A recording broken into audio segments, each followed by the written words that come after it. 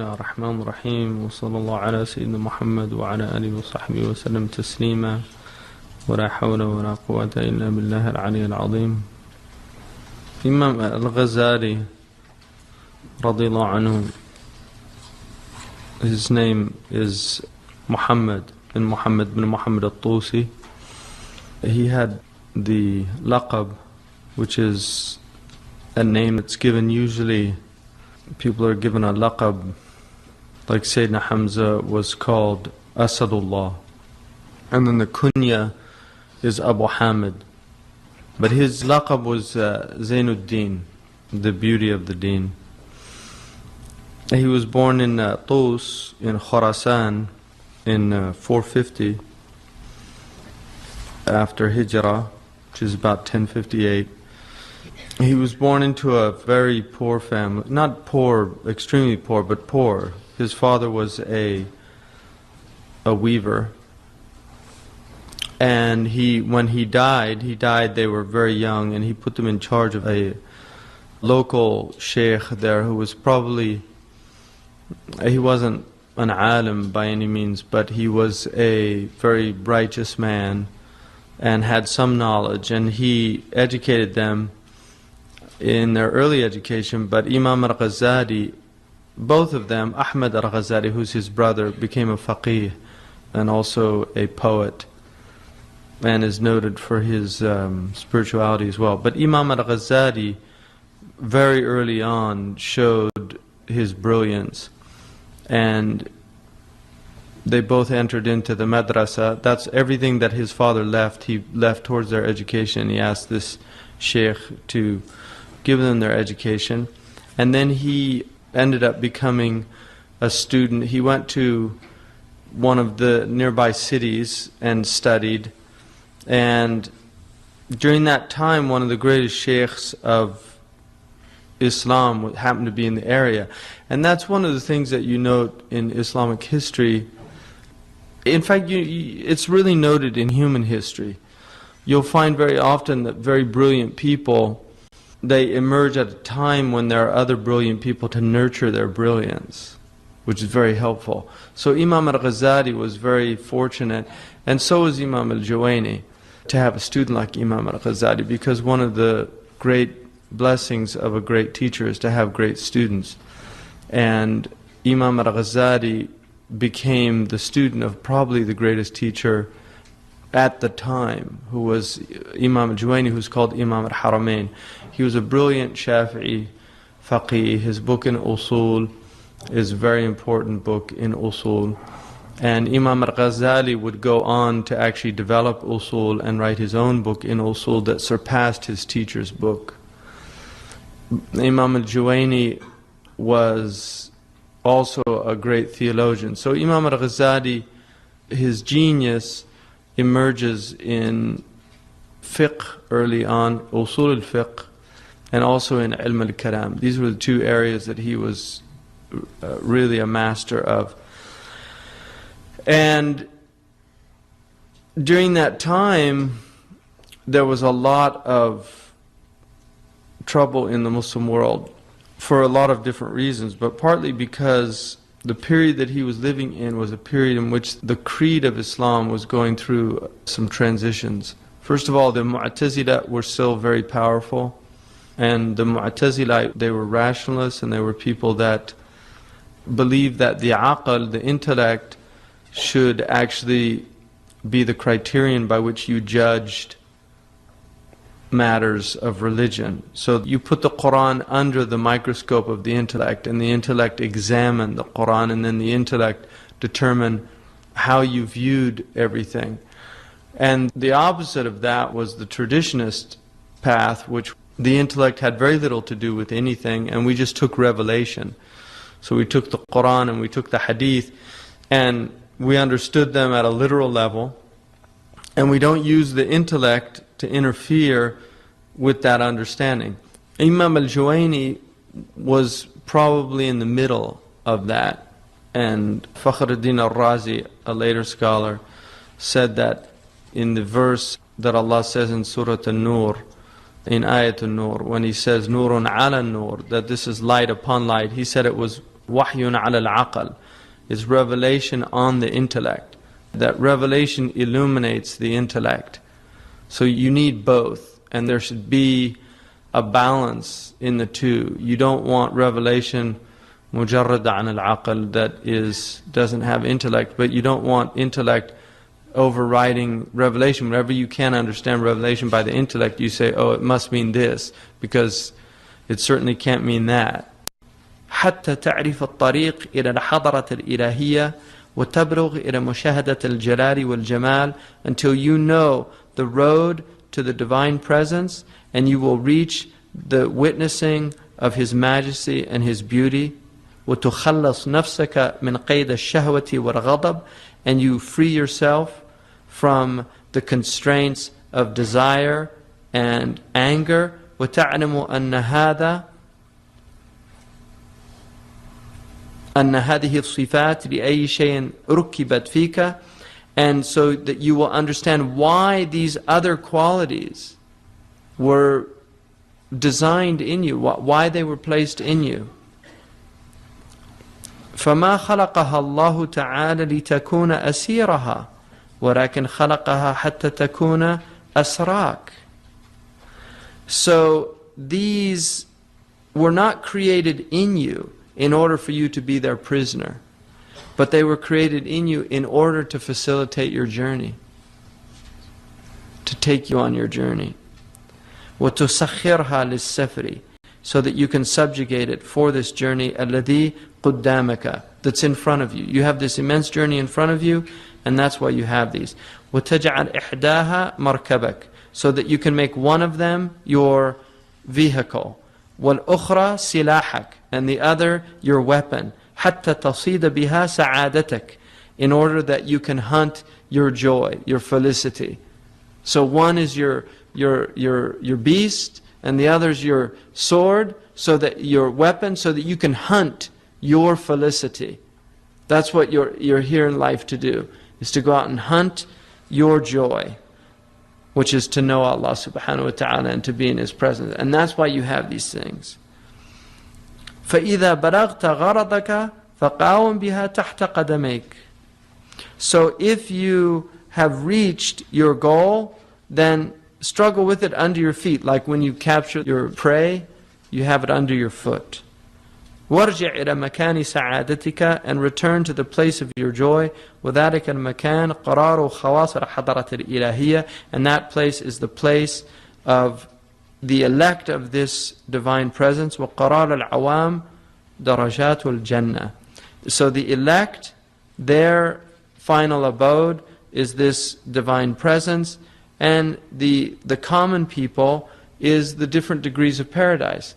And this is an articulation of what you can call the path of sanctification and the path of salvation. The path of sanctification is the path of the elect, which is to literally struggle in this life for a sanctified soul, so that you actually purify yourself in this world and you're free of the dross of your humanity in this world. And that's the path of the awliya, the path of the khawas, the path of the people, what we call in English the saints. These are the saints. And these are the people that are in the divine presence. They're in the divine presence here. And this is the path that the Prophet ﷺ definitely tread. And this is the path of the majority of his companions. And in fact, all of his companions, if you use the meaning of the companions, which is specific to a certain group of the people, of the Sahaba, but certainly the majority of his companions, it's enough just to have seen the Prophet ﷺ to have arrived. So those who saw him and truly believed in him, they were sanctified just by that, by seeing and being in the company of the Prophet ﷺ.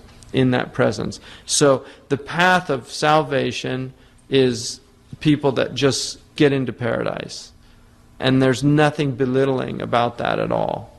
وَمَنْ زَحْزِحَ عَنِ النَّارِ فَقَدْ فَازَ. You know, if you're just وَأُدْخِلَ الْجَنَّةَ فَقَدْ فَازَ. Whoever is removed from the hellfire, entered into paradise, he's had foes, victory. So But those are the two paths. فَتَحْتَاجُ إِلَى مَعْرِفَةِ هَذِهِ الْمَعَانِ حَتَّى تَعْرِفَ من نفسك شيئا قليلا فكل من لم تعرف هذه المعاني فنصيبه من القشور لأن الحق يكون عنه محجوبا.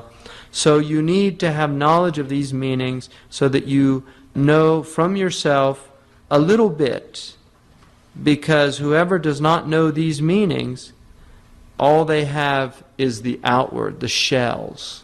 They have just the shells of this teaching. لأن الحق يكون عنه محجوبا, but they're veiled from the reality, from the truth. So that's the first chapter of كمية السعادة. جزاك الله خيرا. اللهم صل على سيدنا محمد وعلى آله وصحبه وسلم تسليما. جزا الله عنا سيدنا محمد خير ما جزى نبينا عن أمته. سبحان ربك رب العزة عما يصفون والسلام على المرسلين والحمد لله رب العالمين. End of CD 1. And so he was coming out of that madrasa, which placed an immense amount of emphasis on the intellect, but not to the degree where the intellect overshadowed the revelation. So that's an important aspect of it. Imam al-Juwayni said about Imam al-Ghazali that he was an ocean. So his own teacher was aware that he had an ocean. He said, Bahrun Mughdiq. He was a copious or vast ocean of knowledge. And what's really extraordinary about him, I think, is despite his brilliance, he was somebody who was incredibly introspective and aware of his internal states, which is often very rare in people. You can have the most brilliant person, but they're completely oblivious to their inward state. And you'll see this if you've gone to a university.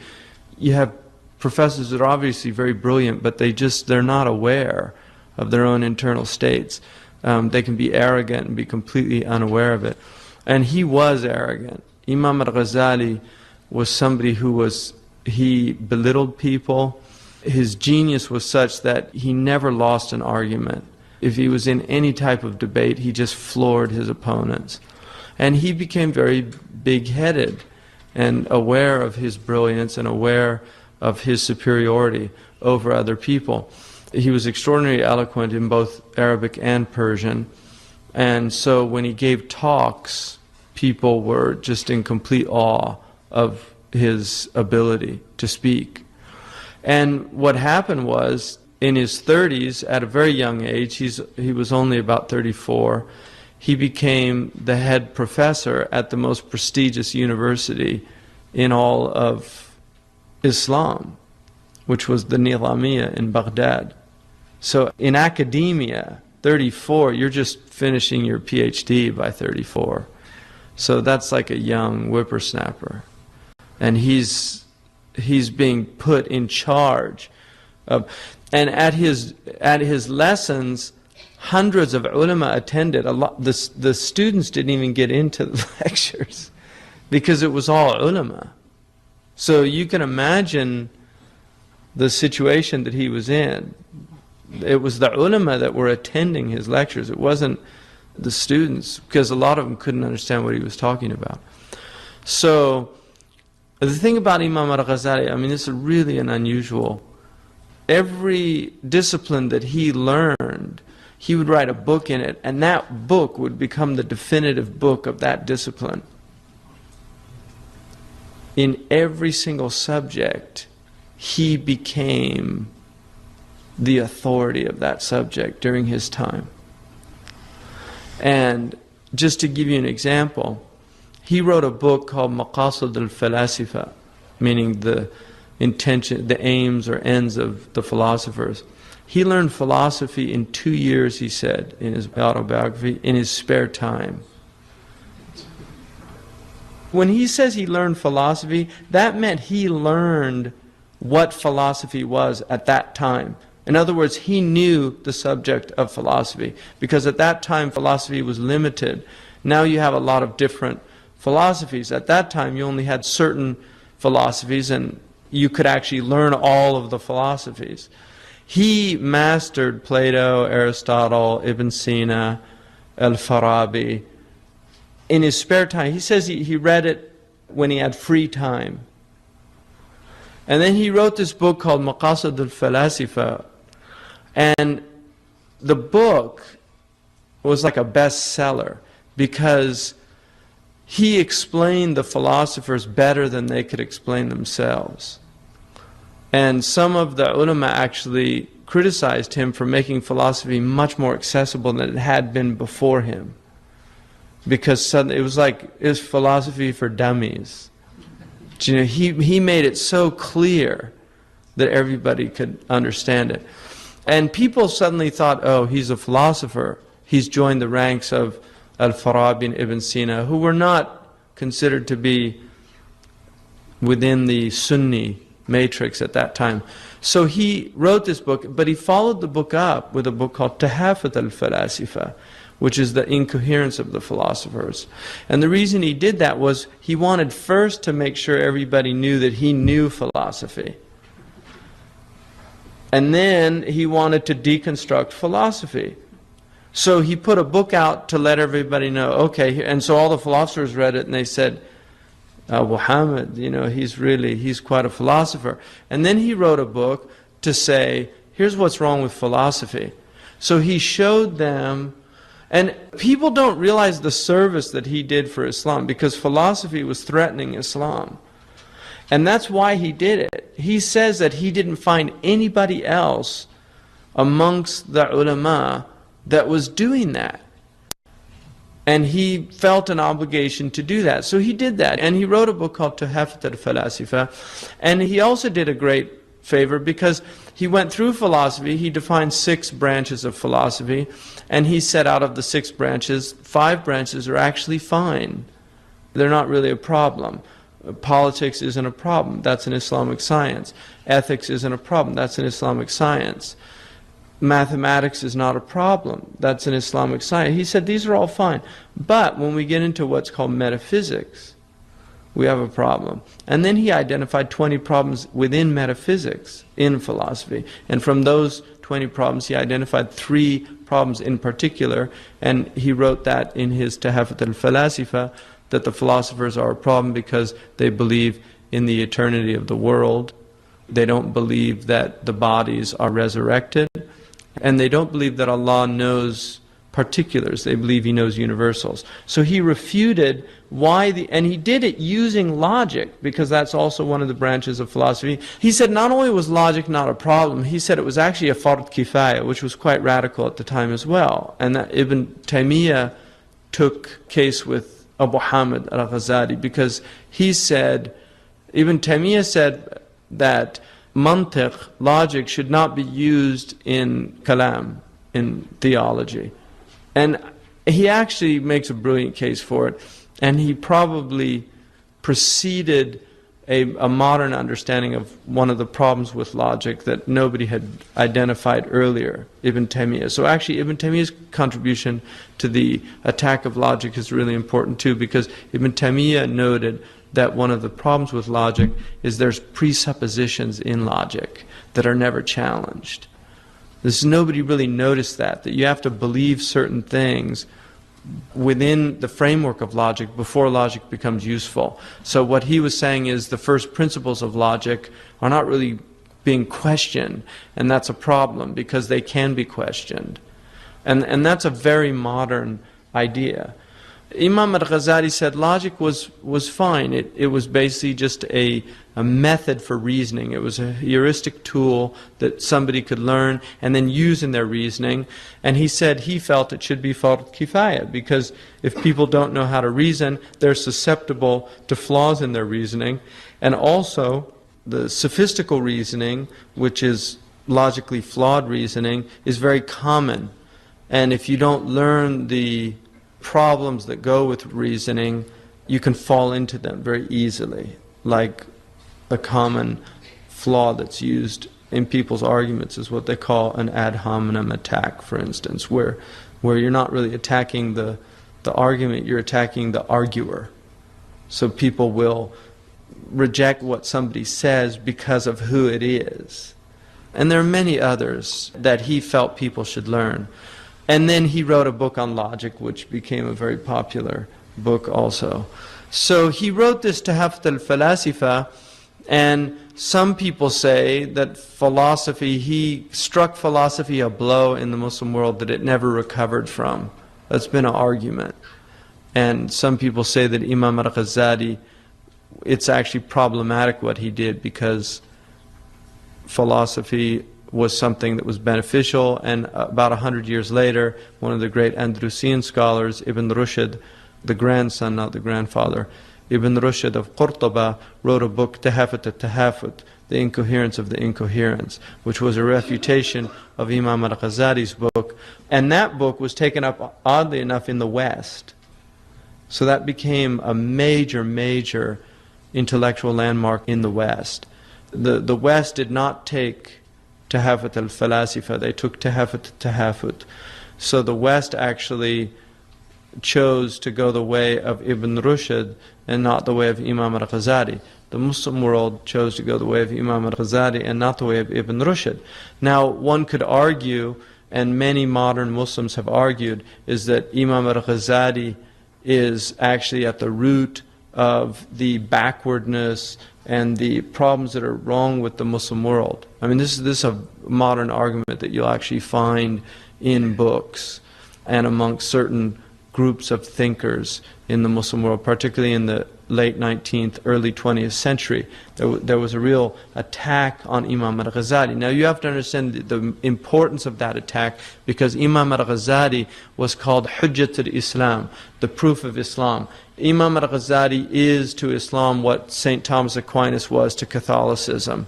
He really laid the foundations for the Islamic religion during his time, and those foundations carried the religion for the next several centuries, really almost 1,000 years. So there are Muslims that argued that. Now, if you look at it at a deeper level, you have to become aware of the fact that the West has lost their religion. The path, the course that they chose to take destroyed their faith. Europe is a faithless civilization now. Really. Now, America is not a philosophical country. America has never engaged in serious philosophy. The only philosophical tradition in America is pragmatism. Europe was engaged in philosophy at a very deep level. It's a pragmatic country, and it's had a very interesting relationship with faith.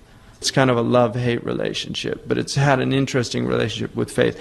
But Europe's faith, the underpinnings of it were beginning to erode in the 17th and 18th century. By the 19th century, at the intellectual level, there was serious erosion. The 20th century, with 2 world wars, pretty much wipes out the faith of Europe. That's what happens. Now, one of the real interesting aspects of the modern world is the faith of the Muslims. I mean, this is something that if you look at the modern world, the faith of the Muslims is an anomalous aspect to the modern world. And what's interesting about the faith of the Muslims is the faith of the Muslims is still very strong amongst even the intelligentsia, although we're seeing the erosion of it now, which is a very dangerous sign, because secularity is becoming very strong in the intellectual classes. Like if you go to South Asia, if you go to Pakistan, and you meet with the intellectuals, the people that are at that very high level, you'll often find that they're opposed to religion. The same will be true in the Arab world. You'll find a lot of the intelligentsia, the people that study thought, philosophy and things like that. You'll find that. So that is becoming the case, but it wasn't the case. So Imam al-Ghazali, he dealt this blow to philosophy. Now, the second thing that he did, which is extremely important, is Imam al-Ghazali took the esoteric element to religion. And if you look at any religious tradition, you will find there's very often a split occurs early on between exoteric religion and between esoteric religion. Exoteric religion is the formal aspect of the religion, the outward, it's the body of the religion. And so you have, for instance, in Judaism, the exoteric aspect of Judaism is the 613 laws that they have to follow to be a Jew. So you learn these laws, and they become often ritualized, and people tend to forget what they were originally there for, and begin to really make that outward aspect of the religion the sole aspect of the religion. That's exotericism. Esotericism is when you focus on the inward aspects of the religion and forget the outward aspects of the religion. In Islam, probably the most significant example of that is Ismailism.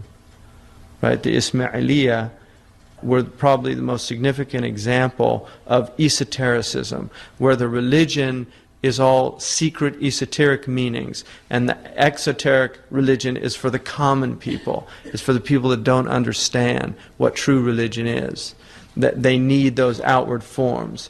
And during Imam al-Ghazali's time, probably the biggest threat to religion after philosophy was esotericism. So not only did he defend Islam from the philosophers, he defended Islam from the Ismaili Batinists. And that's why they do not like him to this day. The Ismaili tradition does not like Imam al-Ghazali because much of his emphasis was against the Batinists. Now, one of the aspects of the Batinists were the assassins, who were very powerful at the time. They were like terrorists. I mean, they really did terrorize the rulers. They were assassins. They would live amongst a ruler for 10 years to get their secret message, and then one day just in the court literally stab the ruler. Everybody thought it was a loyal servant, but he was actually a spy for the assassins. So he was fighting these, and you can't imagine the courage of the man, because it was an incredibly dangerous thing to do at the time. So he had immense courage in doing that. Now what happens to Imam al-Ghazali in his late 30s is he begins to have an internal crisis. I mean, what some people might call a midlife crisis. But he was deeply troubled by his personality.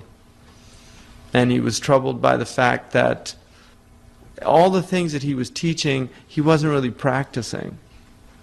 And so he was having this crisis of being the teacher who wasn't practicing. One of the things that he says in the Ihya is he says, the zakat of wa'al, the zakat of being a preacher, is itti'al, is practicing what you preach. That's the zakat of wa'al. That you can't tell others, أَتَأْمُرُونَ النَّاسَ بِالْبِرِّ وَتَنْسَوْنَ أَنفُسَكُمْ. You know, the Quran says, do you command people to righteousness and you forget about yourselves? And he was aware of that he was teaching and he wasn't practicing. And it was really troubling him, and his personality was bothering him. He noticed that kibr, you know, the Quran says that avoid the outward sins and the inward sins, right?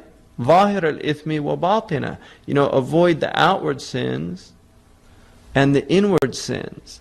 And so he felt that the formalists, he called them mutarassimun, the people of the rusum, the people of the form of the religion. And he said that the ulama of his time were mutarassimun. They had really turned Islam into a formalist tradition. And he said that the spirit of Islam was lost. And he said the esoterics, on the other hand, had removed the form and had this esoteric tradition that didn't have the protection of the exoteric tradition. So he saw this crisis in Islam, that the inward and the outward were not unified. And so that was another challenge that he took up. But he realized he couldn't do that if he wasn't real. If he wasn't living that thing, he couldn't do that. He couldn't tell people that this religion is about purifying the heart, and his heart wasn't pure. He couldn't do it. So at the age of about 38, at the height of his eminence, Literally, everybody knew about this man. His book of ethics was the book that surpassed all the previous works of ethics. Ibn Miskawi, Raghib al-Isbahani. I mean, there were many great ethicists, but it was his book everybody was reading. His book on logic, his book on aqidah, his book in usul is still considered. I mean, I asked Shaykh Abdullah bin Bayy, because he's a master of usul. I asked him, of all the books of usul, which one did he... I said, if you were on a desert island and you could only have one book of usul, what would it be? And he said the Muwafaqat, which is Imam Shatibi's book. And I said, but that doesn't really have all the... It doesn't have all the books of usul. It doesn't deal with all the subjects of usul. And he said, well, if I had to have a book that dealt with all, then it'd be al-Mustasfa of Imam al-Ghazali. So, and Imam al-Ghazali, he's really the first person to develop the science of the maqasid. Imam al-Shatibi took it to another level, but it was Imam al-Ghazali that really developed the science of maqasid al-Sharia. So, Imam al-Ghazali at that time, he said that internally, one day he would say, you have to give up all this dunya and you have to turn away. And the next day he would say, you can't give up. How can you give up your position? And this is just whisperings. And so shaitan would come and say things. And he really was, it was happening internally. He was going back and forth between these two states. And then one day he went to class and he couldn't talk. Literally. He just looked out, which would be incredibly embarrassing for a teacher, obviously, to come and literally couldn't talk. So he's looking at hundreds, possibly thousands of people, many of them ulama, and he can't talk. Literally. Just imagine that state. And they take him home, the doctors come, and he describes all of this, and the doctors are all looking, scratching their heads. Some say it's this, some say it's that. This humor's overridden the other humors. He needs bloodletting, he needs this, he needs that. And finally the doctors concluded, this isn't in his body, it's in his soul. And they said, we're not psychiatrists, we're physicians, so he needs a psychiatrist. I mean, at that time they said, ilm al-nafs, he needs somebody who knows the psychiatry, the knowledge of the self. And Imam al-Ghazali at that point realized that he had to set out on this journey. So he puts his family in a situation where they were taken care of. He had daughters. His only son died, Hamid. And his wife was taken care of. And he said he was going to go on Hajj. And he set out. And he spends 10 years of his life pretty much just traveling in the Muslim world and not telling people who he was and living in a total state of abasement. His livelihood was done by copying books out. He used to copy books and sell them. And he actually became a janitor. He became a janitor at the Umayyad Mosque in Damascus. So he used to sweep the mosque, and then he was given a room there, and he used the room as a khalwa, but literally nobody knew who he was. They were teaching his books in the mosque. And he actually mentioned, he came upon places where they were teaching his book. He was once in a madrasa, and one of the teachers was saying, well, like the great Shaykh Abu Hamid al-Ghazali said, and he said he had to leave because he feared the ujab coming into his heart. It's just really amazing person. For 10 years, that's what he did. There's actually, at one point, there was a group of ulama sitting, and this man came up and he asked a question, and Imam al-Ghazali was literally sweeping nearby. and he heard this man ask this question, and none of the ulama could answer. So Imam al-Ghazali saw this man, and he was worried that he wasn't getting the guidance that he needed. So he went up to the man and he told him, the answer to your question is this. And the man looked at me, started laughing, and he said, all those ulama couldn't answer me, and you think I would believe you? You're just a janitor. And somebody from the thing called him over and he said, what are you going on about? And he said that the answer to the question was such and such.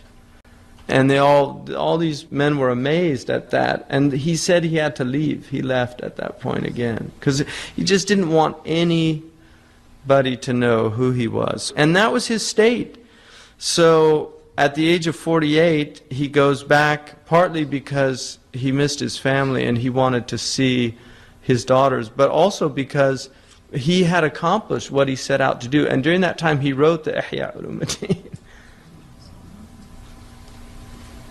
So he goes back, and he did not want to go back to teaching.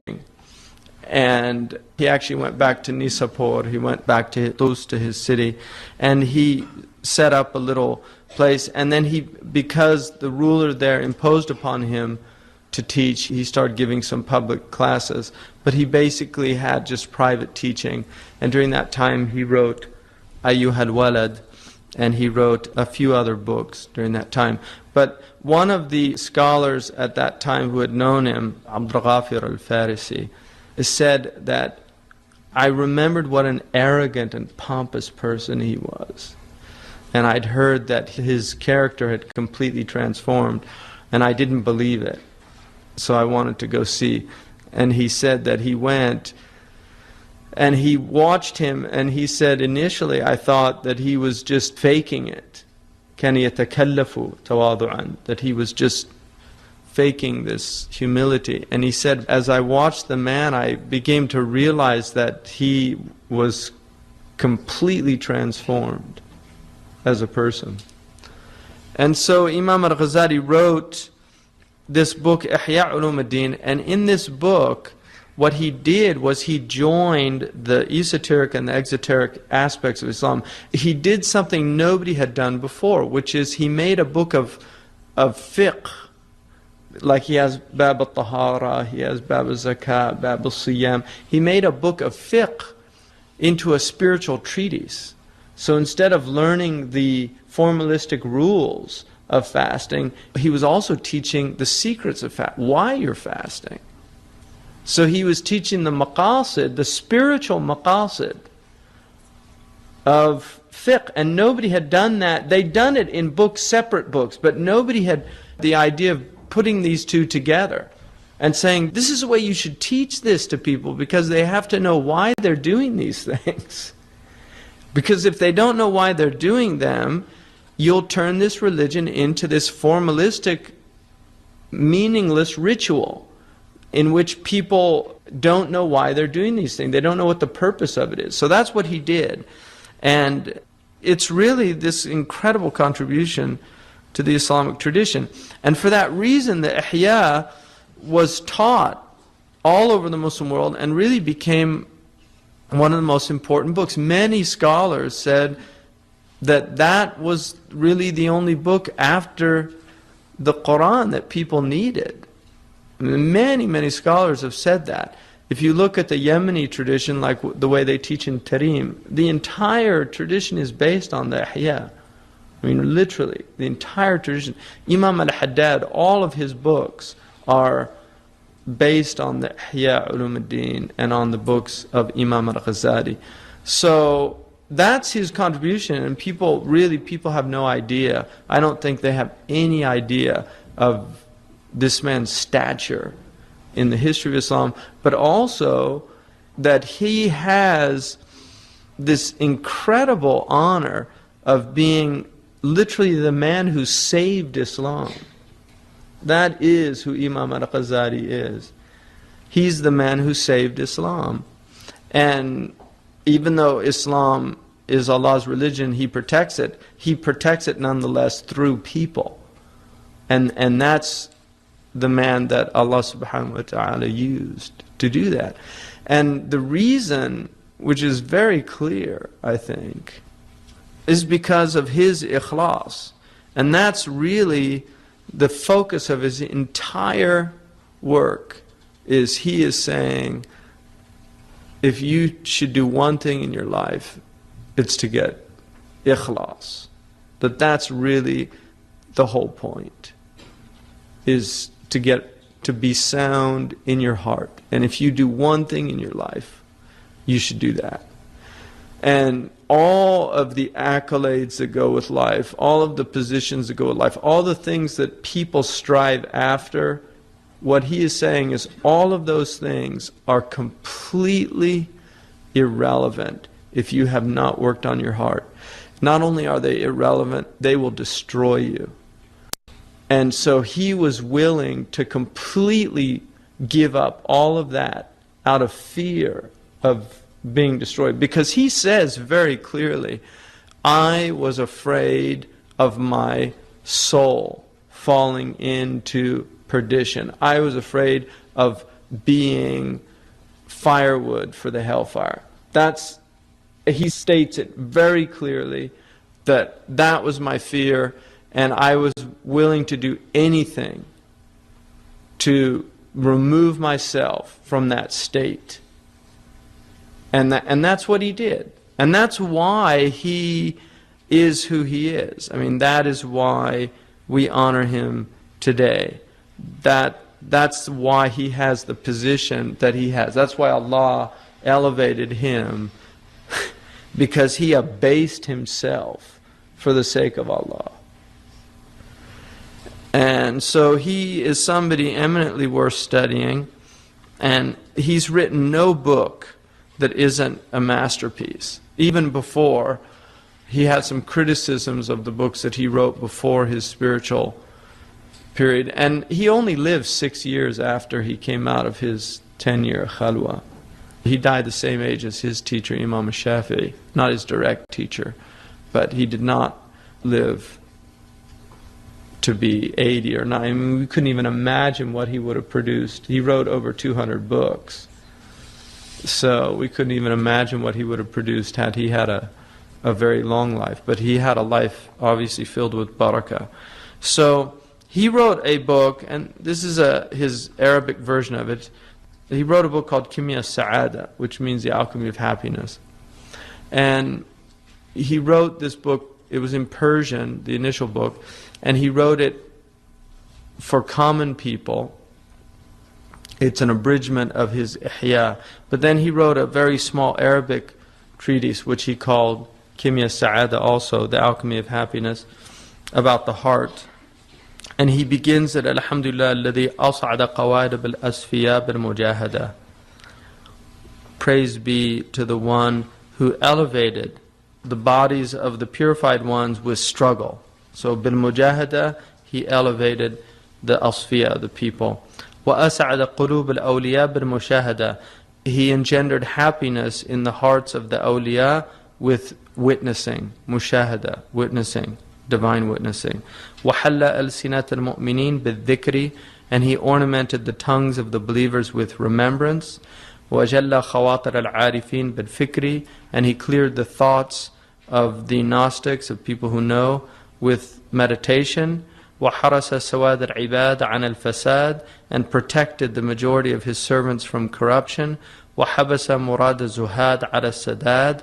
And he constrained the people of zuhud, of giving up in what was right and upright. وخلص أشباح المتقين من ظلم الشهوات. And he saved the people of taqwa from the oppression of their desires. وصف أرواح الموقنين عن ظلم الشبهات. And he purified the spirits of people of certainty from the oppression of doubtful matters. وقبل أعمال الأخيار بأداء الصلوات. And he accepted the works of righteous people but through the performance of their prayers. وأيد خصال الأحرار بإسداء الصلات.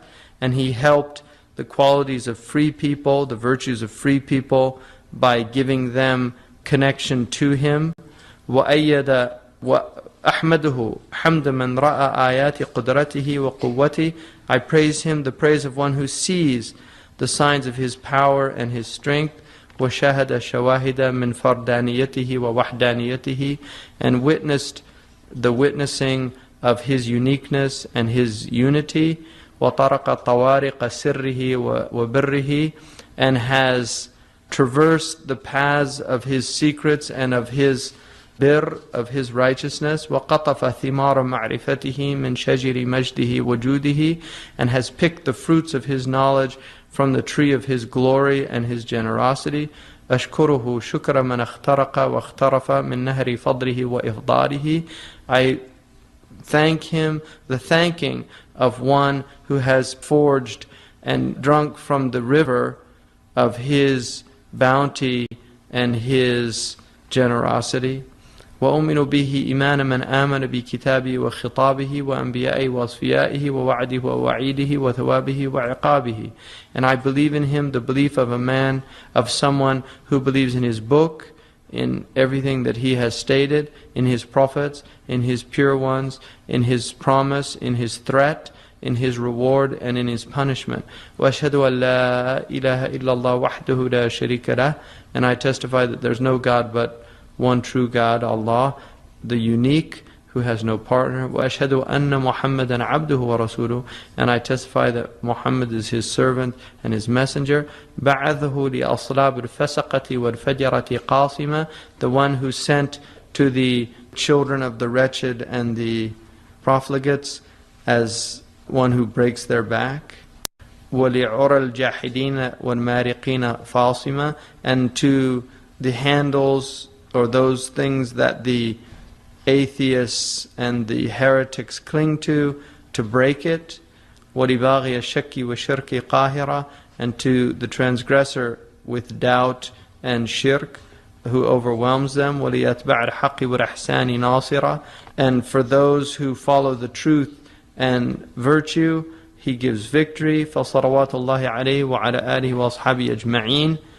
And then he says, in the beginning of this book, فَصْلٌ فِي مَعْرِفَةِ النَّفْسِ, the chapter on knowledge of the self. اعلم أن مفتاح معرفة الله تعالى هو معرفة النفس كما قال سبحانه وتعالى سنريهم آياتنا في الآفاق وفي أنفسهم حتى يتبين لهم أنه الحق. Know that the key to knowledge of Allah, the Exalted, is knowledge of yourself.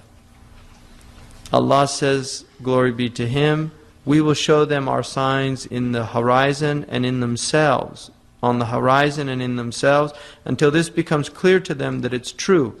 وَقَالَ النَّبِيُّ صَلَّى اللَّهُ عَلَيْهِ وَسَلَّمَ مَنْ عَرَفَ نَفْسَهُ فَقَدْ عَرَفَ رَبَّهُ.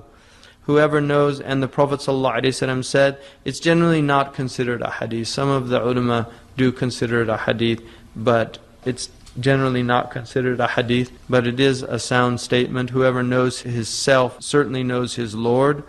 And it's said that it's a statement of Yahya ibn Ma'ad al-Razi, and Imam al-Nawawi said it's not thabit. This is not a confirmed hadith. And some of them said it means whoever knows his self, man arafa nafsuhu bil-huduthi, arafa rabbahu bil-qidam. If you know that you're finite, you know your Lord's infinite. If you know that you're created, you know your Lord's uncreated. There are many interpretations of that statement, but generally some of the ulama actually wrote entire books just explaining that statement. So Imam al-Ghazali, if there was one area that he was not considered a master in, it's the science of a hadith. But I will say that by today's standards, he would probably be the greatest muhaddith alive. So when he says he wasn't a master of hadith, and he says that himself, it doesn't mean in any way that he didn't know. He knew hadith very well, but he was at a time when the great collections of hadith had already been gathered. So a lot of people tended to focus on fiqh, particularly usul, and on kalam. So that was his environment. But towards the end of his life, he did begin to seriously study ilm al-hadith. That was one of the things that he was doing at the last portion of his life. So those who criticize his knowledge of hadith are ignorant. And another thing that's important to remember, many of these ulama had their own chains. They had studied, they'd taken hadith. There are many, many hadiths. This is why Hafid al-Iraqi, who did a critical edition of the Ihya and looked at all the hadiths in the Ihya, will often say, Lam ajid lahu asla. I didn't find a source for this hadith. They don't say la asla lahu, which is a very common thing. Modern hadith writers who criticize hadith will say la asla lahu. There's no origin for this hadith. Whereas these people knew that there are hadiths, we might not know the chain. So they would say, I didn't find a source for this hadith. Or if they knew it was fabricated, I mean, there are hadiths that are fabricated, and we know they're fabricated, and who fabricated them, then they would say it's mawdu'.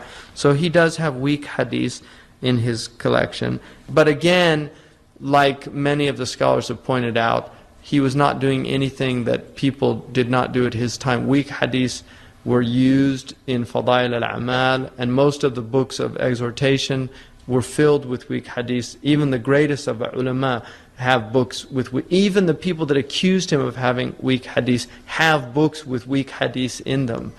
Like Ibn al-Jawzi criticized some of his books. In fact, Talbisu Iblis, which a lot of people quote, he has some criticisms of Imam al-Ghazali. He got the name of his book from Imam al-Ghazali. Talbisu Iblis was, Imam al-Ghazali said, I hope to write a book which I'm going to entitle Talbisu Iblis, to show how Iblis has tricked so many of the Sufis and people that are on. So Ibn al-Jawzi wrote the book Talbisu Iblis to show how the Sufis had been tricked by Iblis. He got the idea from Imam al-Ghazali, but he criticized Imam al-Ghazali in the book. And Ibn al-Jawzi was a great alim. And, نحسبهم من أولياء الله, from the people of wilaya, inshallah. So the ulama criticized each other, and that's just part of what ulama do. So I wouldn't take those things seriously. There's a lot of foolish people that read the criticisms of ulama, of other ulama. There's a lot of reasons why they criticize each other. Sometimes it's just hasad, flat out. Very common. And sometimes it's they genuinely think that this is a problem, and they could be wrong. And sometimes it's because during their time they do have a problem. Like during Ibn al-Jawzi's time, there was a real problem of extremism in Sufism. And so he wrote this book as a corrective, which is why Sidi Ahmed Zarruq says you have to be careful with that book, because he wrote it as a corrective.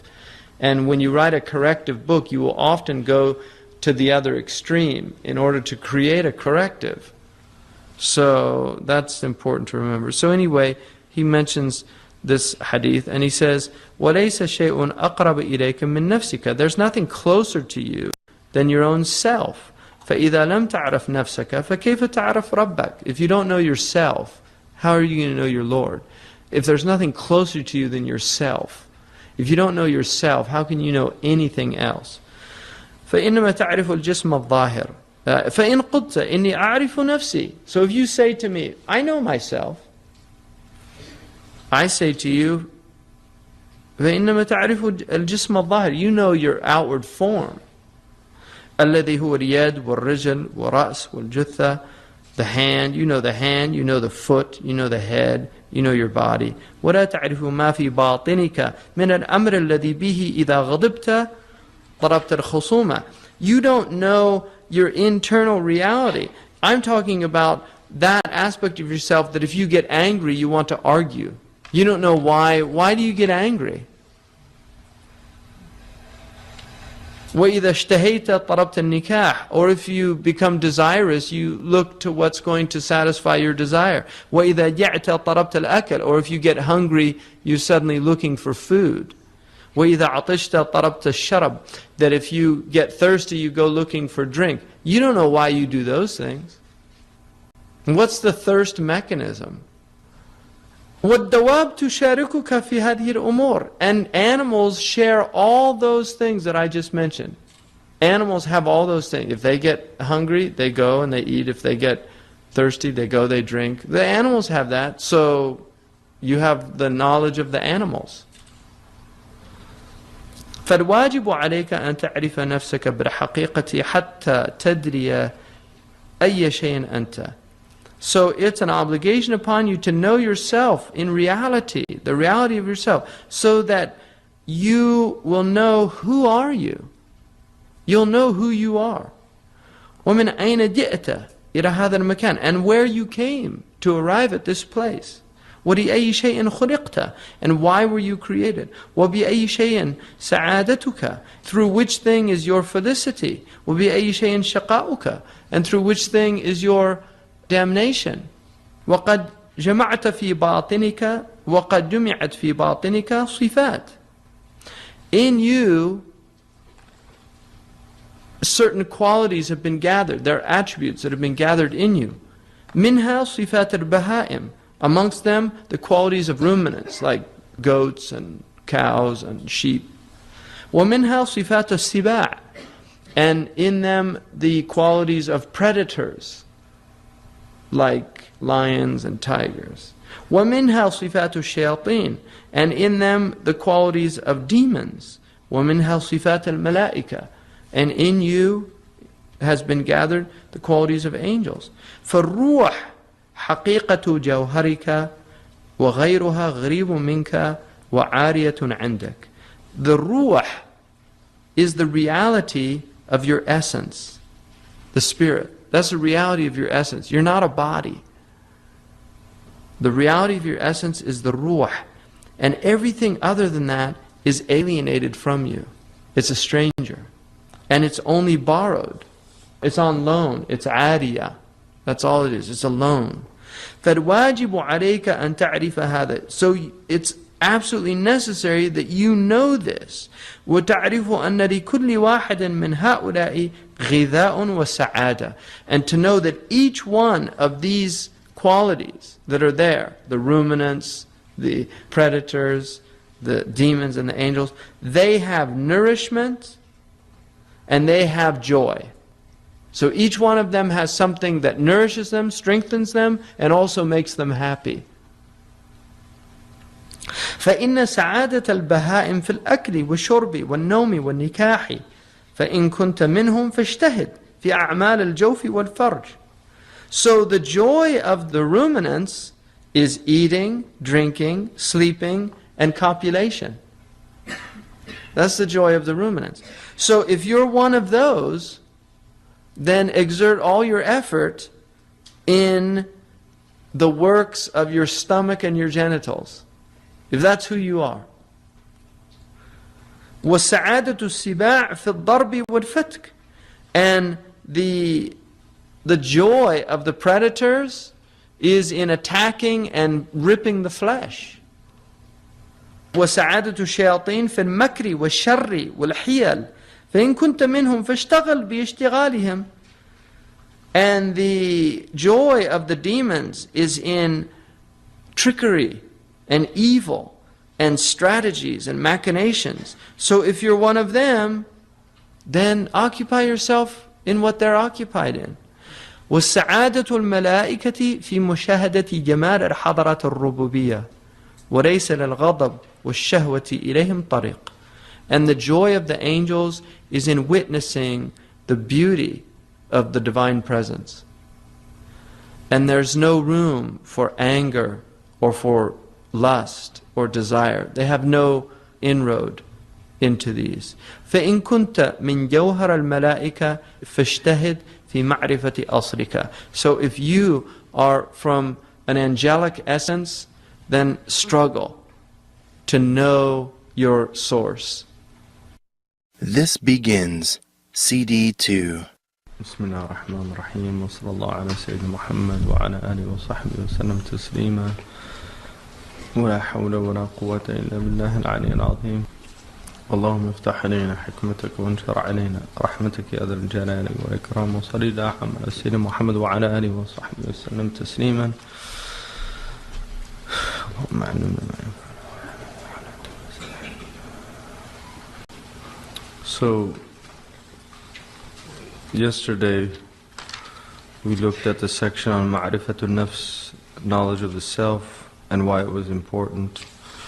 And then he talked about the different types of attributes that are in people, the ruminant attribute, the predatory attribute, the demonic and the angelic. And then this section he begins by saying, Bismillah ar-Rahman ar-Rahim, إِذَا شَئْتَ أَن تَعْرِفَ نَفْسَكَ فَاعْلَمْ أَنَّكَ مِنْ شَيْئَيْنِ. If you want to know yourself, know that you're composed of two things. الأول هذا القلب. The first is the heart. وَالثَّانِي يُسَمَّى النَّفْسَ وَالرُّوحِ. And the second is called the nafs or the ruh. وَالنَّفْسُ هُوَ الْقَلْبُ الَّذِي تَعْرِفُهُ بِعَيْنِ الْبَاطِنِ. And the nafs is the heart that you know through the inward eye. So the nafs and the heart really are the synonyms for the same thing. وَحَقِيقَتُكَ الْبَاطِنِ. Your reality is the internal reality. لأن الجسد أول وهو الآخر. Because the body is the first, but the heart is the end. It's the last. وَالنَّفْسُ آخِرٌ وَهُوَ الْأَوَّلُ. And the self is the end, and it is the first, meaning the heart. So the body is the beginning of this world, this experience, but the heart precedes it. And in the end, it's the heart that you take with you into the next world. So the heart is the first and the last in reality. وليس القلب هذه القطعة اللحمية التي في الصدر من الجانب الأيسر.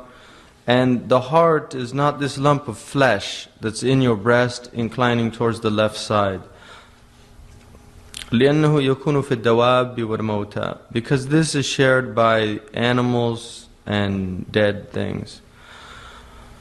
وكل شيء تبصره بعين الظاهر فهو من هذا العالم الذي يسمى عالم الشهادة. And everything that you can see with the outward eye is from this world, and this world is called the عالم الشهادة. So you have عالم الغيب and you have عالم الشهادة. And Allah subhanahu wa ta'ala says that He created both. So everything that you can see, He's saying, is from عالم الشهادة, the world that's witnessed or experienced. Now, that includes things that we can see through machinery. I mean, you had in the 19th century, you had some of these rationalists who attempted to say, for instance, that the shayateen were microbes and that the unseen was really all of this microscopic world and things that we can't see anymore. So you had a trend amongst some of the scholars to try to do that. But all of that is part of the mulk. Everything that we can see or even understand through material means. So modern physics, all of these type of things that enable us to know about subatomic particles, about all of this mulk, which is the dominion here, it's material world. So he says, وَأَمَّا حَقِيقَةَ الْقَلْبِ فَلَيْسَ مِنْ هَذَا الْعَالَمِ. But the reality of the heart, which is consciousness really, what he's talking about is consciousness. And in the West, you have a trend for some time now that has been trying to prove the biochemical foundations of consciousness. They want to prove that consciousness is actually material. This is the idea of mind and matter. And part of the reason they want to do that is because consciousness is a problem. It's a metaphysical problem. I mean, I was at a martial arts studio where one of my sons was taking a class. And I started talking with one of the other parents, and he was a biochemist, PhD from Berkeley. He was teaching biochemistry. And he asked me what I did. I said I taught religion and ethics, and I said I'm on the other side of the coin. And he said, well, maybe less so than you think. And I said, what do you mean? And he said, well, consciousness, we can't really explain that, can we? So he was a biochemist recognizing that problem of consciousness. It's a problem in science. Where does our consciousness come from? How do we know anything? Where does infinity come from? Where does that concept come from? Animals don't have that. Why can we even think of something like infinity? Infinity's not, we don't see it anywhere. We're temporal, we're in the world. But we can come up with concepts like that. That's consciousness. How can we even think about God? Just the idea of being able to contemplate God is an extraordinary thing. One of my favorite quotes is Einstein said, "The only incomprehensible thing to me about the universe is its comprehensibility." That is an amazing statement. The only thing incomprehensible to me about the universe is its comprehensibility. How are we able to know the universal law of gravity? I mean, how is the human consciousness capable of something that extraordinary to understand the universal law of gravity? How do we know about strong and weak nuclear forces? How do we know about electromagnetism? How are those concepts even comprehensible to the human intellect? Because the intellect was designed to know them. اعلم أن الشهوة والغضب خادمان للنفس جاذبان يحفظان أمر الطعام والشراب والنكاح لعمل الحواس. Know that the desire and the ghadab, the irascible and the concupiscent souls, are fetching servants of the nafs. They're fetching servants. They're the ones that get what you need. They protect you in matters of food, drink, copulation, for the labor of the senses. Because you need those things in order for you to be well. ثُمَّ النَّفْسِ خَادِمَ الْحَوَاسِ. And then the soul is the servant of the senses. شَبَكَةَ الْعَقْلِ, which is the net of the intellect. وَجَوَاسِيسِهِ. So the senses are the hunting net of the intellect. It's how the intellect knows. It uses the senses as a net that it throws out to catch reality so that it can understand these things. So you have sight, you have sound, this is a shabaka, it's like a hunting net. وَجَوَاسِيسِهِ يُبْصِرُ بِهَا صَنَائِعَ الْبَارِ جَلَّتْ قُدْرَتُهُ. And it's also the spies that are able to see the creation of Allah subhanahu wa ta'ala. Majestic is His power. ثُمَّ الْحَوَاسِ خَادِمُ الْعَقْلِ. And then these five senses are the servant of the intellect. وَهُوَ لِلْقَلْبِ سِرَاجٌ وَشَمْعَةٌ يُبْصِرُ بِنُورِهِ الْحَضَرَةَ الْإِلَهِيَّةِ. And they are for the heart, for this consciousness, a lamp and a candle, the light by which they're able to see the divine presence. They're able to experience it. لأن الجنة وهي نصيب الجوف أو الفرج محتقرة في جانب تلك الجنة. Because the delight of the senses, and this is their portion of the stomach and the genitals, that's what the senses delight in. That's their Jannah. The Jannah of the senses is food and sex. That's the pinnacle of their delight in this world. These are insignificant in relation to this other delight, which is the delight of divine awareness, of divine consciousness. ثُمَّ الْعَقْلُ خَادِمُ الْقَلْبِ. And the intellect is the servant of consciousness. وَالْقَلْبُ مَخْلُوقٌ لِنَظْرِ جَمَالِ الْحَضَرَةِ الْإِلَهِيَّةِ. And the heart was created to see and contemplate the beauty of the divine presence. So all of these things are servants for this heart.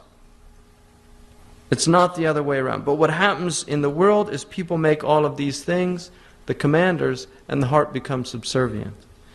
فَمِنْ اجْتَهَدَ فِي هَذِهِ الصَّنْعَةِ فَهُوَ عَبْدٌ حَقٌّ.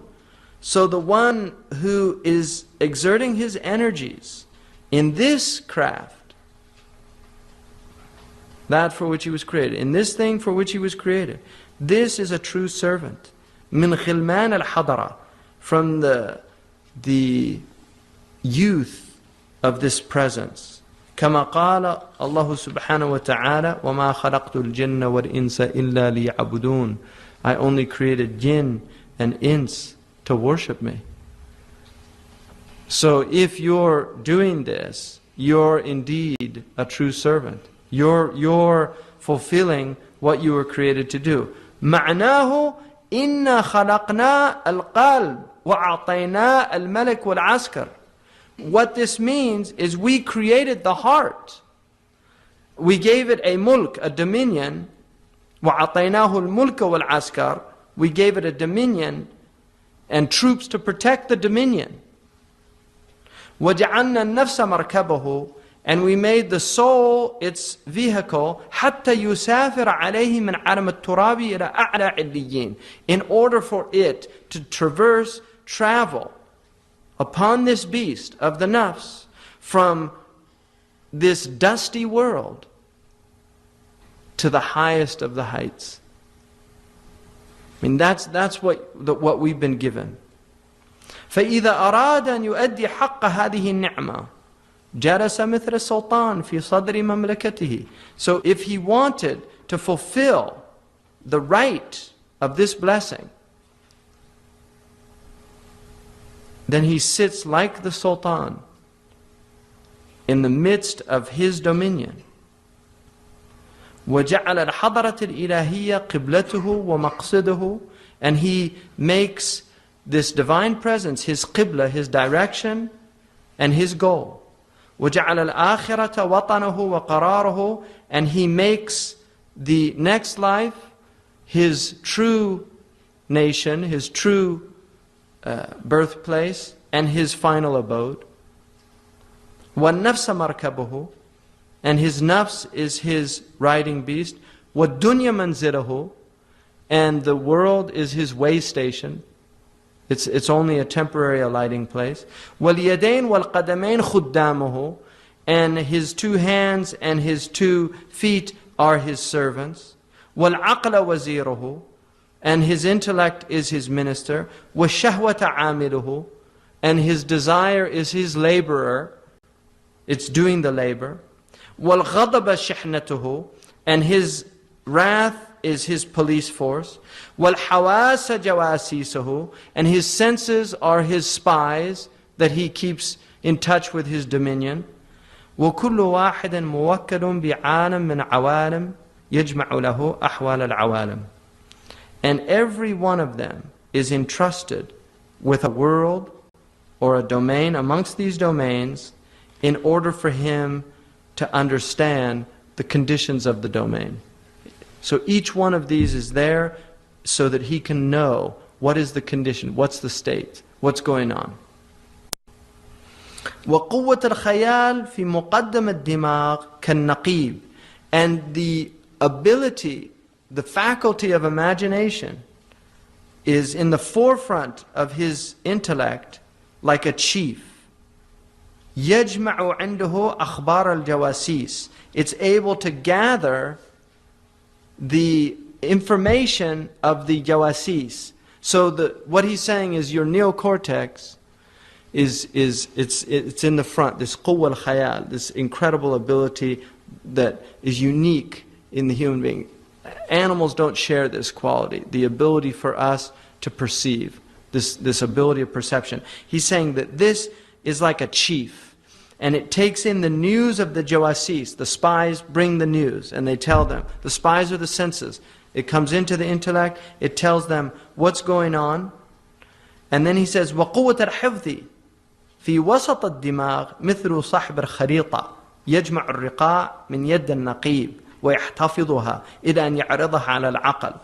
And then the memory is in the middle of the brain. This is like the map master. It's the one who knows the terrain. And he gathers all of he's listening. He's there next to the chief. And he's gathering all the information and keeping it. Oh, he brought news because he brings the map and he says, this is happening over here. There's troops amassing over here. So he brings that and he's maintaining all of this. And when the intellect needs it, when the minister needs it, he's there to bring the information. That's what the purpose of the memory. فإذا بلغت هذه الأخبار إلى الوزير يرى أحوال المملكة على مقتضاها.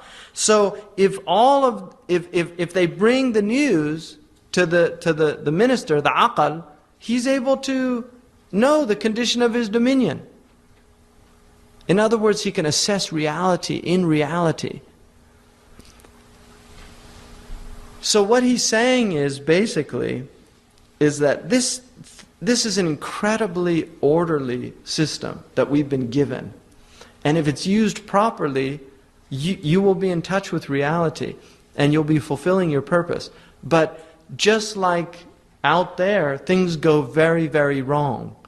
They're going to greet you with flowers when you come in to the city. When the army comes in, they're going to throw flowers at you.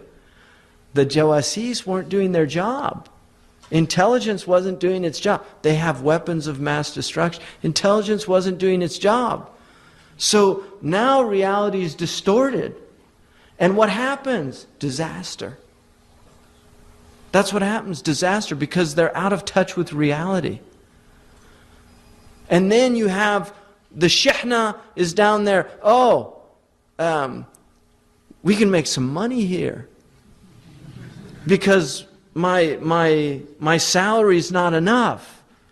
So you know what? I know the minister. We can get I can get a contract with you. You know, the police force needs new guns. It doesn't need new guns, but I'm going to say that it needs new guns because I'll get my 10% when we buy the new guns from such and such corporation that's making the guns. So now it's all out of control. That's what happens. That happens inside the cell. So you're looking outside and you're thinking, oh, look at all these problems in the world. It's all messed up. No, you're messed up. Seriously, you're a reflection. All of that is reflecting to us our inner states. The same confusion that reigns outside is reigning inside. And that's why the reality outside is just expressing the reality inside of the human condition. This is the state that human beings are in. Because they're not following this incredible order that was given to them. In fact, worse than that, they're even denying it. Just deny it flat out. That there's an order here. So if you want to understand why there's chaos outside, you just need to understand the chaos inside. When your irascible nature is controlling your rational nature, when you can't control your anger, then you can understand why things are chaotic out there. Why everybody's angry out there. فإذا رأيت واحدا منهم قد عصى عليك مثل الشهوة والغضب فعليك بالمجاهدة. If you see any one of these is rebelling against you, you have to struggle to suppress the rebellion.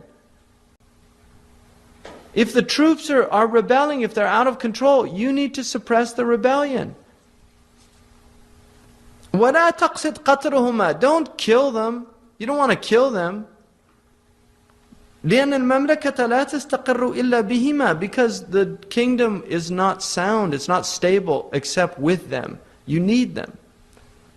You need the concupiscence, you need desire, you need anger. If you don't have those, you don't have, the anger is your police force. You can't defend yourself. If you don't get angry, you can't defend yourself. If you don't have desire, you can't, there's no farmers to plow the fields, to bring food to the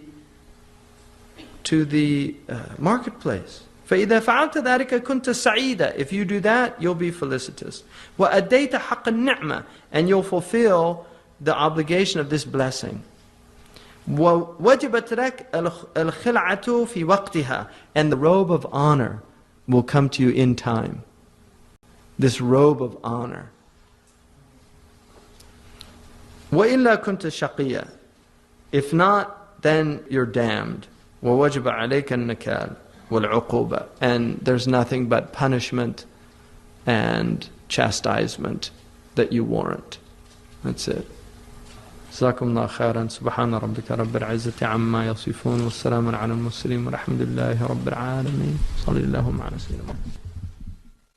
End of CD 2. I mean, that's what you have to conclude, that there is a relationship between consciousness and between the objects of consciousness.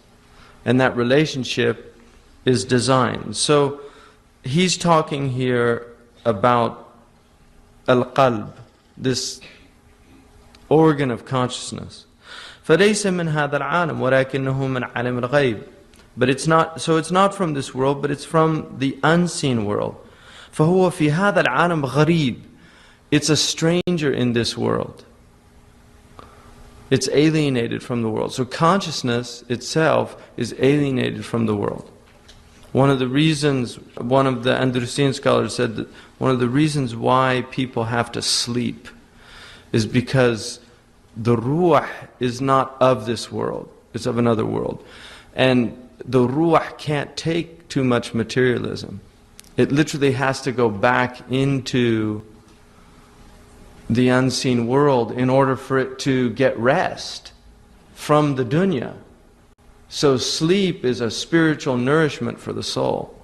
And that's why people that are sleep deprived become, like me, become really agitated and have a really hard time. So وَتِلْكَ الْقَطْعَةُ اللَّحْمِيَّةُ مَرْكَبُهُ. So this piece, this lump of flesh, is the vehicle for consciousness.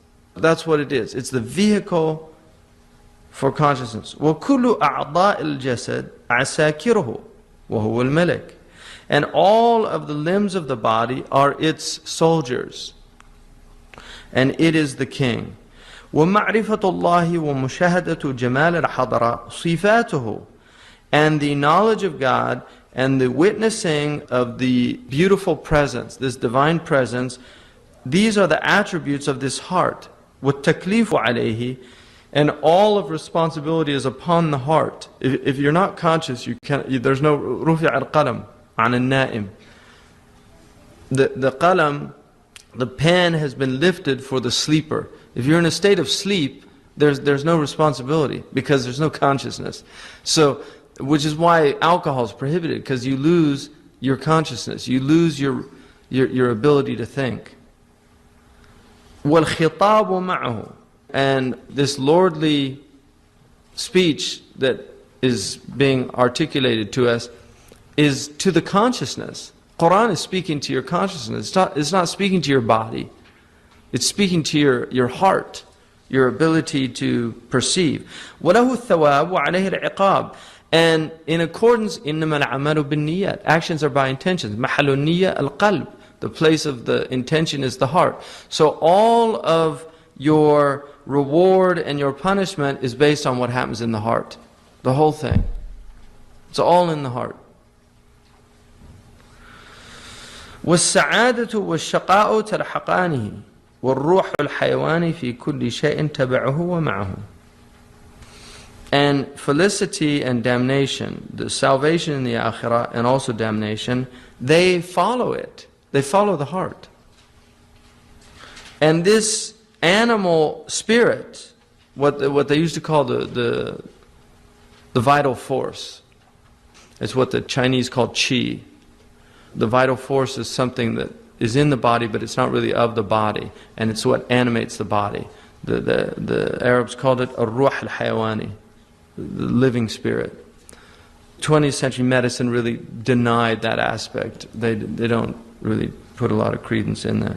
But he's saying that this vital spirit or vital force is in everything subservient to it and with it. So you need this. And that's why there's a massive difference between the living and the dead. If you see a dead body, if you see somebody you know, it's really amazing to see a dead body of somebody who you knew, because they're gone, and it's very clear they're gone. What animated the body is gone. The animus, the spirit, the animal. So it's the same animus, the ruh al-hayawani, same as the Latin meaning.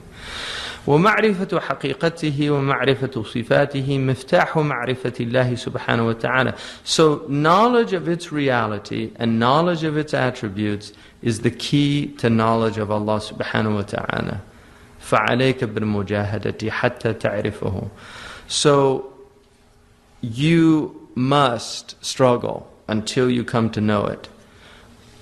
لأنه جوهر عزيز من جنس جوهر الملائكة. Because it is an inestimably precious essence from the nature, the essential nature of the angels. Because angels are pure, the angels are light. Angels are, they don't have the dross of the body. Angels are pure consciousness. They're conscious creatures. They're aware of only their Lord. So they have that consciousness. And that's what he's saying. That's your essential nature. وَأَصْلُ مَعْدِنِهِ, and the source of its origin, مِنَ الْحَضْرَةِ الْإِلَهِيَّةِ. وَأَصْلُ مَعْدِنِهِ, and the source of its origin is from the Divine Presence. The soul was in the Divine Presence. أَلَسْتُ بِرَبِّكُمْ, we were all there in the Divine Presence. And the pain and the alienation of the dunya is the recollection of that presence. So that's why people are in the states they're in, because they're alienated. That's why the only people that have itmi'nan in the dunya are the people of dhikr. Everybody else is a mess.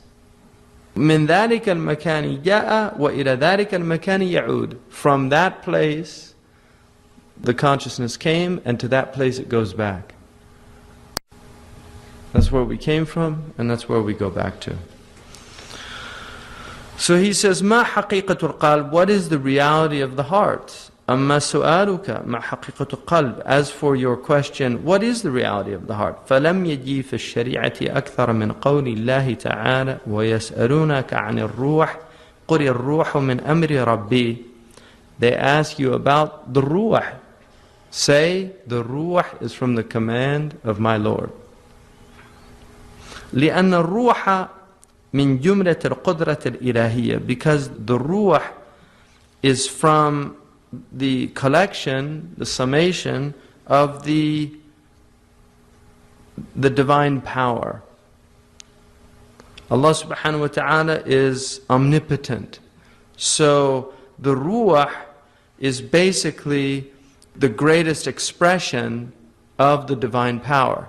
Because obviously, if you can make life, inanimate things is one thing. We can make forms and do things with inanimate things. Humans can do that. But to put life in, that's why the musawwir, أَشَدُّ النَّاسِ مُعَذَّبِينَ يَوْمَ الْقِيَامَةِ الْمُصَوِّرُونَ. People that have the greatest punishment are the form makers. Because Allah subhanahu wa ta'ala says, blow life into it now. Put life into it. Because that's, only Allah can do that. So that ability to give life is the greatest expression of divine power. That He can animate us and give us life. And it's also an attribute of Allah subhanahu wa ta'ala. Al-Haya is an attribute of Allah subhanahu wa ta'ala. And it's the ruh that gives this life. أَلَا لَهُ الْخَلْقُ وَالْأَمْرُ. Doesn't He have the khalq and the amr? So creation and the command. So the command, the ruh is from the command of Allah subhanahu wa ta'ala. And the command precedes creation. So Allah creates, but He creates by the command. إِذَا أَرَادَ شَيْئًا أَنْ يَقُلْ لَهُ كُنْ فَيَكُنْ. When He wants a thing, He just commands it to be, and it is. So that's the command of Allah subhanahu wa ta'ala. فَالْإِنسَانُ مِنْ عَلَمَ الْخَلْقِ مِنْ جَانِبٍ وَمِنْ عَلَمَ الْأَمْرِ مِنْ جَانِبٍ. So the human being is from the created world from one aspect, but he's from the world of the command from another aspect, because he has a ruh. So you have a body and a ruh. فَكُلُّ شَيْءٍ يَجُوزُ عَلَيْهِ الْمَسَاحَةُ وَالْمِقْدَارُ وَالْكَيْفِيَّةُ فَهُوَ مِنْ عَالَمِ الْخَلْقِ. Everything that can be measured, that has place, that has quality, a howness, all of that is from the created world. وَلَيْسَ لِلْقَلْبِ مَسَاحَةٌ وَلَا مِقْدَارٌ وَلِهَذَا لَا يَقْبَلَ الْقِسْمَةِ. But the heart does not have a space like that, nor does it have measurements, consciousness. And that's what the scientists know. They don't know how to, they can't measure it. And if they can't measure it, they don't know how to give it a reality, because they're materialists, generally. That's what they're working in. They're working in the world of material, and so consciousness becomes the great problem, because it doesn't have masaha, it doesn't have miqdar, so they can't place it like they can other things. Nor is it amenable to allotment. You can't apportion it. You can't say, oh, this part is here, this part is here. You can't split it up. You can't dissect it. So it's not dissectable. وَلَوْ قَبِلَ الْقِسْمَ لَكَانَ مِنْ عَالَمِ الْخَلْقِ. If you could dissect it, then it would be from the created world. وَكَانَ مِنْ جَانِبِ الْجَهْلِ جَاهِدًا وَمِنْ جَانِبِ الْعِلْمِ عَالِمًا. It would be from the aspect of ignorance, ignorant, and from the aspect of knowledge, knowledgeable. وَكُلُّ شَيْءٍ يَكُونُ فِيهِ عِلْمٌ وَجَهْلٌ فَهُوَ مُحَالٌ. Everything that has knowledge and ignorance, it's as the same attributes, it's impossible. جَمْعُ نَقِضَيْنِ. You can't join two opposites. وَفِي مَعْنٍ آخَرْ هُوَ مِنْ عَالَمِ الْأَمْرِ. So another meaning here is that it's from the world of the command. لِأَنَّ عَالَمَ الْأَمْرِ عبارة عن شيء من الأشياء لا يكون للمساحة والتقدير طريق إليه. So the عالم الأمر is a way of expressing something among created things that does not have masaha and taqdir. It doesn't have measurements. You cannot measure it. There's no way to measure it. وَقَدْ ظَنَّ بَعْضُهُمْ أَنَّ الرُّوحَ قَدِيمٌ فَغَلَطُوا. So some people, because of this, they thought that the ruh was eternal. The philosophers, see, they thought the ruh, because they couldn't measure it, they thought, oh, then it must be eternal. So he's saying this is a mistake to think that. The ruh is created. But what he's saying is, it has a different quality. And so Allah has, he said, أَلَا لَهُ الْخَلْقُ وَالْأَمْرُ. He has the creation, but also he has the command. The command is different from the creation. So the created world and the world of the command are different. One is describing the material world and what can be seen, and the other is describing the immaterial world and what can't be seen. So they're differentiated, these two qualities. But he's saying, because of that differentiation, some people mistakenly thought, oh, that must mean it's not created. It's eternal with Allah subhanahu wa ta'ala. And that was the belief of some of the philosophers. وَقَالَ قَوْمٌ إِنَّهُ عَرَضٌ. And some of them said, oh, it's an accident. An accident in logic is something يَقُومُ بِهِ مَا قَامَ بِغَيْرِهِ. It's whatever needs something else to exist. So for instance, you have the flower, and then you have the color. The color is an accident, because the color exists through the substance. So the substance is essential, the color is accidental. That's what they call it. It doesn't mean by accident like we use it in common language. An accident is something that is not essential. And so that's what he's saying. Some of them said that the ruh was non-essential. It existed through the body. So what was essential was the body, the ruh was accidental. فَغَلَطُوا. But that's a mistake. لِأَنَّ الْعَرَضْ لَا يَقُومُ بِنَفْسِهِ. Because the accident cannot be substantiated by itself. It's not self-substantiating. وَيَكُونُ تَابِعًا لِغَيْرِهِ. And it always follows something else. فَالرُّوحُ هُوَ أَصْلُ إِبْنِ آدَمَ. The ruh is the origin of the children of Adam. It's the origin, so it can't be an accident. وَقَالِبُ إِبْنِ آدَمَ تَبَعٌ لَهُ. And the form of the son of Adam is actually subservient. It follows the spirit. فَكَيْفَ يَكُونُ عَرَضًا. So how could it be an accident? So he's refuting these views about the ruh that other people had. وَقَالَ قَوْمٌ إِنَّهُ جِسْمٌ. And some of them said, oh, it's material. These are the materialists. I mean, he's refuting each one of these different groups in his time. So there's some said, oh, it's a body. It must be material. And this is very modern. This is what they're trying to say now. They want to substantiate the materiality of consciousness. That consciousness is that it's really just chemical changes and exchanges. That's all it is. And so you take away that and you don't have consciousness anymore. Which is why, from our point of view, if you have somebody in a coma, you're just assuming they're not conscious. That's an assumption. If you go to a hospital and there's somebody there, you know how people talk to people in a coma, and the doctors are kind of scratching their heads and This guy's in a vegetative state. You're just wasting your time. Well, it makes him feel better, something like that. Those are all assumptions. Because there's animation in the body. We're just saying, oh, they can't have consciousness because the material basis for consciousness is no longer there. Therefore, there's no consciousness. We don't believe that. We don't believe that. Because consciousness is something that transcends any material basis. And that's why even when you die, your consciousness is elevated slightly above your body. That's what happens when you die. And the people in the grave hear the people's patter of their footsteps above the grave. We know that. It's in the hadith. So there's consciousness. And people who have had what they call near-death experiences, who have had those experiences where they separate from the body, people have tried to explain that material. It's just this massive release, endorphic release, etc., etc. You can do that till the end of time. Try to explain away the experience of consciousness. But in the end, it's a mystery. It's a great mystery, consciousness. And that's what he's saying. Don't try to explain this away. It's an accident. It's a body. It's material. It's this or it's that. لأن الجسم يقبل القسمة, because you can dissect the body. But where is the ruh? Where is it? Where can you put your scalpel into it? So how can you call it a body? فالروح الذي سميناه قلبا وهو محل معرفة الله تعالى ليس بجسم. So this ruh that we are naming the heart,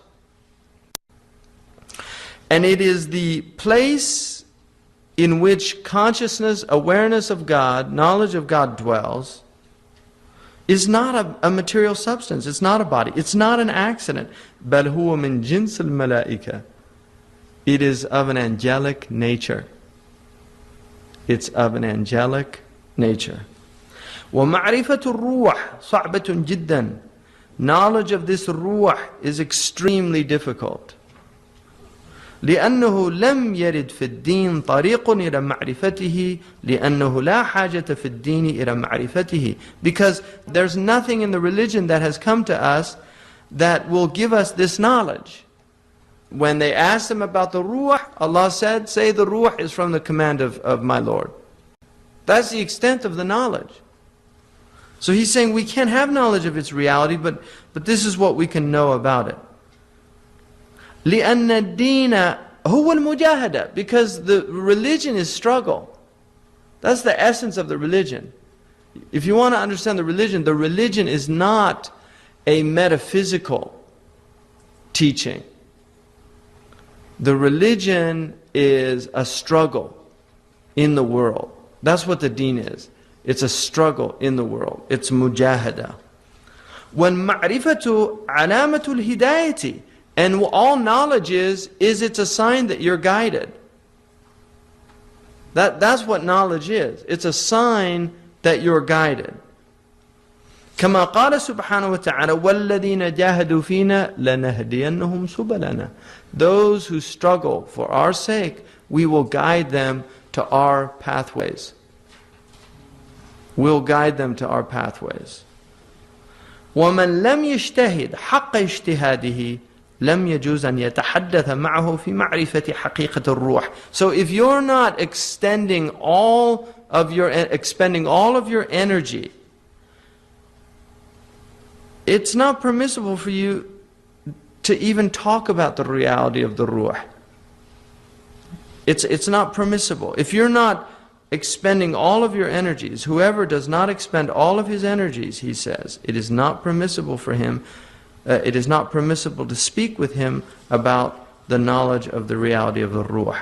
وأول أس المجاهدة أن تعرف عسكر القلب لأن الإنسان إذا لم يعرف العسكر لم يصح له الجهاد. And the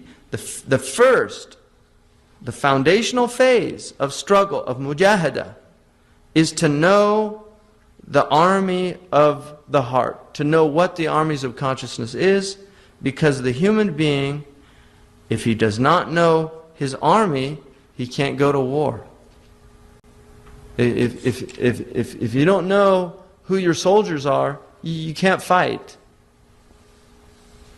So he's saying, this mujahada, if you don't know who your askar is, you're wasting your time. لماذا خلق القلب? Why was the heart created? اعلم أن النفس مركب القلب وللقلب عساكر كما قال سبحانه وتعالى وما يعلم جنود ربك إلا هو. Know that the nafs, the ruh, this consciousness, is the vehicle of the heart. So the nafs, this self that we've been given, it's a vehicle for the heart. وَلِلْقَلْبِ عَسَاكِرٌ. And the heart has troops. كما قال سبحانه وتعالى, just as Allah, glorified and exalted be He, said, and no one knows the soldiers of your Lord save He. So only God knows the number of soldiers that He has. وَالْقَلْبُ مَخْلُوقٌ لِعَمَلِ الْآخِرَةِ طَلَبًا لِسَعَادَتِهِ. The heart was created for otherworldly labor in order to seek felicity of the next life. That's why the heart was created. That's the purpose of the heart. وَسَعَادَتُهُ مَعْرِفَةُ رَبِّهِ عَزَّ وَجَلَّ. And its felicity is knowledge of its Lord, the exalted and the majestic. وَمَعْرِفَةُ رَبِّهِ تَعَالَى تَحْصُلُ لَهُ مِنْ صُنْعِ اللَّهِ. And this knowledge of its Lord, the exalted, is achieved through the creation itself. So the way that you know your Lord is through the creation. The way the heart comes to know Allah subhanahu wa ta'ala is through the creation. وَفِي أَنفُسِكُمْ. In your own selves. سَنُرِيهِمْ آيَاتِنَا فِي الْآفَاقِ وَفِي أَنفُسِهِمْ. He began it with that. It's through the self. And then he says, وَهُ مِنْ جُمْلَةِ عَالَمِهِ. And the heart itself is among the totality of its world. وَلَا تَحْصُلُ لَهُ مَعْرِفَةُ عَجَائِبِ الْعَالَمِ إِلَّا مِنْ طَرِيقِ الْحَوَاسِ. And you cannot know these wondrous aspects of the world except by means of the senses, your hawas. وَالْحَوَاسُ مِنَ الْقَلْبِ وَالْقَالِبُ مَرْكَبُهُ. So the senses are from the heart. So they're part of consciousness. The senses are from the heart. And the qalib, because the Arabs say al-qalb wal-qalib. The qalb, you have the qalb, the essence, and then you have the qalib, the body. So the body is the vehicle for the senses, for the experience of the senses. ثُمَّ مَعْرِفَةِ صَيْدِهِ وَمَعْرِفَةِ شَبَكَتِهِ. So you cannot get this knowledge except also by knowing how to hunt. You have to know how to seek this out, and also knowledge of the net that you hunt with. So you have to, in order to achieve this knowledge of Allah through His creation, through the use of the senses, you have to understand how to do that, and you also have to understand the tools that you've been given to do that. وَالْقَارِبُ لا يقوم إلا بالطعام والشراب والحرارة والرطوبة وهو ضعيف على خطر من الجوع والعطش في الباطن وعلى خطر من الماء والنار في الظاهر وهو مقابل أعداء كثيرة. So he says, والقالب لا يقوم إلا بالطعام. The body, which is the vehicle for the senses, the vehicle for this knowledge, it's only substantiated, it's only maintained through food, through drink, through this heat having caloric content, rutuba, through the moisture of life, and it is extremely weak. It's constantly exposed to hunger, to thirst inwardly, and it has the danger of water and fire outwardly. It can drown, it can be burnt, and then it is constantly facing many enemies. So, ma'rifatu asakir al-qalb. How do we know then the troops of the heart. تحتاج أن تعرف العسكرين. You need to know two troops. وذلك أن العسكر الظاهر هو الشهوة والغضب. The outward troop is shahwa and ghadab. It's desire and anger. Those are actually troops. So those are there for the heart. Shahwa and anger, what's called the concupiscent and the irascible soul. وَمَنَازِلُهُمْ فِي الْيَدَيْنِ. And the way station of these places, the way stations along the way, the places where they alight, the alighting places, the abodes of these, are the hand, في اليدين والرجلين والعينين والأذنين وجميع الأعضاء, and all of the limbs. So that's the first, the outward askar, the outward army. The external army is shahwa, the desire, والغضب, and anger. And the alighting places is in the hand, where it manifests, in the feet, in the eyes, in the ears, and in all of the limbs. وَأَمَّا الْعَسْكَرَ الْبَاطِنِ فَمَنَازِلُهُ فِي الدِّمَاغِ. As for the external troops, their alighting places are in the brain, the consciousness. So he says, وَهُوَ قُوَّ الْخَيَالِ وَالتَّفَكُّرِ وَالْحِفْظِ وَالتَّذَكُّرِ وَالْوَهْمِ. And these are the powers of imagination, of reflection, of memory, of recollection, and of supposition. So these are all powers that you've been given in the heart. So you have the external and the internal. And these were created for you in order for you to achieve the goal of the heart. وَلِكُلِّ قُوَّةٍ مِّنْ هَذِهِ الْقُوَّةِ عَمَلٌ خَاصٌ. Every one of these faculties has a specific function. فَإِنْ ضَعُفَ وَاحِدٌ مِّنْهُمْ ضَعُفُ حَالُ ابْنِ آدَمَ فِي الدَّارَيْنِ. So if any of them is weakened, then the condition of the son of Adam in the two abodes is weakened. Any one of these. وَجُمْلَةُ هَذَيْنَ الْعَسْكَرَيْنِ فِي الْقَلْبِ. And the totality of these two armies is in the heart. وَهُوَ أَمِيرُهُمَا. And the heart, or the consciousness, is the amir, it's the commander. فَإِنْ أَمَرَ اللِّسَانَ أَنْ يَذْكُرَ ذَكَرَ وَإِنْ أَمَرَ الْيَدَ أَنْ تَبْطِشَ بَطَشَتْ وَإِنْ أَمَرَ الرِّجْلَ أَنْ تَسْعَى سَعَتْ وَكَذَلِكَ الْحَوَاسُ الْخَمْسُ حَتَّى يَحْفَظَ نَفْسَهُ. So, if the heart commands the tongue, it speaks to remember. If it commands the tongue to remember, it remembers. So, the heart commands the tongue to remember Allah. And so the tongue says, Astaghfirullah. The command came from the heart. If it commands it to say Subhanallah, it says Subhanallah. If it commands the hand to strike, it strikes. If it commands the foot to move, like if you're going to go to the Umrah, it's the heart that commanded the foot to go. That's how you set out. If you get up, it's the heart that commanded you to get up. Anything that you do, the command center is the heart. That's where it's coming from. This is very important because what he's trying to do is lay for you a foundation of understanding not only the nature of your consciousness, but the fact that you're going to be responsible for all of your actions. Because people don't think about this stuff. They go through life on automatic pilot. And they're not thinking about the fact that they're not on automatic pilot.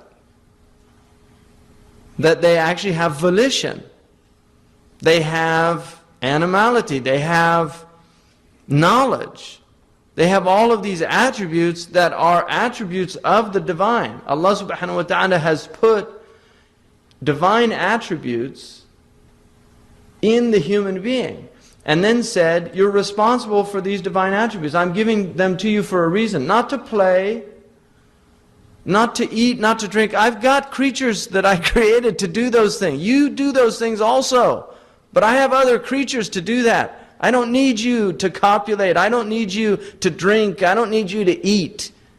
I've got creatures, plenty of them, that do that. That's their function. And yes, you share those qualities with them, but there's a hikmah. There's a reason. It creates humility. There's a lot of reasons for it. But that's the most essential. It keeps you down to earth. Because they're better than you at it. So if you want to compete with them, they can eat more than you can. Really, a lion can eat more than you can. A rooster can copulate more than you can. All of them can outdo you in those things. That's not why you were created. So, know what your Amir is. The Amir is the heart. And he's going to explain why you have to have that knowledge. Because the troops mutiny. You have time when the army overthrows the commander-in-chief. It's called a coup d'etat. So that happens. The troops get out of control. And they take over. And then what happens? They wreak havoc in the land. You know, Ghana, they have a coup every couple of weeks. But what happens? Every time they have a coup, there's another, it's all disaster. People get shot.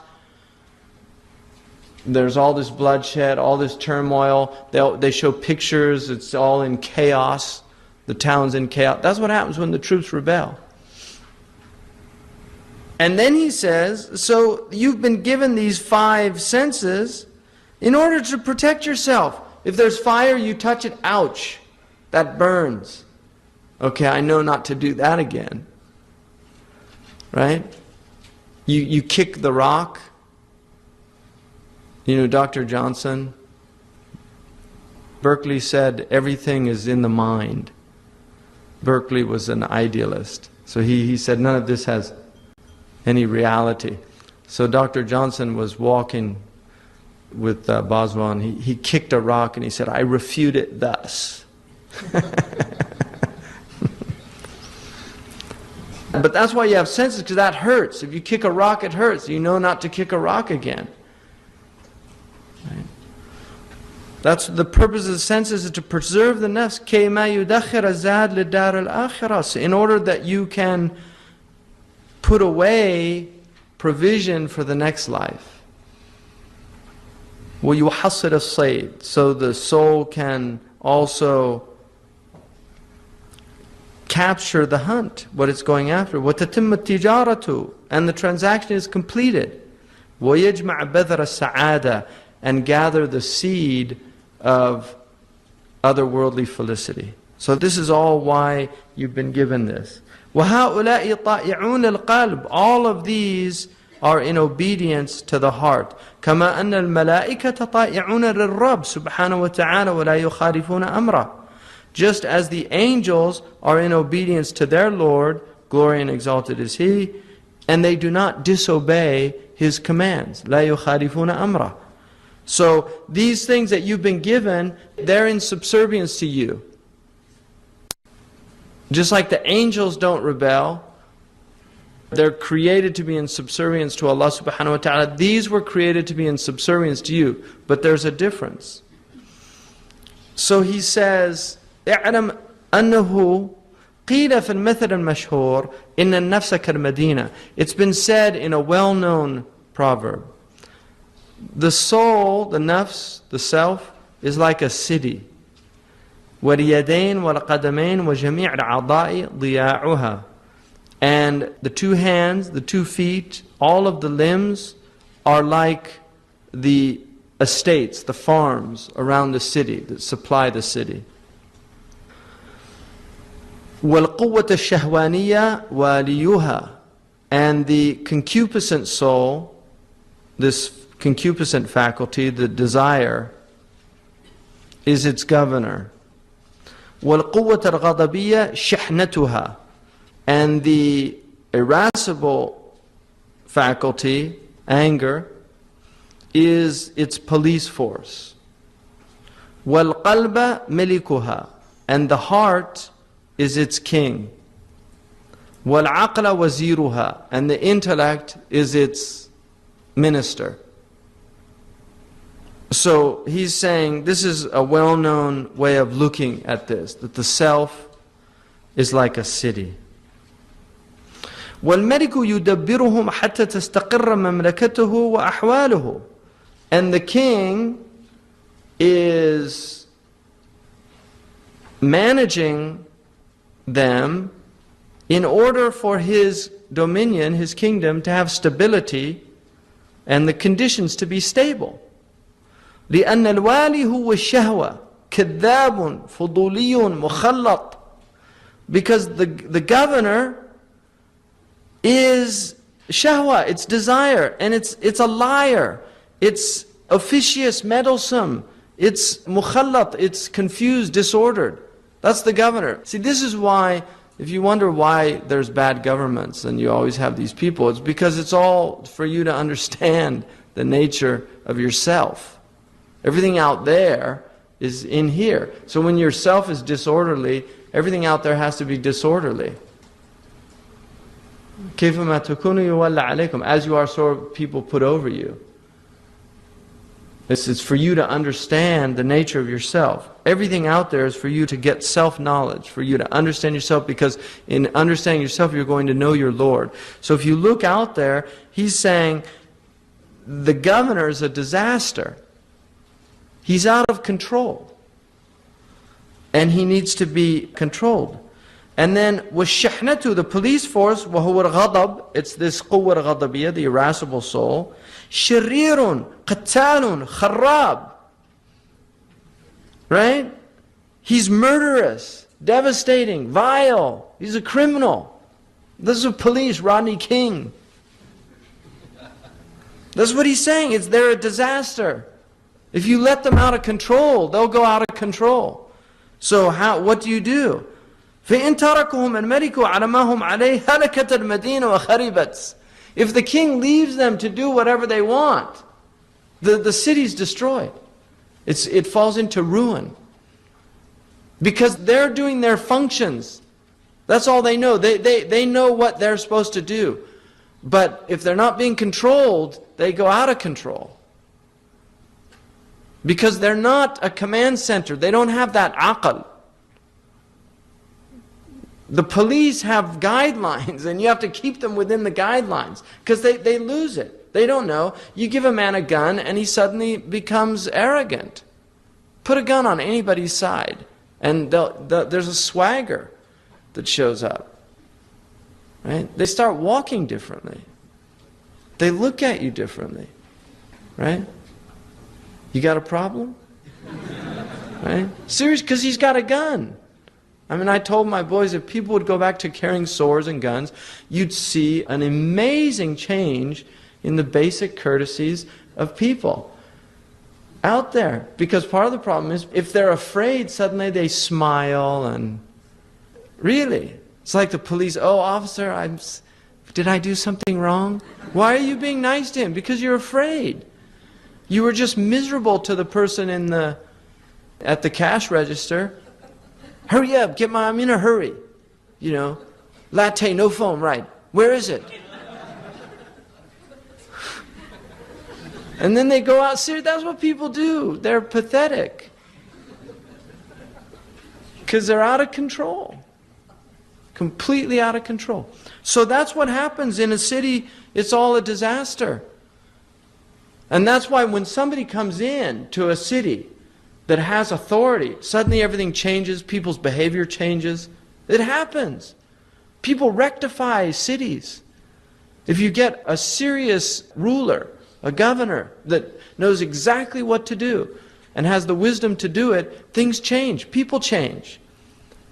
Benjamin Franklin said one preacher came into Philadelphia, and he said he saw within months the effects of the preacher on the character of the people.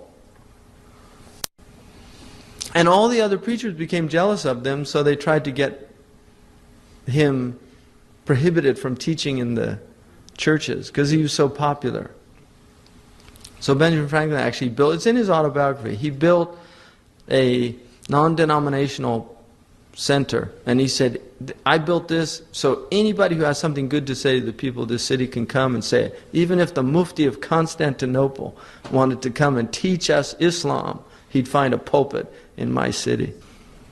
So he says, فَيَجِبُ أَن يُشَاوِرَ الْمَلِكُ الْوَزِيرُ. So the king has to take counsel with the minister. He has to know what's going on when the king's out of touch, which is what happens. This is what happened to the Shah of Iran.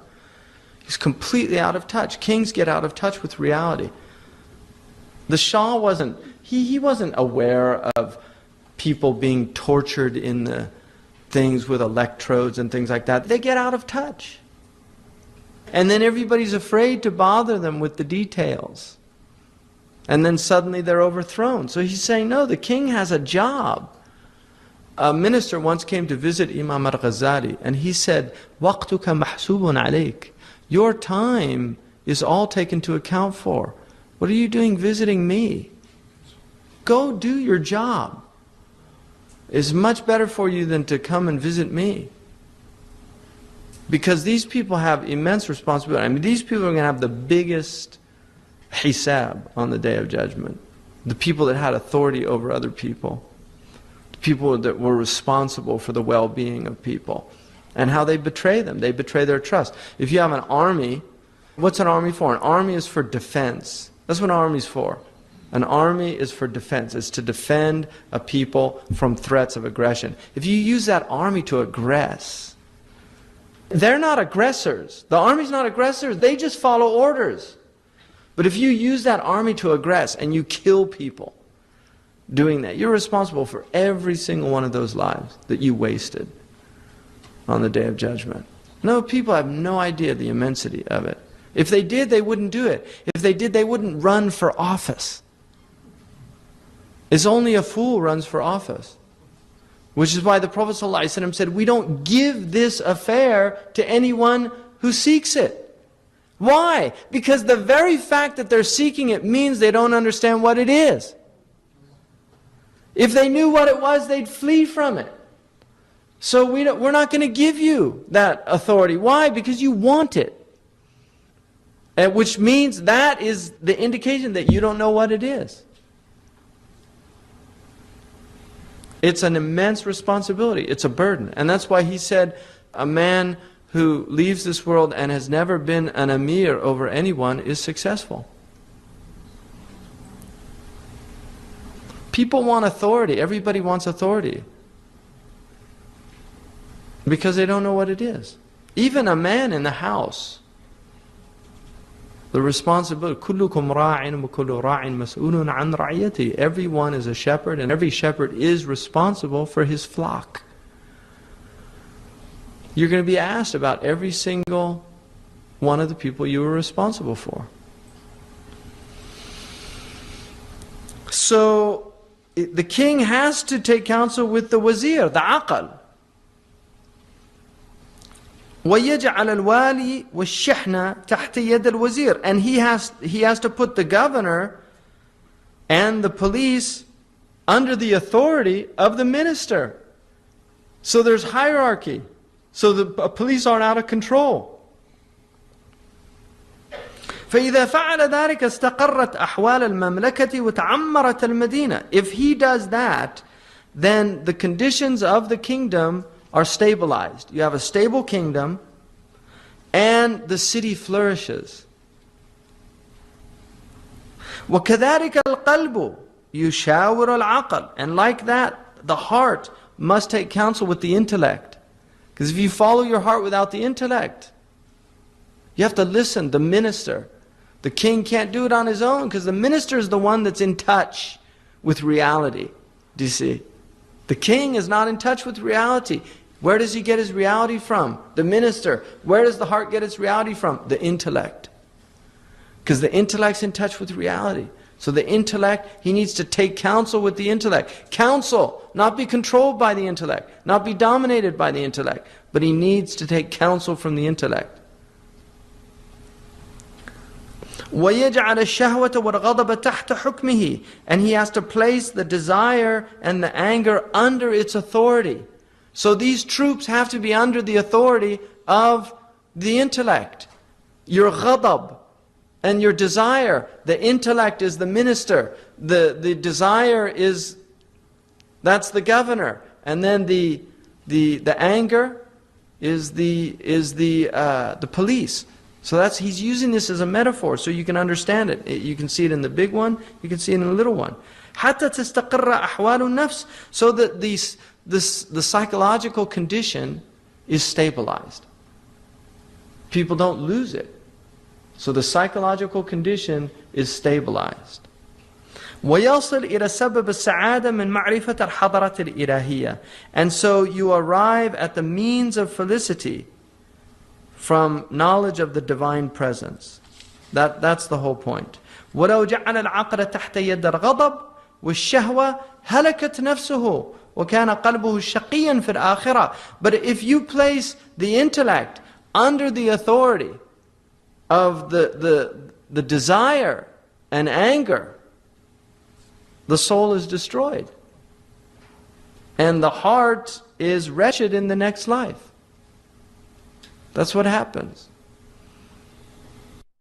This begins CD 3. Bismillah ar-Rahman ar-Rahim. Wassalatu wassalamu ala Sayyidina Muhammad wa ala alihi wa sahbihi wa sallam taslima. ولا حول ولا قوة إلا بالله العلي العظيم. اللهم لا علم لنا إلا ما علمتنا إنك أنت العليم الحكيم. اللهم علمنا ما ينفعنا وانفعنا بما علمتنا وزدنا علما. وصلى اللهم على سيدنا محمد وعلى آله وصحبه وسلم تسليما. This section is called ثلاثة أشياء تبنى عليها السعادة. Three things that joy or felicity or happiness is based on. And by sa'ada he means the joy of the next life. So he says, تمام السعادة مبني على ثلاثة أشياء. Complete joy, or the completion of joy, is based on three things: قوة الغضب, قوة الشهوة, وقوة العلم. The faculty of the irascible faculty, the concupiscent. I mean, those are the terms that we use in the West. For those, if you go into ethics, they're a little quaint now, I suppose. We don't really use that term anymore, irascible or concupiscent. So, قوة الغضب is the irascible soul, from ira, which is a Latin word for anger. We still use the word irate. Somebody's irate if they get very angry. And then the concupiscent soul, or the concupiscible, which is the lustful soul, or the soul of the appetites of the stomach and the genitals. And then قوة العلم, which is also the rational component, or the faculty of knowledge. فيحتاج أن يكون أمرها متوسطا لئلا تزيد قوة الشهوة فتخرجه إلى الرخص فيهلك، أو تزيد قوة الغضب فتخرجه إلى الجموح فيهلك. So he says it's necessary for these matters, the ghadab and the shahwa, to be balanced and moderate, in order that the concupiscent soul not increase and cause someone to deviate and fall into the rukhas, meaning lenient matters, where they're just not working on themselves at all. فَيَهْلِكْ, and so it destroys them. أو تزيد قوة الغضب فتخرجه إلى الجموح فيهلك, or the irascible nature increases, and that causes him to incline towards unruliness, jumuh, ungovernable. Somebody who is jamuh is defiant and recalcitrant. They're not following the rules or orders. So this is the problem. He's saying that the self gets imbalanced in these two ways. فإذا توسطت القوتان بإشارة قوة العلم دل على طريق الهداية. So if these two strengths are balanced by the guidance of the rational soul, then they will follow the path of guidance. وكذلك الغضب إذا زاد سهل عليه الضرب والقتل. Anger, if it increases, then it becomes very easy to strike or to even kill. That's the extreme of the sin of anger, because anger is actually, the Prophet ﷺ said, لا تغضب, don't get angry. And if he said don't get angry, it's a nahi, it's a prohibition on getting angry, which means don't allow your anger. The ulama say it doesn't mean don't get angry, but don't allow your anger to cause you to do things that take you outside of yourself and result in harm to others. So he's saying that if ghadab increases, if the irate nature, the irascible nature increases in the self, then it'll lead to somebody losing control. And you see that a lot in people that don't have control over that aspect of themselves. They'll lose it. They become very emotional. They become in situations where they're not in control of themselves. They can lash out at people. They lash out verbally. They lash out physically at people. And also, I mean, this is a particular problem now around the globe. I mean, I'll give you an example. They have a program, I don't know if they still have it, but they used to have it, in Arab television, which is called like Candid Camera. And they'll do things like they'll hide a camera, and then they'll have a scenario, and they'll have a situation where somebody will do something really bothersome. And it's a spin-off of an old program, I think from the 60s in America. Again, I don't know if they still have it, but they used to have a program where they would do things and hide a camera, and then people would, like they have a fake policeman, and he'll just give a person a hard time for no reason. There's no real reason why he should be doing that. And people would respond to this. Now in the West, on that program, people used to get bothered by it, they'd get upset, and then after a little while, they'd tell them, oh, you're on candid camera, and they'll point to the camera and they'll all laugh. In the Arab version of it, almost every single time, right before they went to blows, some big giant guy would come out and hold the man physically back. And there was nothing funny about it at all. It was actually really troubling to see the behavior, because people don't have that patience. Now, there's reasons for that. There's a lot more stress. People are under a lot of pressure. There's a lot of oppression. I mean, we tend to forget that the average person in the average day in the Muslim world is the victim of forms of oppression.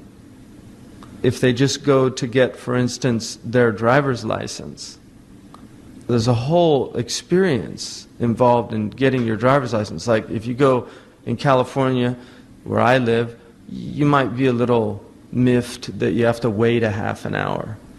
But in some of the Muslim countries, you have to bribe people just to get something that the government is supposed to give you just because you're a citizen. But it doesn't work like that. So people go through these experiences, and they lead to certain states of mind. I mean, I have a friend here some of you might know him, but he has an advertising company. And in that advertising company, he had a campaign for tea called I'dal Mizajak, which in Saudi Arabia, I'dal Mizajak means straighten out your state, or just relax. I'dal Mizajak. So the campaign was all about the tea. If you just drink the tea, you're going to calm down. So he had a scenario where this guy comes in, and he's asking to get some rukhsa, that he needed, some official paper, and the guy tells him, come back later, like 2 hours or something. So he gets really angry, but he remembers drink tea. So he goes and drinks tea, and then he comes back, and the guy says, I told you come back 2 hours. He said, Habibi, sa'atain, usbu'ain, ma yahimmak, 2 hours, 2 weeks, doesn't matter. So, but that is social commentary in a commercial, because that's the state that people are in. So it's not tea that's going to help you. I mean, that's why advertisers are false advertisers. It might help a little bit. So I didn't have any tea. But that's what he's saying, is that if you allow this soul to get out of hand, the irascible soul, you'll end up in this state where you could even kill somebody. And that happens to people. People literally strike people. They strike their wives. Or the wife strikes the husband in less common situation, but it happens. So people fall into domestic violence because they can't control themselves. So the wife says something. And one of the things, and I've pointed this out many times, but one of the things for people that haven't heard this, one of the things that husbands and wives get into is they fall into these, what they call in kind of a pop psychology, dysfunctional relationships. But what will happen is people in marriages, they learn buttons to push. So if the wife gets angry at the husband, she says something. You're just like your father. And he might have a problem with the behavior of the father. So that just sets him off. Or he says to her, you're just like your mother, or whatever they want to do. They have these buttons they know, and they push the button, and the person completely loses it. They lose control of their character. I had my 7-year-old, I heard some screaming, and I went upstairs. And one of them screaming, the other's looking sheepish. And I said, what's going on here? And he said, I pushed his buttons. So I was pleased that he understood what he was doing, because children learn that also. They know buttons to push. So these are automatic behaviors that people get into. What this is really about, what this science is about, is learning, instead of being an automatic, like an automaton, where you have buttons that you just react and you're not behaving as a conscious human being. What he's challenging you to do is to fully realize your humanity, your consciousness. So you're no longer behaving in a reactionary mode. Because that's what the concupiscent and the irascible soul are, reactionary souls. They're souls that are just reacting to events. You see something you desire and you can't control yourself. You go on an automatic pilot. You get into a certain situation and you can't control yourself. You react and become angry. And people do it all the time. They do the same thing. A good example of the irascible soul, there's people that just argue. That's all they do. Every conversation they get into, they have to argue. Every single conversation, they can't control themselves because they're on this automatic pilot. So he's saying if these aren't balanced in the self, then this is the situation that you have. وَإِذَا نَقَصَ ذَهَبَتِ الْغَيْرَةُ وَالْحَمِيَّةُ. If the irascible soul is deficient, there's no jealousy, and there's no hamiyya, there's no zeal to protect what needs to be protected, honor. So, on the other hand, it can be deficient. So somebody that, for instance, if you see the situation in Lebanon, that should get your blood boiling. It shouldn't be just something that you watch and then you go and have your dinner, which is what a lot of people do. It just doesn't mean a whole lot to them, because that aspect of their soul is diminished. And also you can have, it's diminished in the right things, but it's excessive in the wrong things. So that's also another type of imbalance that occurs. So he says, في الدين والدنيا, in both religion and worldly matters. وإذا توسطت إذا توسط كان الصبر والشجاعة والحكمة.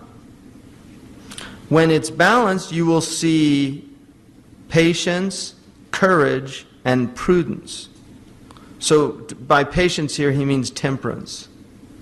And by courage, and hikmah. So you have these three virtues, and these are called the cardinal virtues, ummahat al-fada'il, in both the Greek and the Islamic tradition. The Greeks felt that the moral virtues were four. Sabr or iffa, which is the ability to control oneself. Shaja'a, which is courage. And hikmah, which is prudence or wisdom, practical wisdom. And the three of these, when they were balanced, they led to adl, justice. So you were a just human being. And this is why this is also related to classical medicine, which is the tibb al-Arabi or tibb al-Yunani, they call it. If you go to Pakistan, the Hamdard brothers, people know the Hamdard brothers, Guru Hafsa, Hamdard, yeah. That's all based on this tibb al-Yunani, which is Greek medicine. Tibb al-Yunani is based on the idea of amzija, that you have four humors in the body, and each one of these humors should be in a balance, and if it loses balance, then it overcomes the other three humors, and you get certain behavioral characteristics. So they actually see it as illness. And so the idea in having this balance is related to these virtues. So for instance, the phlegmatic personality is somebody whose quwwa al-ghadabiyya is depressed. The sanguine personality is somebody that there's excess there.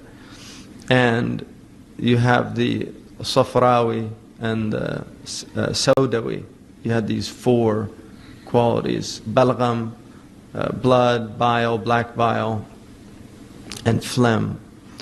And depending on the balance of these humors was the state of the person. And there's a belief that food affects these. And Imam al-Bajuri says one of the proofs that the Prophet ﷺ acted in accordance with this understanding is that when he ate dates, he used to eat with them, sallallahu alaihi wasallam, cucumber. And he would say, "Hada yubarridu hada." This cools off this. Because dates in this medicine are hot and dry, and cucumbers are cold and wet. So they balance. If you look at an egg is a balanced food in this science. It's the white is cold and wet, and the yolk is hot and dry. It doesn't mean dry like dry, meaning lacking moisture in its substance, but it has to do with the qualities that they talk about. So each of the foods is classified under this, and there are extraordinary books written in the Islamic tradition where all the foods have been classified. So for instance, coffee is very hot and it's very dry. Hot and dry things are good for memory. Desert people are hot and dry. Desert people have better memories than city people.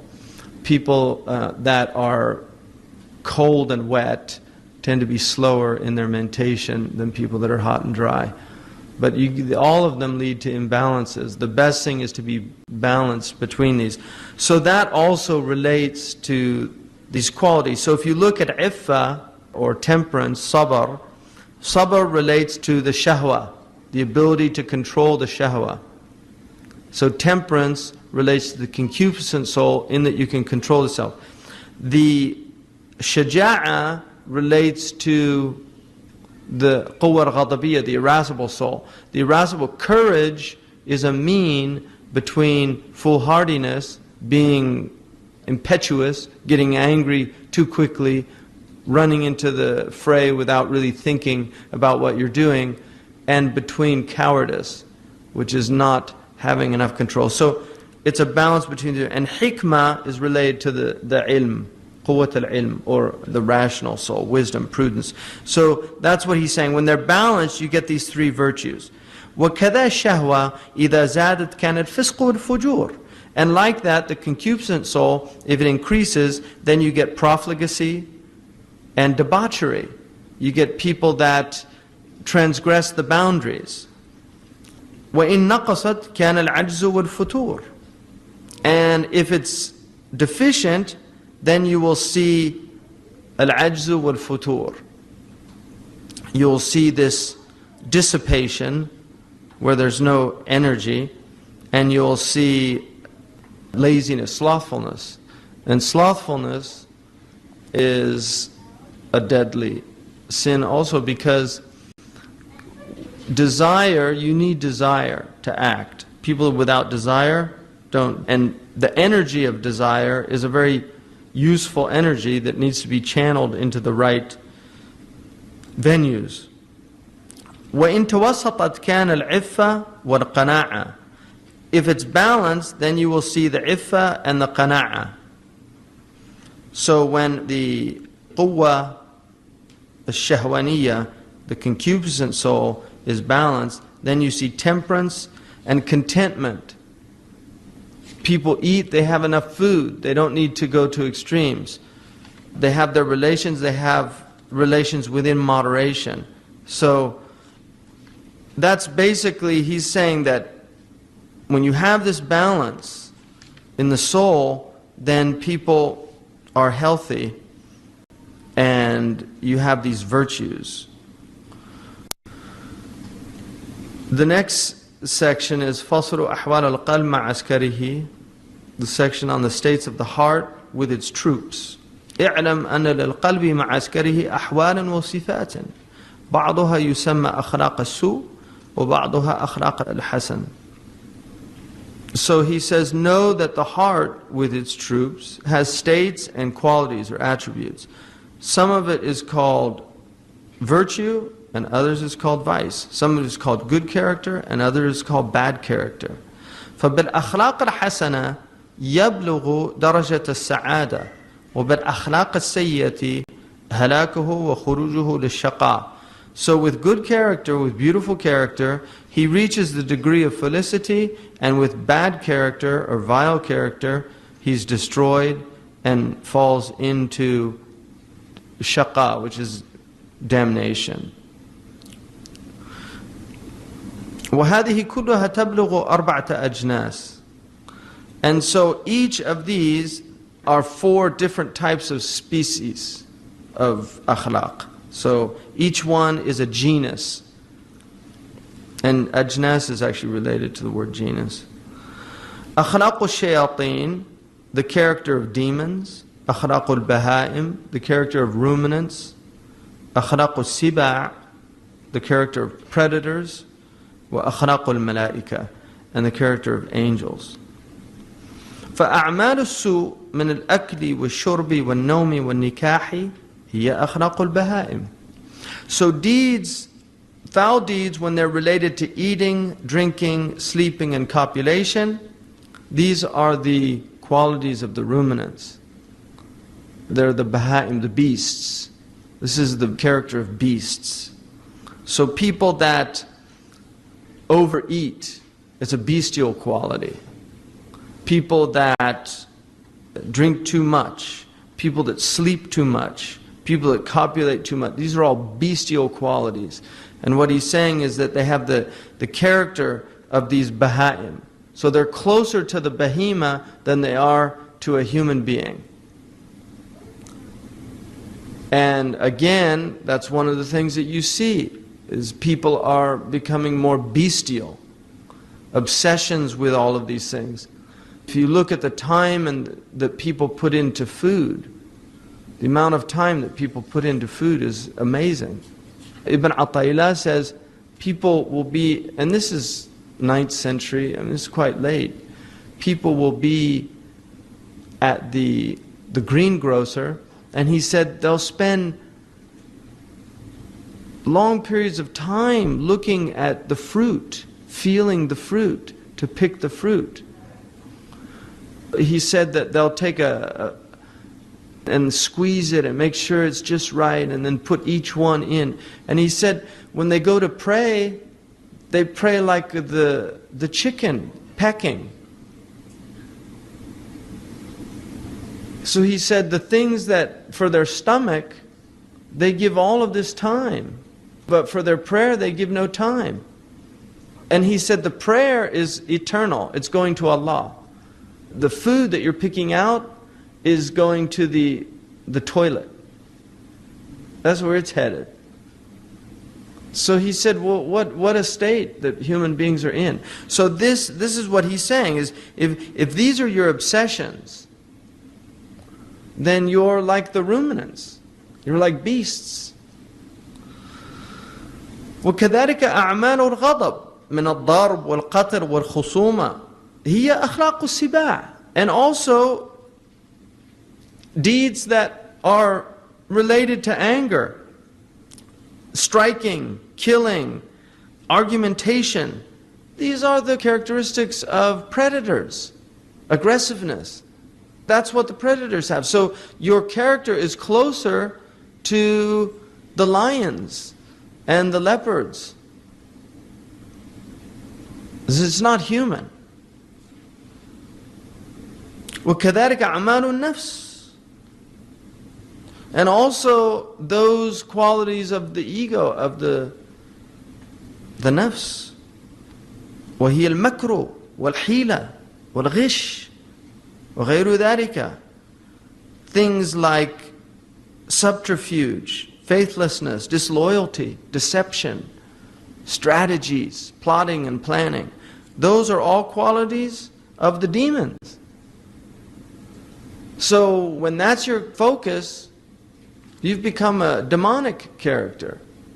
And people, if you don't think people don't plot, people are plotting.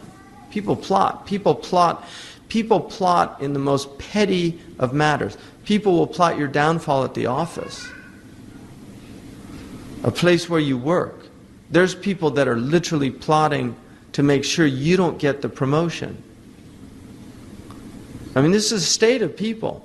This is going on all the time, all around us. These are the states. There's ruminants out there, predators, and demons. And some people are an admixture of all three. And then he says, وَكَذَلِكَ أَعْمَالَ الْعَقْلِ. And also the actions or the deeds of the intellect. And intellect, unfortunately, he's using intellect as a very specific meaning. Now we use intellect to refer more to cognitive processes, mathematics and things like that. The aql, the real aql, is a light. And يعقل النفس عن هواها. يعقل النفس عن هواها. It restrains the soul from its caprice. That's the real role of the aql, the hijab, the nuha. It's there to do that. التي هي الرحمة. I mean, the deeds of the intellect are mercy. Why? Because يرحم من في الأرض يرحمكم من في السماء. Have mercy on those on the earth, and the one in the heaven will have mercy on you. That's revelation. Revelation illuminates the intellect. So once you know that rahmah is a reason for which rahmah is bestowed upon you, you become a more merciful person.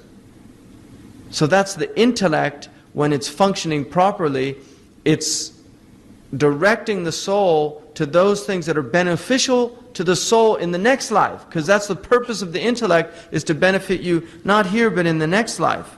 As well as here. But more importantly is the next life, because it's eternal. So your temporal existence is going to determine the nature of your eternal existence. So if you're a person of intellect, then the intellect is going to be guiding you in that way. وَالْعِلْمِ, knowledge, increasing one's knowledge, striving to be a person of knowledge. Jahiliyyah is ignorance. The Shaykh talked in the class on Sirah about the age of ignorance. Like the man who said, I'm from Ghuzayya. I'm from the tribe of Ghuzayya. If they go astray, I go astray. If they're guided, I'm guided. That's the age of ignorance. I just follow my tribe. My tribe right or wrong. My country right or wrong. We're number one. That's all ignorance. Somebody who's knowledgeable transcends those types of the limitations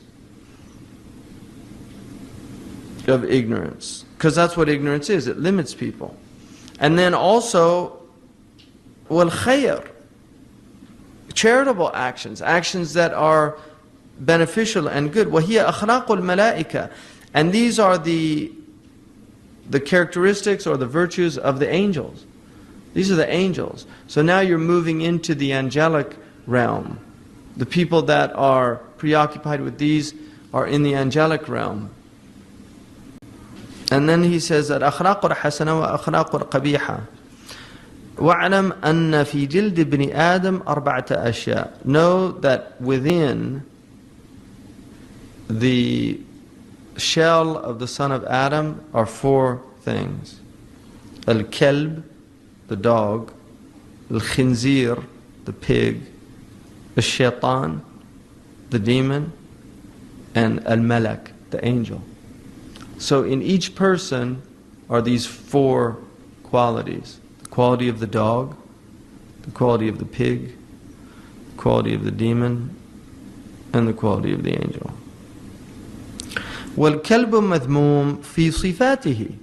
The dog is blameworthy in his qualities.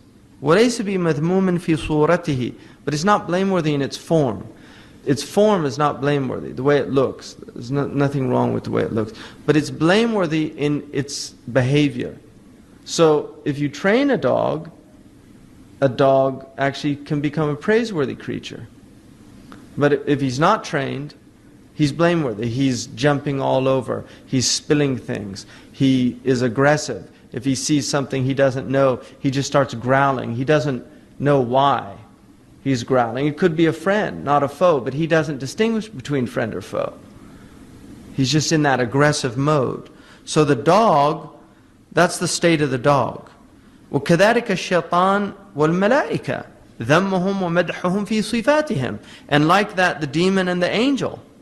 The blame and the praise of these two creatures is in their qualities. It's not in their forms. إِنَّ اللَّهَ لَا يَنظُرُ إِلَى صُورِكُمْ. The Prophet ﷺ said, God doesn't look at your forms. وَلَكِنْ إِلَى أَعْمَالِكُمْ وَقُلُوبِكُمْ. But at your deeds and what's the state of your heart, your intentions. That's what Allah looks at. He doesn't look at your outward forms. وَلَيْسَ ذَلِكَ فِي صُوَرِهِمْ وَخَلْقِهِمْ. It's not in their form or how they've been created. وَكَذَلِكَ الْخِنْزِيرُ مَذْمُومٌ فِي صِفَاتِهِ وَلَيْسَ بِمَذْمُومٍ فِي خِلْقَتِهِ. And like that, the pig is blameworthy in his qualities, in his characteristics, and he's not blameworthy in his external appearance. You can't blame a pig for the way it looks. Right? But the way it behaves, that's another thing. وَقَدْ أُمِرَ ابْنُ آدَمْ بِأَنْ يَكْشِفَ ظُلْمَ الْجَهْلِ بِنُورِ الْعَقْلِ خَوْفًا مِنَ الْفِتْنَةِ. And the son of Adam was commanded to expose the darkness of ignorance with the light of knowledge, with the light of intellect. That's what human beings were commanded by Allah subhanahu wa ta'ala to do. To expose the darkness of ignorance with the light of the intellect. And the light of the intellect is guided by revelation. So you've been given an intellect, and if it's illuminated by revelation, then it can dispel the darkness of ignorance. But if it's not, it can't. Because no matter how intelligent a person is, if they don't have a knowledge to balance these things out, if they don't have a knowledge that tells them, in this situation you should behave thus, in this situation you should behave thus, you won't know. You won't see your own behavior. You won't challenge yourself. You won't look at your intentions.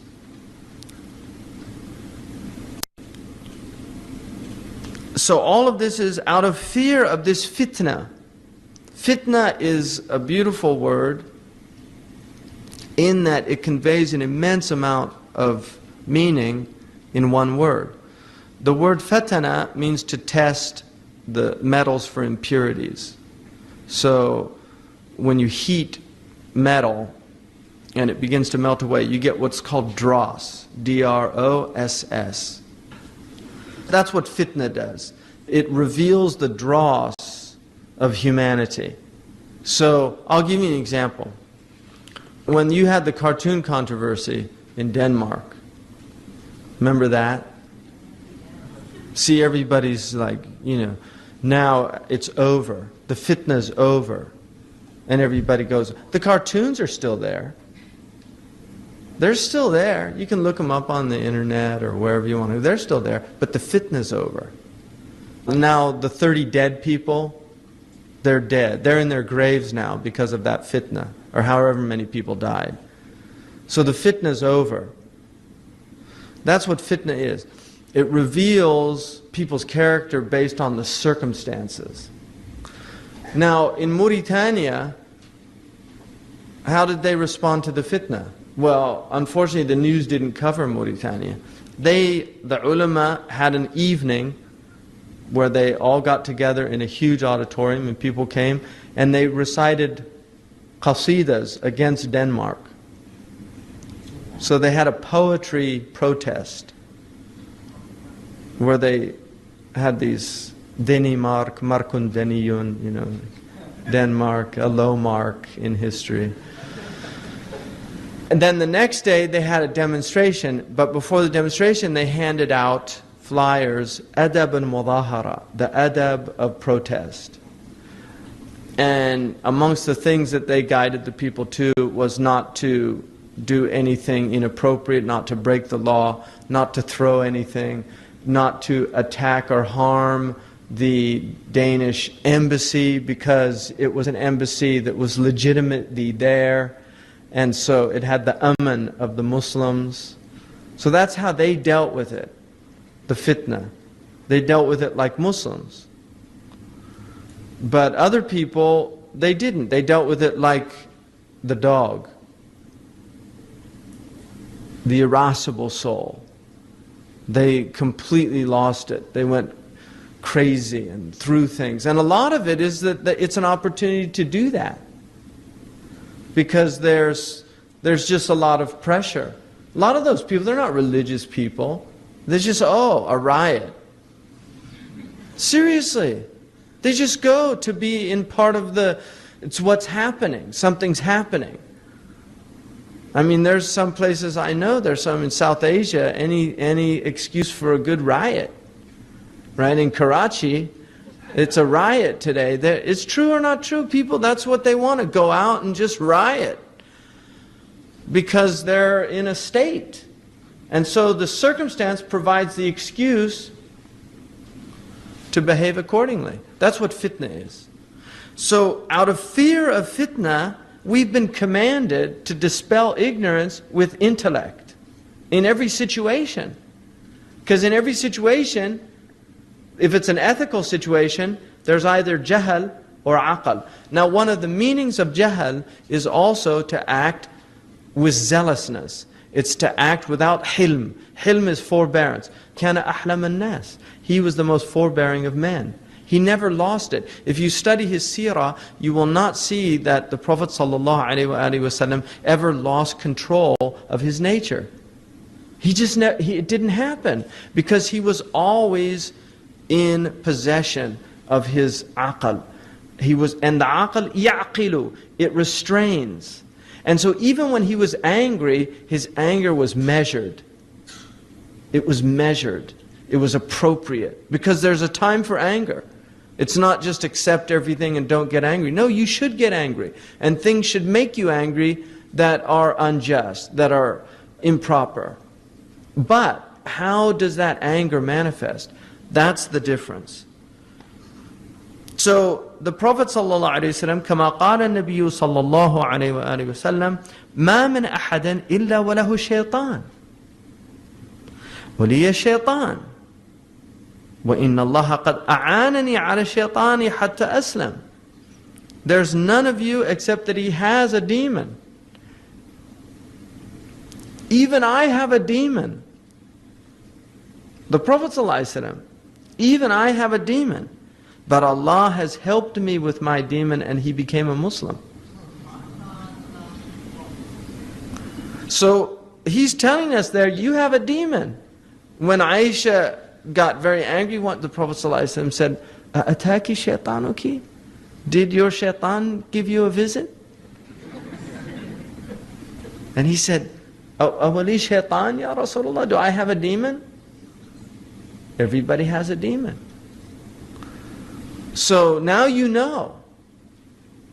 So what's going on? Are you behaving as a human being, or are you under the influence of a demon in your behavior? That's the question.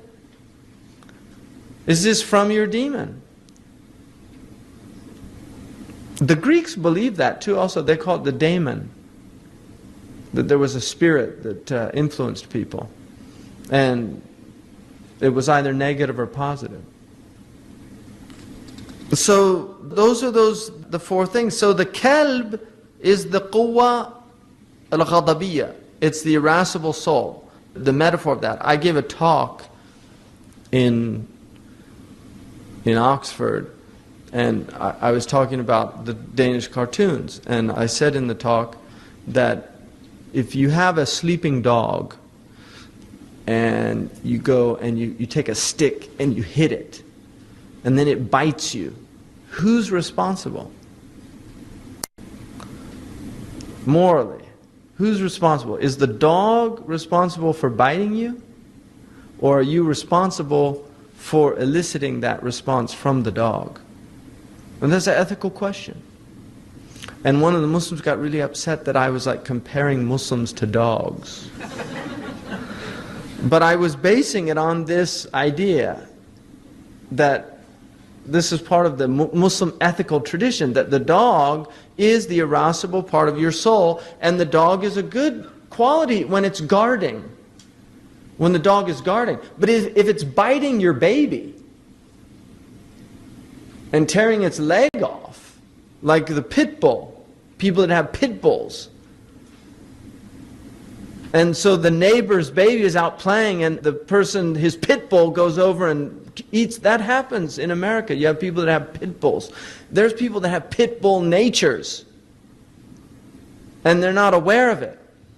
So if you don't have your pit bull nature on a leash, so that when it's going crazy, you're restraining it so that it doesn't go and eat the next door neighbor's baby. So that's the dog nature. And then you have the khinzir nature. People have the khinzir nature, the pig nature. The pig eats all day long. It lives in its own filth. If it gets too hungry, it will eat its own children. That's the pig. So that's the pig nature, will actually destroy the human being if it gets out of control. But if you can control it, then it becomes beneficial for you. And then shaitan, the demon, and then the malak. He also calls it the Shaykh, which is the sage as well.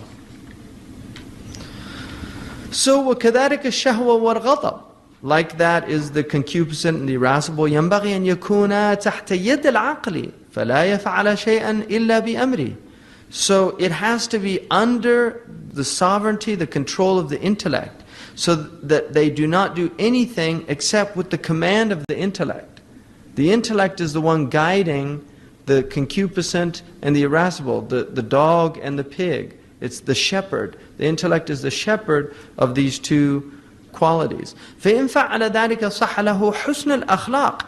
If he is able to do that, then the result is beautiful characteristics. The result is virtue.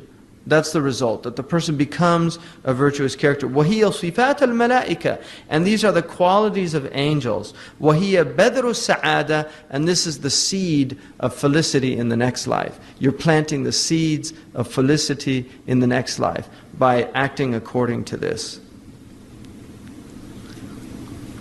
وَإِنْ عَمِلَ بِخِلَافِ ذَلِكَ فَخَدَمَ الشَّهْوَةَ وَالْغَضَبَ صَحَّ لَهُ الْأَخْلَاقُ الْقَبِيحَةِ.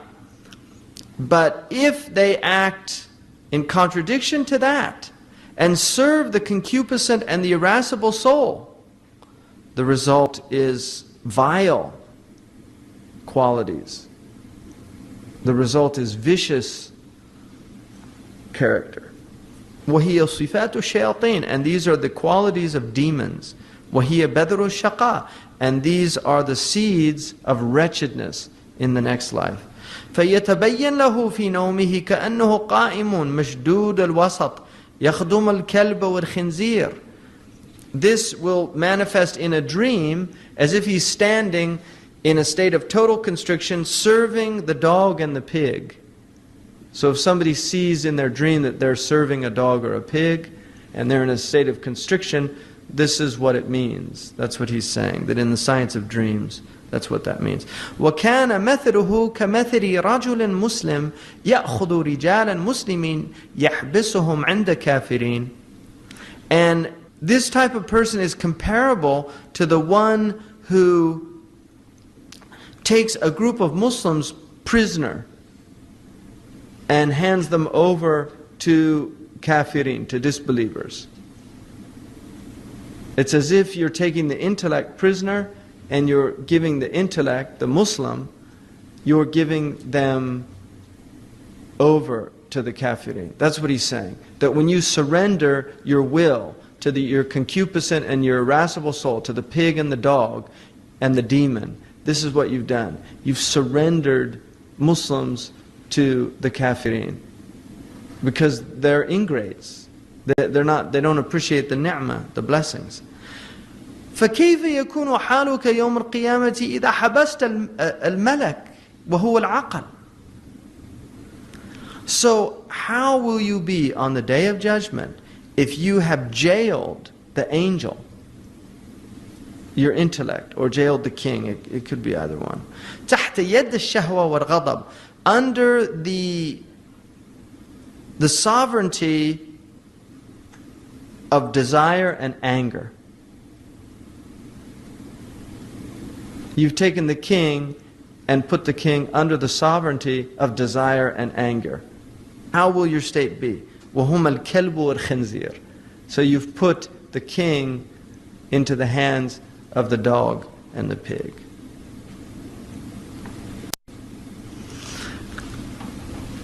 وَاعْلَمْ أَنَّ الْإِنسَانَ فِي صُورَةِ ابْنِ آدَمَ الْيَوْمِ وَغَدًا تَنْكَشِفُ لَهُ الْمَعَانِي فَتَكُونَ الصُّوَرُ فِي مَعْنَى الْمَعَانِي. And know today that the human being is in the form of an Adamic creature. But tomorrow, the realities will be revealed, and the true state will be shown. So, what he's saying is that you might have the form of a human being, but your meaning is a dog or a pig or a demon. And that meaning is going to manifest. And that's why one of the blessings of this ummah is the Prophet ﷺ said it does not have maskh al-zahir. It will not have transmogrification externally. The external form will not be transformed into a pig or a donkey or a rat. That won't happen to this ummah. Any of the ummah, which includes the ummah ad-da'wa wa ummah istijaba, because the ummah of the Prophet ﷺ, and we forget this, the Europeans, the Asians, the Americans, they're all from, in our belief, they're all from the ummah of the Prophet ﷺ. We forget that. They're his ummah. Because the ummah is, there's two. The ummah ad-da'wa, the people that were invited to his path, and the people that responded to the invitation. They're all considered from the ummah, which is why the ummah of Lut are the people he was sent to. They're called Qawm Lut, the people of Lut. They didn't believe in him, but they're still his people. So even the people that disbelieve in the Prophet are from his ummah. So from the blessings of the Prophet ﷺ, there is no outward transformation.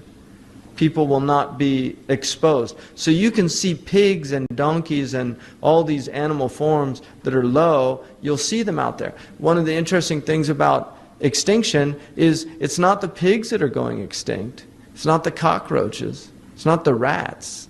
It's all the high quality. It's the falcons. It's the eagles. It's the leopards. That's what's going extinct. It's not these common creatures. It's all the extraordinary creatures. They're the ones going extinct. Why? Because those qualities in human beings are going extinct. Because we are the reflection. All of creation is in us. So those things that are, the whales that are going extinct, that's because those qualities in us are disappearing. That's what happens out there. It's a reflection. So there's plenty of cockroaches.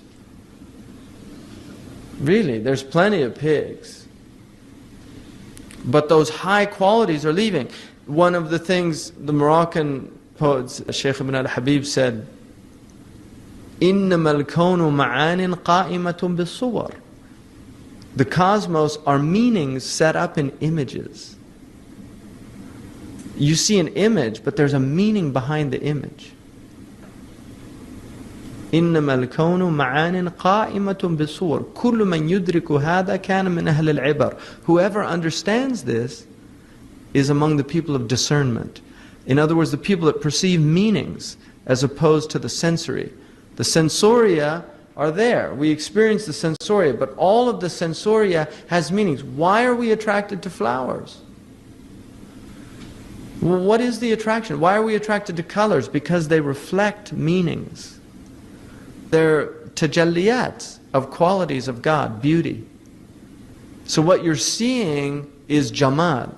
And that's what you're attracted to. And jamal is an attribute of God. So you're witnessing an attribute of God manifesting in creation, and that's what you're attracted to. If you don't see that, you're like the beasts. You're a person of sensoria because you're not recognizing the meaning. Why are we attracted to beauty?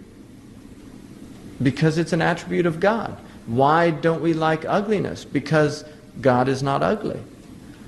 And that's why the fitra nature, when it's healthy, it's attracted to those things that are beautiful, and it's put off by those things that are ugly. When the nature becomes distorted, corrupted, it's actually attracted to ugly things. It likes ugly sounds. That's why if you look at the way people dress today, it's ugly dress. Really. They put like ugly tattoos on their bodies. And they do these things because they're not well. Those are all indications of their states. But they're even unaware of that. They're not even aware they're sick. Because people in fitra will not do things like that. Those are distortions of the fitra state. Human beings always have dress. If you look at embellishment in Muslim clothes, why do Muslims put embellishments on their clothes? Why in Afghanistan? Why do they do that? They could just have a functional cloak, but why do they do the embroidery? What is that? It's in their nature. They're people of ihsan, so they make things beautiful.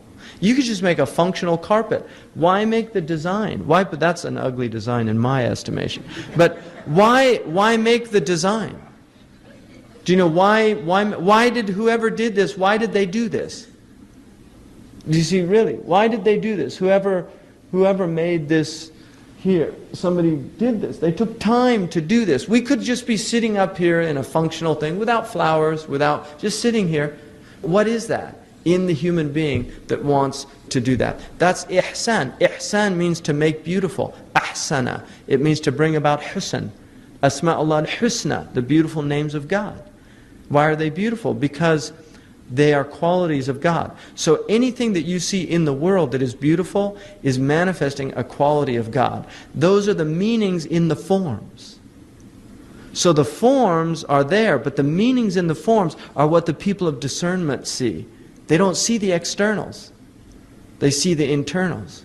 They see with the ayn al-basira, not with ayn al-basar. The eye of the heart and not with the eye, this outward eye that we see. So this is what he's saying, that there are people out there that you see them in the form of a human being, but they're not humans, they're demons. They're pigs. They're dogs. That's the reality of their state. And it's not for me or you to judge, because we could be in the same thing. So you're pointing the finger at somebody else, look at that dog over there, and you're a dog yourself. So it's much more important to be concerned with your own state. What's my state? Not what's their state. What's my state? فأما الذي غلب عليه الغضب فيقوم في صورة الكلب. So those who are overwhelmed by the irascible soul, they will stand on that day like a dog. وأما الذي غلب عليه الشهوة فيقوم في صورة الخنزير. And those who are overwhelmed by their concupiscent soul, they will stand on that day as a pig. لأن الصور تابعة للمعاني. Because the forms follow the function. The forms follow the qualities. In physiology you say form follows function. Whatever the function of the organ is, the form follows the function. Whatever the function of the organ is going to be designed to fulfill that function. So, this is the reality, is that these forms will follow the meanings. وَإِنَّمَا يُبَصِّرْ النَّائِمُ فِي نَوْمِهِ مَا صَحَّ فِي بَاطِنِهِ. So people see in their sleep the reality of their inner state. وَإِنَّمَا عَرَفْتَ أَنَّ الْإِنسَانَ فِي بَاطِنِهِ هَذِهِ الْأَرْبَعَةِ. So now you know, the reality of man, his internal reality is one of these four. فيجب أن يراقب حركاته وسكناته ويعرف من أي الأربعة هو. So it is absolutely necessary that the person is vigilant and observes his movements, his states of movement and stillness, to see among which of the four does he belong. So this is about introspection, looking at yourself, reflecting on your behavior, on your character. What am I? Am I a pig? Am I a dog? Am I a demon? Or am I an angel?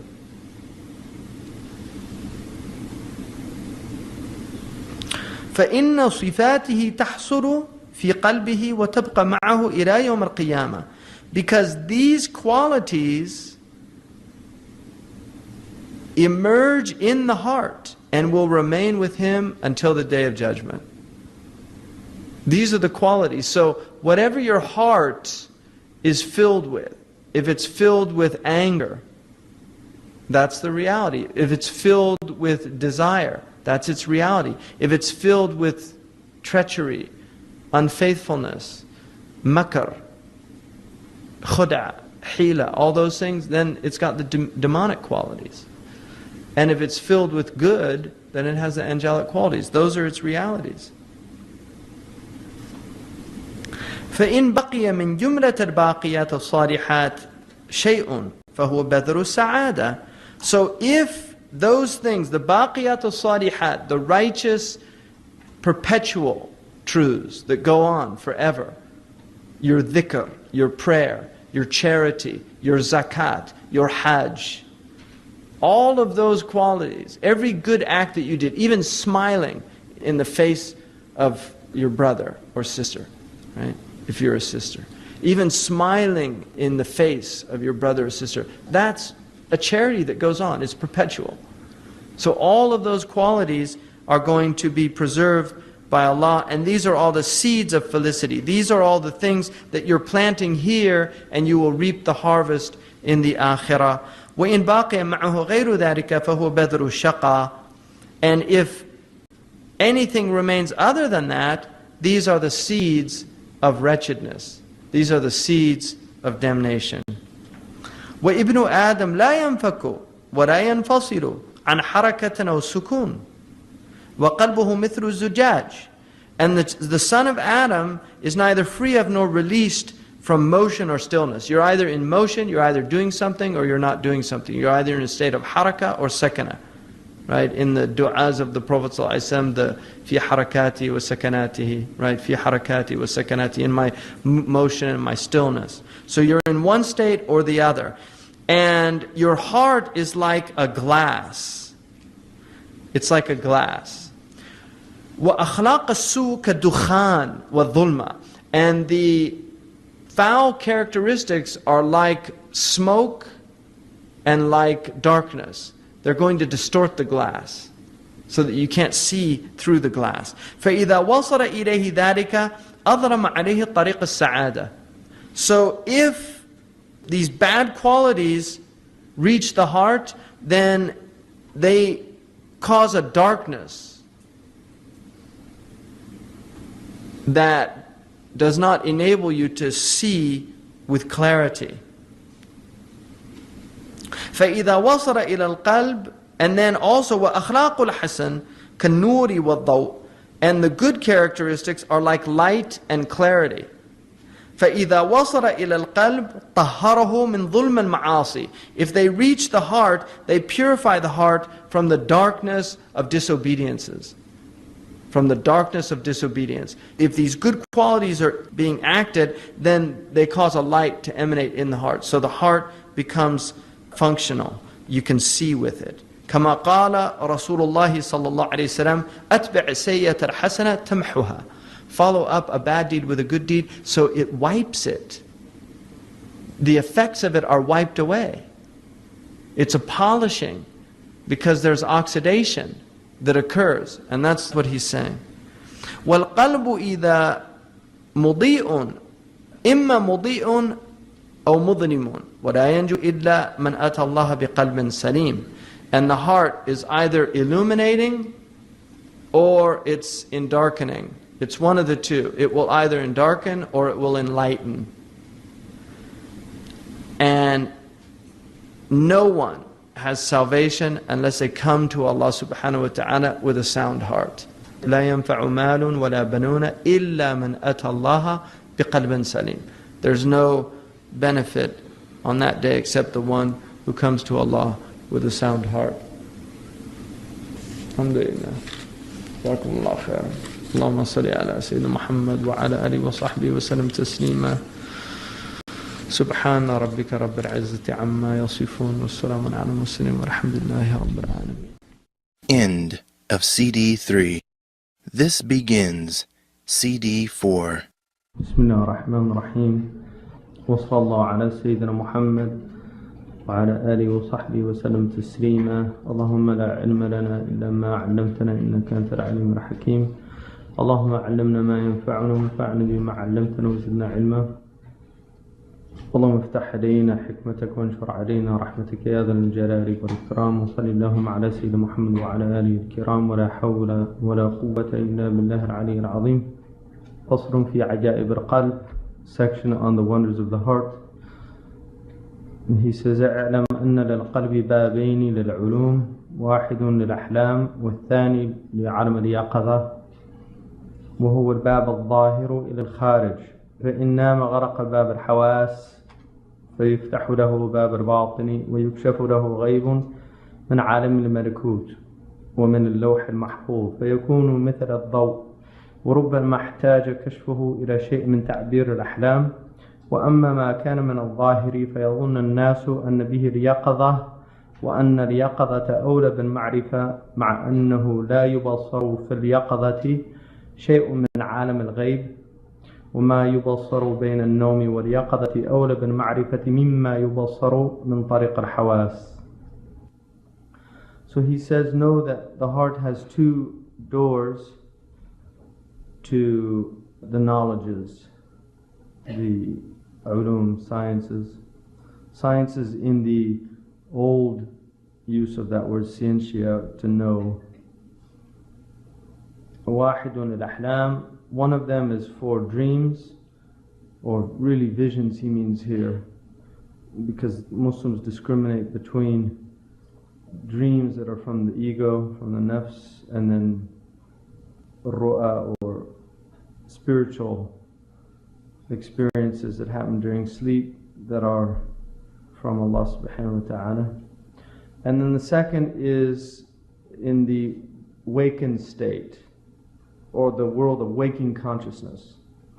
وهو الباب الظاهر إلى الخارج, so it's the external door to the outward world. فإن نام, غَلَقَ بَابَ الْحَوَاسِ. When he sleeps, he shuts the door of the senses. Because the experience that occurs in the sleep, it's not of this world. You're entering into the world of meanings. It's not, this world has meaning, but most people are overwhelmed by the sensory perception of the world, the sensoria, and so they don't delve into the meanings. They only see the outward form. يَعْلَمُونَ ظَاهِرًا مِنَ الْحَيَاةِ الدُّنْيَا. The Quran says they know the outward of this world. وَهُمْ عَنِ الْآخِرَةِ هُمْ غَافِلُونَ. But about the real world, they're in a state of heedlessness. So people experiencing the world experience it in a somnambulant state. They're sleepwalkers. The world is like dreams that they don't really know what it means. People have jumbled dreams. أَضْغَاثُ الْأَحْلَامِ, the Quran calls it in Surah Yusuf. When the king asks them what his vision is, they say, oh, this is just meaningless dreams. Because they don't know what it means, so they just deny it has meaning. And that's a very common strategy for dealing with what you don't know what something means. مَنْ جَهِلَ شَيْءٍ عَادَاهُ. When you're ignorant of something, you become its enemy because you don't know. So, that doesn't mean anything because you don't understand it. So that's one way of dealing with meaning, is to deny meaning because you don't understand it. So he's saying that when you sleep, you're shutting off the world of the senses, because the senses are the biggest veil that Allah has made for man. The senses veil you from reality. And people that are of the senses, they can't get beyond the senses, so they're trapped in the senses. Which is why in many traditions, the basic strategy was to flee from the senses. So if you look in Hinduism, in Buddhism, they go to great means to turn off the sensoria to try to get to meaning. In the Christian tradition, the same is true. The monks would literally completely detach from the world, go to monasteries, often in deserts, because a desert is a place that is very useful to shut off the sensoria, because there's so little to stimulate you in terms of the senses. If you look at Ibrahim alayhi salam, it's amazing that he put his family in Mecca, because it's a place, he describes it as وَادٍ غَيْرِ ذِي زَرْعٍ, that it's a valley without any foliage. So, and often the desert was a place where people went, hermits and monks and the desert fathers. They literally went into the deserts of Sinai and attempted to disconnect from the world. Islam rejected that. But if you look at the early period of the Prophet's spiritual life, what did he do? He went to a cave. And a cave is sensory deprivation. And when you go into a cave, you deprive yourself of the senses, because one of the things you deprive yourself of is light. And light is a major door to the senses, external light. One of the things that you do as a strategy to help your prayer, if you're muwaswis or if you're mushawwish, somebody who's easily distracted, then it's usually makruh to close your eyes during the prayer, but it's permitted if you're somebody who is easily distracted, because the eyes open up the door of the senses. And so this is what they would do, is disconnect, meditation, all these different things.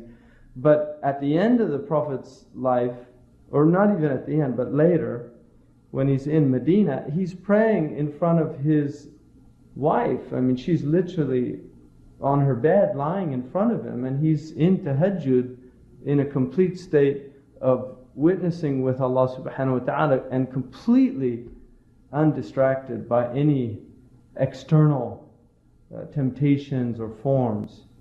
And even when he went on the Mi'raj, it said, مَا زَاغَ الْبَصَرُ وَمَا طَغَى. You could imagine if the unseen's being unveiled to you, because that's what was happening. The unseen, there is an inward sensory experience also. So there's a sensory experience of the unseen world. It's inward, it's not outward, but it's an experience. But his vision was not distracted by the unseen world because he was so focused on his Lord. Even in the midst of all these wonders that are being revealed before his eyes didn't divert and his heart never diverted because his heart was completely in tune with reality. And reality is unicity. Reality is absolute, unadulterated oneness. So there's no other in reality. There's no distractions in reality. Reality is pure. So what he's saying is when you sleep, you're being deprived of this door of the senses. And you're opened up to an internal door, a door of the inward, and there are elements of the unseen that are being opened up to you in the unseen world. And it's from the alam al-malakut. So this is a door to knowledge for the heart. And this is why the Prophet ﷺ said, true dreams are 1/46th of prophecy. 1/46th of prophecy. And true dreams are the access that the average human being has to prophecy. And that's why people will see dreams that come true. They will have meanings revealed to them in dreams. And these are related to prophecy. That's what that hadith means. So it's a door of perception, dreams. And it's an opening to the malakut, which is what in the gospel is called the kingdom of the heavens. And there are many, many references to this in the gospel. Isa alayhi salam talked about the kingdom of the heavens being revealed to his disciples. Min al-lawh al-mahfuz. So those things that are from the lawh al-mahfuz in the unseen world. فَيَكُونُ مِثْلَ الضَّوْء. It's like a light that is revealing things. وَرُبَّمَا احْتَاجَ كَشْفَهُ إِلَى شَيْءٍ مِنْ تَعْبِيرِ الْأَحْلَامِ. And perhaps his understanding of these things, the illumination of these things, is stipulated upon some knowledge of the interpretation of dreams. In other words, he won't be able to understand what they mean unless he has access to interpretation of the dreams. And not everybody has that knowledge. That knowledge is limited to certain people.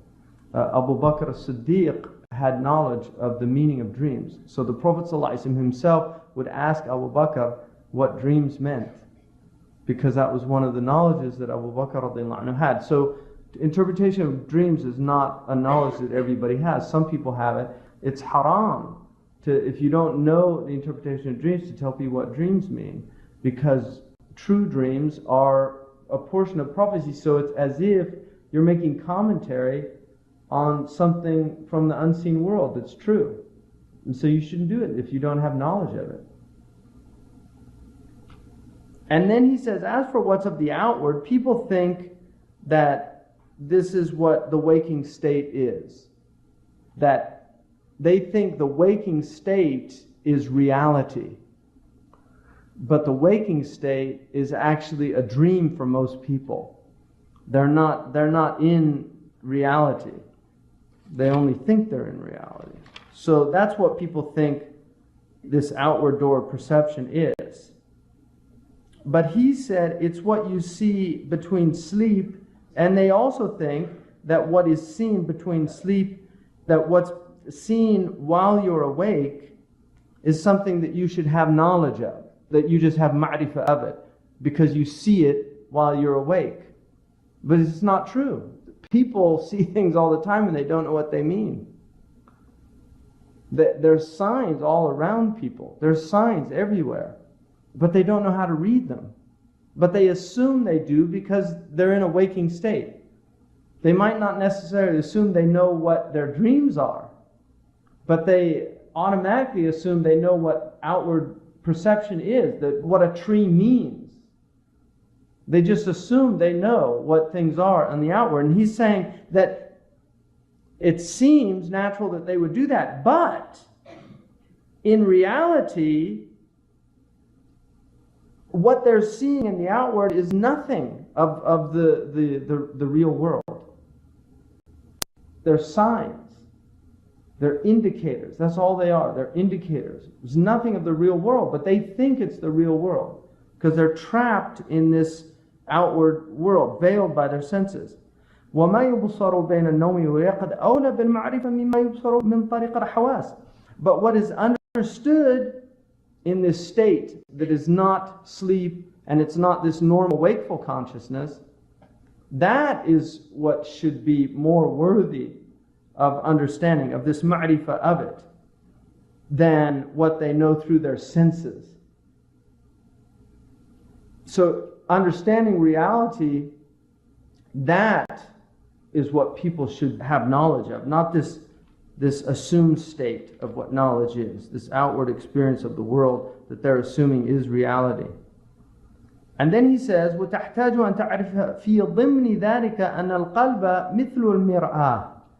What you should know in concerning this matter is that the heart is like a mirror.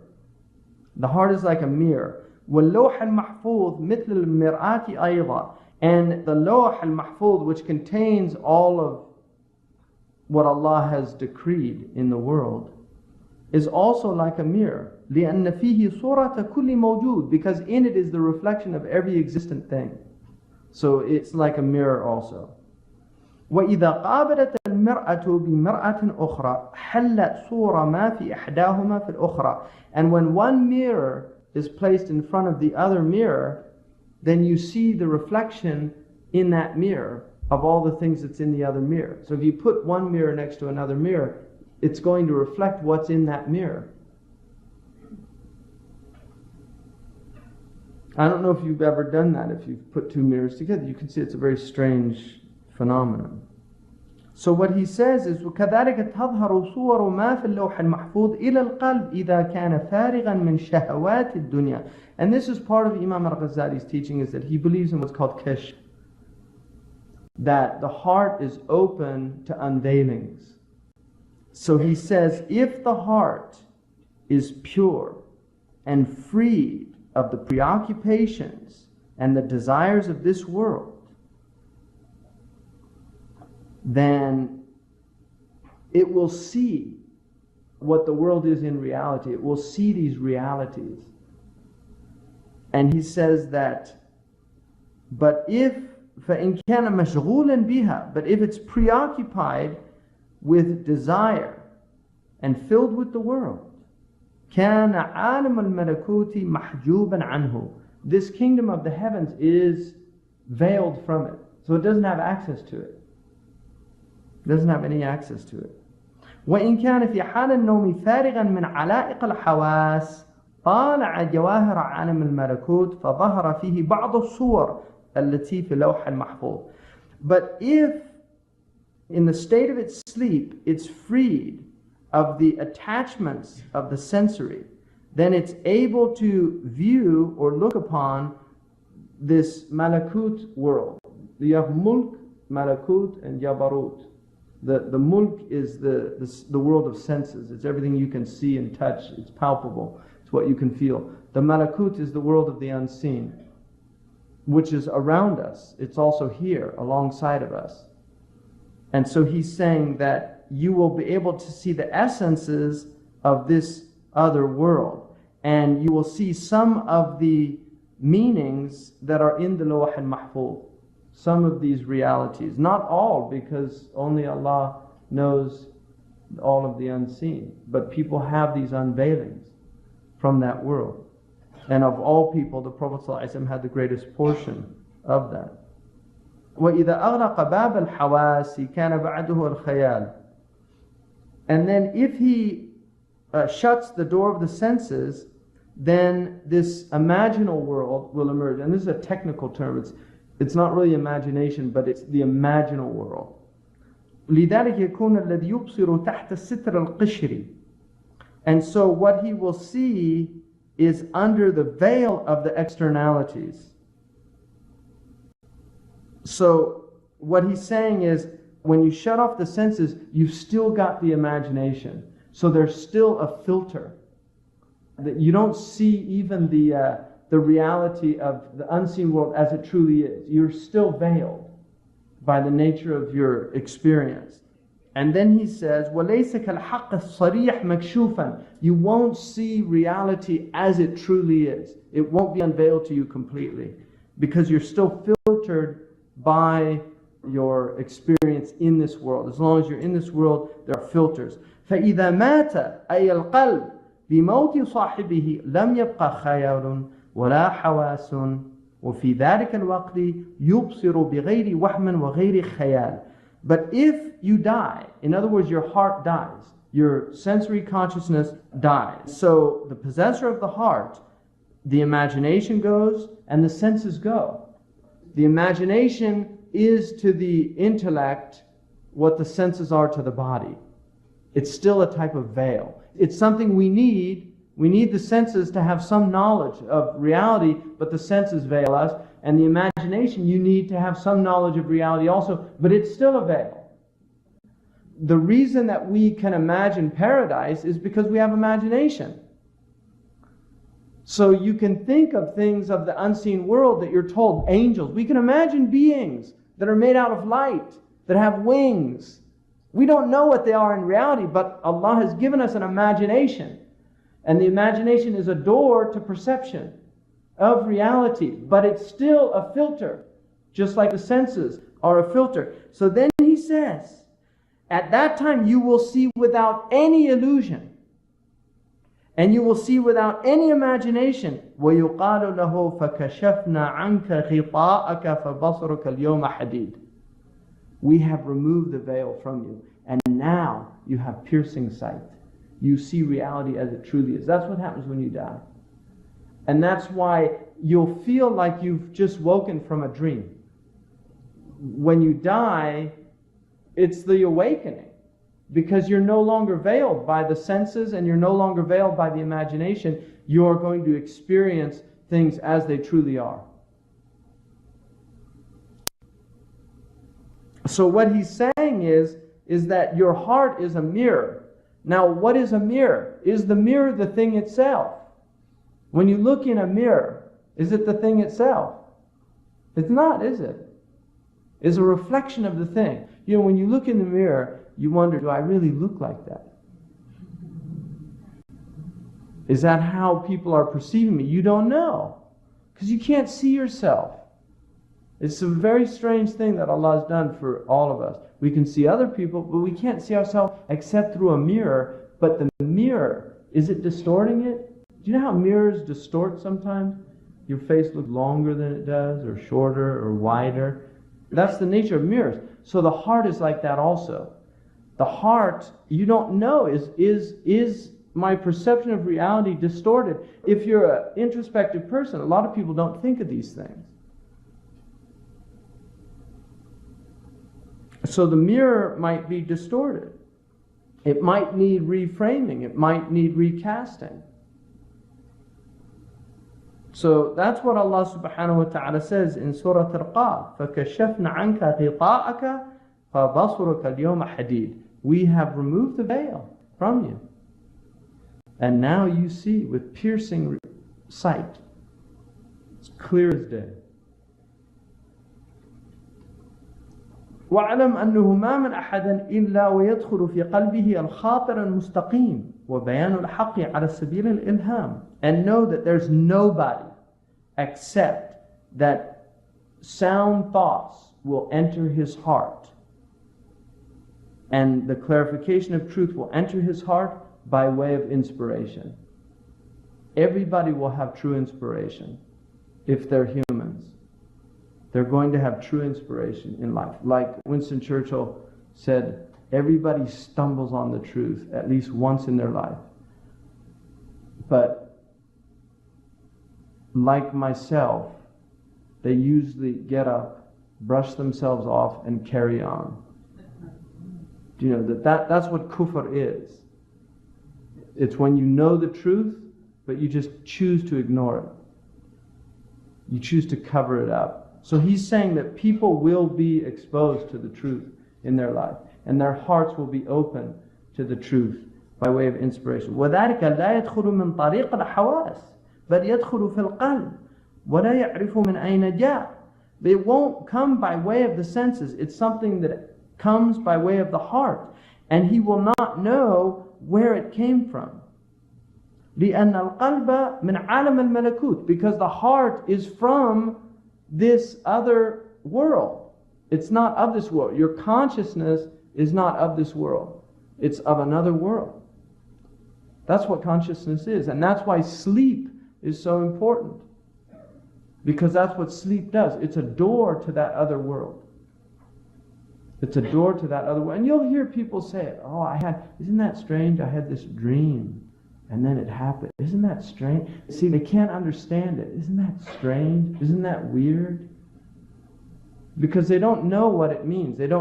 Most people are cut off from these realities. So when they experience them as strange, as wondrous. There's other people that's their normal state. It's not strange at all. It's just their normal state. Because they have much more access to reality than most people. وَالْحَوَاسُ مَخْلُوقَةٌ لِهَذَا الْعَالَمِ عَالَمُ الْمُلْكِ. The senses were created for this world. The world of the mulk, of the dominion, the outward dominion. فَلِذَلِكَ يَكُونُ حِجَابُهُ عَنْ مُطَالَعَةِ ذَلِكَ الْعَالَمِ إِذَا لَمْ يَكُنْ فَارِغًا مِنْ شُغْلِ الْحَوَاسِ. And for that reason, he is veiled from looking on to the other world if he's not emptied of the distractions of the senses. So if you're not emptied of these distractions, then you're veiled. You don't have access, which is the state of most people. We're preoccupied. And then he says, وَلَا تَظُنَّنَّ أَنَّ هَذِهِ الطَّاقَةَ تَنْفَتِحُ بِالنَّوْمِ وَالْمَوْتِ فَقَطْ. But don't think that this capacity is opened during sleep and death only. Don't think it's only these two means. But you have to die or you have to go to sleep to see reality. بل تنفتح باليقظة لمن أخلص الجهاد والرياضة وتخلص من يد الشهوة والغضب والأخلاق القبيحة والأعمال الرديئة. No, it opens during the wakeful state to those who are sincere in their jihad and in their riyada. And that's why Muli al-Arabi from Morocco, he said, whoever is sincere for 40 days, seeking God, his heart will be open. The basira is open. So if you have sincerity in your struggle and in your spiritual exercise, and you're freed of this desire and anger, I mean, these are the two great enemies of man, shahwa and ghadab, the concupiscent and the irascible soul. If you're not freed of their sovereignty, so that your quwwa an-natiqa is the one that has authority over them, and from foul character and from vile deeds, if you're not freed of these also. So not only do you have to be sincere in your struggle, but you actually have to be realized. And this is what, in this tradition, they say there's these stages. The first stage is what's called takhliya, which is the emptying out, and then you go to tahliya, and then the final stage is tajliya, which is where you have the unveilings. So the takhliya is emptying the self of desire and anger, and emptying the self of vile characteristics, and then the tahliya is embellishing the self, adorning the self with prophetic character, that you begin to follow the sunan. And not just the outward sunan. There's plenty of people that cut their mustache, or trim their nails, or wear their robe a certain way, or eat with 3 fingers, or go into the masjid with the right foot and come out with the left foot, and say the du'as when they do certain things, if they drink, if they eat, whatever they do, they follow those outward sunan, which are important, and they shouldn't be belittled in any way, shape, or form, because they're part of the prophetic character. They're the externals of the prophetic character. But who are the ones who take on the inward prophetic character? The akhlaq of the Prophet ﷺ, his forbearance, his patience, his mercy, his charity, his generosity, his kindness, his humility. That's the tahliya. يتحلى بأخلاق الأنبياء. that adorning the self with the qualities and characteristics of the prophets. And all of the character of the prophets are in the Prophet Muhammad ﷺ, because he's jami'un. He's al-jami' of the akhlaq al-anbiya. He has all of the characters and qualities of the prophets. So that's what he's saying, that if you do that, then these things will happen. فَإِذَا جَلَسَ فِي مَكَانٍ خَالٍ وَعَطَّرَ طَرِيقَ الْحَوَاسِ. So if he's sitting in an empty place, a place like the mihrab, that's where Maryam was, right? She was in the mihrab. What was she doing? What was the Prophet ﷺ doing in Ghar Hira? What was he doing in his tahajjud? What was he doing? He was in a place where he was freed of distractions. وَعَطَّرَ طَرِيقَ الْحَوَاسِ. And he basically cut off the inroads of the senses. وَفَتَحَ عَيْنَ الْبَاطِنِ. And opened up his inner eye. See, just as you have this eye and it's closed, you can close it like that and then you don't see anything. If you open it, suddenly you see things. You have an inner eye also. The inner eye for most people is not only closed, it's like a spiritual cataract. It doesn't have access. It's literally blinded by the veils of wrong action, by the veils of ignorance, by the veils of desire. All of these different things. That's what the state of the spiritual eye is. The spiritual eye is more sensitive than the physical eye. Look what happens when a little piece of dust gets in your eye, or a hair, like a hair follicle from your eyelash, if it gets in the eye. And look what displeasure and distraction you fall into. You can't even open your eye. And you can't see. The spiritual eye is more sensitive than the outward eye. And the spiritual eye, if you open it up, and look what we fill our sensory eyes with, that are all inroads to the spiritual eye. So the spiritual eye is blinded by the senses. And one of the most extraordinary aspects of the prophetic character is lowering the eyes. Even when the Prophet walked, he said one of the adabs of the road is ghadd al-basar. When you're on the road. Now what about all these forms that we take in? What about all the images?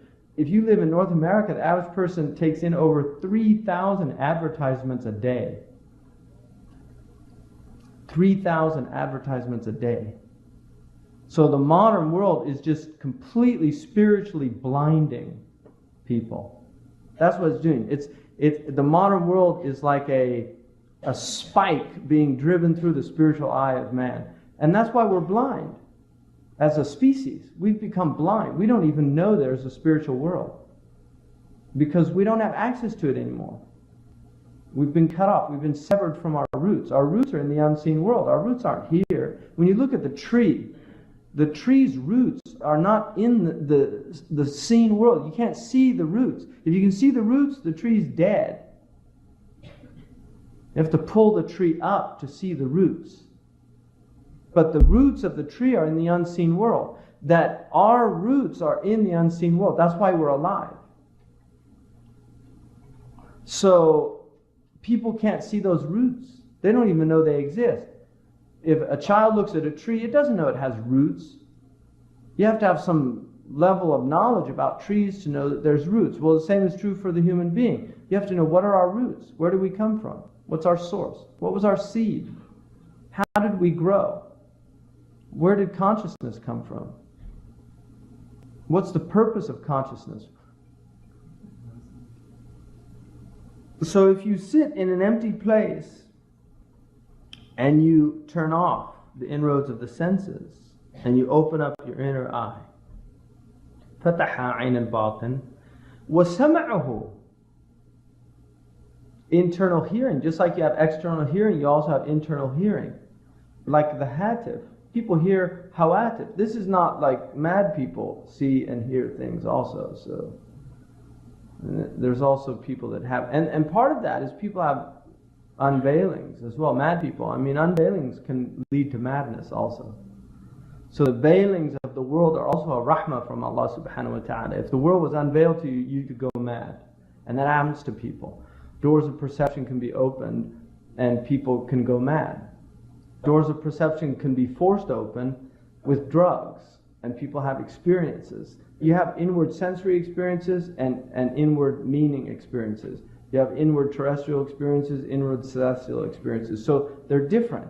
And there's a whole science of discerning what experiences are. And it's not just us. The Catholic Church has this science. The Buddhists have this science. The Hindus have this science. I mean, this is known in other traditions also. Not in the same way that it is in our tradition, but they do discern between different types of experiences. So the Catholic Church has a science of discernment. And they believe it's a gift of the Holy Spirit, that you're able to determine whether an experience is a genuine spiritual experience or whether it's an emotional experience that you think is a spiritual experience. You've got people in Pentecostal states speaking in tongues, feeling the Holy Spirit throughout their body. They have physical sensations. Don't deny their realities. Those people, if you meet people that have been born again, they have had very real experiences. They've had very real and powerful experiences. And that's why their faith is often very strong. But a lot of those experiences are not spiritual experiences. They're actually experiences, they're inward experiences that sometimes have physical aspects to them, but they're of the inward sensory, not the inward meaning. So they're not true experiences, but that's a knowledge to discern between these type things, and it's a sophisticated knowledge that people have. So people can be deluded. This is very easy, and that's why when you really get into serious practice, you need a guide in that. You can't do this on your own. I mean, Imam al-Ghazali did. He's very rare, and there are people that do it. But the Prophet ﷺ had Jibreel alayhi salam. So then he says, وَجَعَلَ الْقَلْبَ فِي مُنَاسَبَةَ عَلْمَ الْمَلَكُوتِ. And then his heart is entrained with this malakut. وَقَالَ دَائِمًا Allah, Allah, Allah بِقَلْبِهِ. So this is called muraqabah, which is where he's in a state of awareness of the divine presence. دون لسانه, he's not saying it with his tongue. إلى أن يصير لا خبر معه من نفسه, until the ego is completely effaced. So he doesn't experience himself. ولا من العالم, and he doesn't experience the world. ويبقى لا يرى شيئا إلا الله سبحانه وتعالى. إن فتحت تلك الطاقة. And this is what they call fana. And I'm just, this is from the book, so we're just looking at what he's saying in the book and what they say about this knowledge. So he says, then this capacity is open. وَأَبْصَرَ فِي الْيَقَظَةِ الَّذِي يُبْصِرُهُ فِي النَّوْمِ. And then he begins to see in his waking state the same as the true visions in his sleeping state. So his waking state becomes one in which his spiritual inner eye is open, and he begins to see the world as it truly is in reality. He's no longer veiled. So he is experiencing the divine presence. This is the state of the Prophet ﷺ without a doubt, and it's the state of his Sahaba. And it's the state of the Salihun. You know, if you're with the Shaykh like Shaykh Abdullah bin Bayya, I mean, I've traveled with him, I've seen him, that's the state he's in all the time. You know, he's looking out and you're seeing him look out, but he's not seeing what you're seeing. You know, and you sit with Marab al-Hajj for people that went there. I mean, you see it. I mean, you sit with him and he's in another state. They call it Shahid Ghaib. He's present, absent.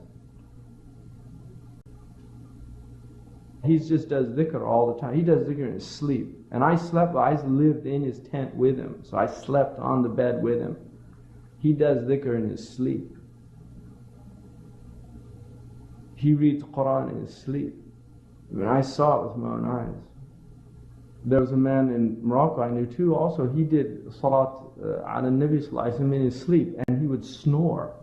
He was literally snoring and doing prayer on the Prophet Sallallahu Alaihi Wasallam. So I've seen it. People can, you know, لَيْسَ مَنْ رَأَكَ مَنْ سَمِعَ. It's like the people who see aren't like the people who are told about something. You see it.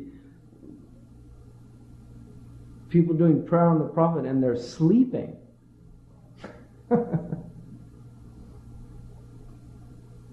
فَتَظْهَرُ لَهُ أَرْوَاحَ الْمَلَائِكَةِ, and then he sees the spirits of the angels, وَالْأَنْبِيَاء وَصُورَ الْحَسَنَةِ الْجَمِيلَةِ وَانْكَشَفَ لَهُ مَلَكُوتَ السَّمَوَاتِ وَالْأَرْضِ, the kingdom of the heavens and the earth. It's in the Gospels. I mean, it's talked about this a lot, the kingdom of the heavens and the earth. It's the same teaching. وَرَأَى مَا لَا يُمْكِنُ شَرْحُهُ وَلَا وَصْفُهُ, and he sees things that you can't elucidate and you can't articulate in a book. These are things that I can't write about. كما قال النبي صلى الله عليه وسلم زويت لي الأرض فرأيت مشارقها ومغاربها. The earth was folded up for me and I saw its various easts and wests. And what does that mean? Now we know that at every horizon there's a new east and a new west. As you're moving, there's always a new east and a new west. It's not just one east and one west. We know that it has multiple easts and wests based on where you are, right? So the Prophet ﷺ said, I saw all of the earth. It was shown to me, all of the different horizons of the earth. So he acknowledged that there were multiple horizons. It's an unseen experience. And also قال الله عز وجل وكذلك نري إبراهيم ملكوت السماوات والأرض. And like that we showed Ibrahim the kingdom of the heavens and the earth. It's in the Quran. We showed Ibrahim the kingdoms. Why? لِيَكُونَ مِنَ الْمُوقِنِينَ, so that he had certainty. So he had certainty. يقين. لأن علوم الأنبياء عليهم السلام كلها كانت من هذا الطريق. This is how the knowledges of the prophets come. They don't have book learning. Their knowledge is not of the books. They weren't taught by books. We learn by books. The prophets didn't have book learning. The Prophet ﷺ had learning just by having the hand placed on his back in the hadith. And he said, عَلِمْتُ كُلَّ شَيْءٍ. It's a sahih hadith. I knew everything just by having the hand placed on his back at the point of the seal of prophecy. And he said, عَلِمْتُ كُلَّ شَيْءٍ. I knew everything. So those are the doors of perception that the Prophet said. لَا مِنْ طَرِيقِ الْحَوَاسِ. It's not the senses. We learn through the senses. We touch, we dissect, we feel, we take apart, we open up the heart, we look in, the heart has 4 chambers. There's people that know the heart has 4 chambers and they don't have to look inside the heart because it's unveiled to them. But this is how we learn. We learn by taking things apart. There's people that don't learn to do that. They look at something, they know what it is because it's unveiled for them. كما قال سبحانه وتعالى واذكر اسم ربك وتبتل إليه تبتيلا. Allah says تبتل إليه تبتيلا. What does تبتل mean? انقطاع. It means to detach, disconnect. تبتل إليه, cut off in order to go to Him. In order to be open to your Lord, you need to detach from other than your Lord. معناه الانقطاع عن كل شيء وتطهير القلب من كل شيء. It means to disconnect from everything, to purify the heart from everything. والابتهال إليه سبحانه وتعالى بالكلية, and to beseech Him with your entire being. It's to beseech Him with your entire being. People make dua, right? People make dua, but maybe they're thinking about other things, or they're just not really there even. There's people when they pray, they're not present at all. The Sahaba, according to the hadith, the man was shot with the arrow, they waited till he prayed to pull it out because he didn't feel it. We have that in the books. Because he was in prayer and he was completely oblivious to pain. Those are real experiences that people have. وَهُوَ طَرِيقَ الصُّوفِيَّةِ فِي هَذَا الزَّمَانِ. This is the path of the people of Tasawwuf. And Imam al-Ghazali if you read his Munqidh min al-Dalal, he said there were basically 4 types of knowledge. There was scientific knowledge, and there was the philosophical knowledge, people that used theories. It's not scientific in that way, but they come up with theories about the world. They could be right, they could be wrong. It's what we call opinion, but not opinion in the modern sense of the word. Opinion is a type of knowledge. Opinion is conclusions that are arrived at after much thought. And it could be right or wrong. So it's not like knowledge in that way, but it is a type of knowledge. It's not just uneducated. People say, well, we call it educated opinion. But it used to be that's what opinion meant. And then there's revelation, which is from the prophets. And then there's kashf, which he said was the knowledge of the people of Tasawwuf. And he also felt that the people of Tasawwuf, he said that he felt that their path was the soundest path because it led to a type of faith that was rooted in experience. It wasn't rooted in believing in what you were told. It was actually that you experienced the truths of these things. And he felt that that was truly following the Prophet ﷺ, because you weren't just following him in his words and deeds, but you were actually following him in his states. In the same way you can't follow him in his words and deeds as he was indeed. And the same is true as in his states.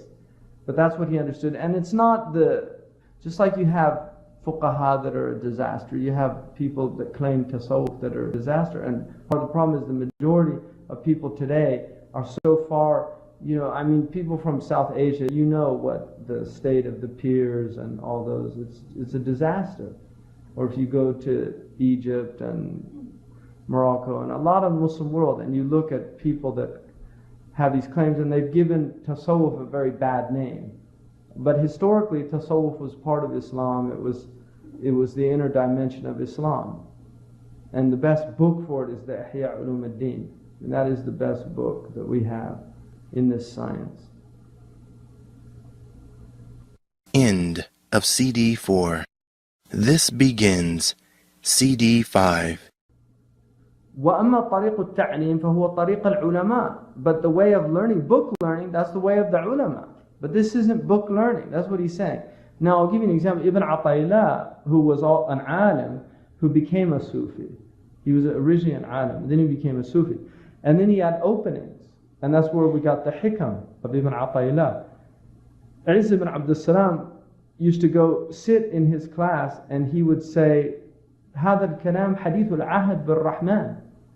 These words are coming directly in close proximity to the merciful. In other words, he was saying it's not book learning. He didn't get this knowledge from books.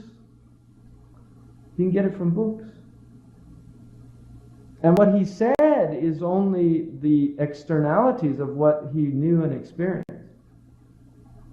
وهذه الدرجة الكبيرة مختصرة من طريق النبوة.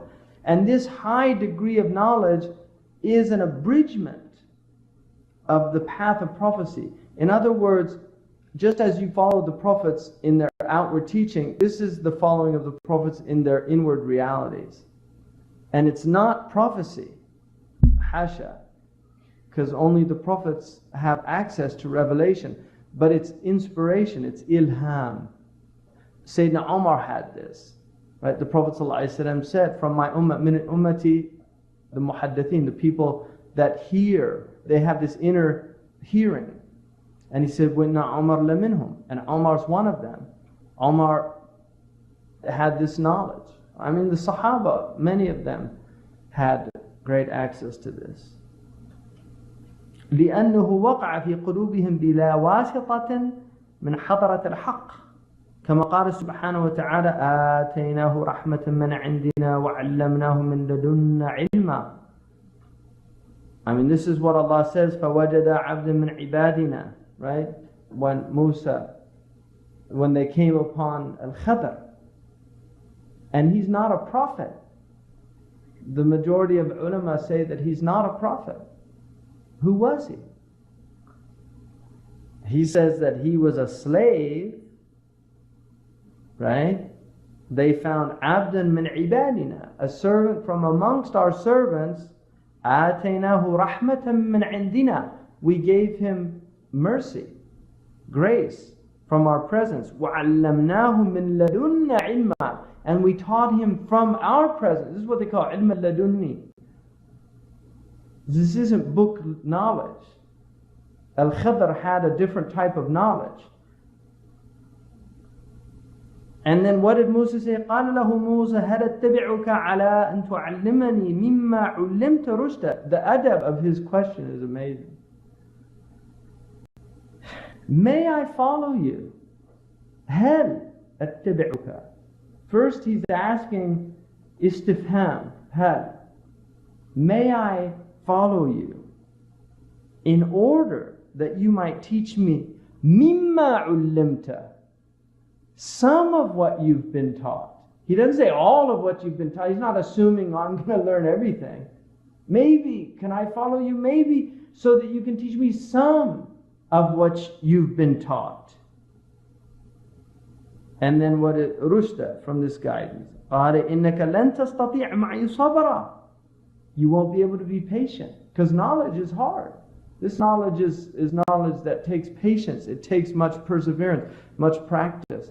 He said, وَكَيْفَ تَصْبِرُ عَلَى مَا لَمْ تُحِطْ بِهِ خُبْرًا. And how can you be patient about what you don't encompass? In other words, because you don't understand this, how are you going to be patient to learn it? قال ستجدوني إن شاء الله صابرا ولا أعصي لك أمرا. You will find me, insha'Allah, patient, and I won't disobey you. And that's a relationship between the student and the teacher. You have to be patient, and then if the teacher's a true teacher and he tells you to do things, you have to do what they say for your own benefit.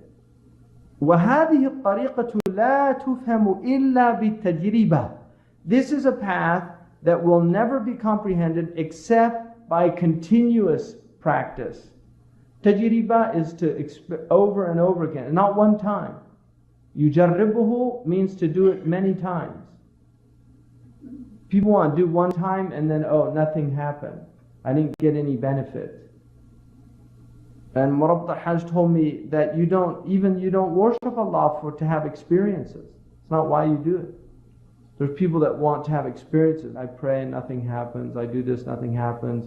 I get up at night, nothing happens. He said, if that's what you're trying to do, then that's what you're doing the thing for. Whereas you should be doing it just solely for the sake of Allah subhanahu wa ta'ala. And he said, if Allah gives you gifts out of that, alhamdulillah. If He doesn't, alhamdulillah, it doesn't matter. Because you're a servant of Allah subhanahu wa ta'ala. وَإِن لَمْ تَحْصُلْ بِالذَّوْقِ لَمْ تَحْصُلْ بِالتَّعْلِيمِ. And what can't be acquired by taste won't be acquired by study. Really, theoretically they believe that the ability to recreate you from your genetic material is on the horizon. They believe that they're going to be able to do it, and they don't believe Allah can do it.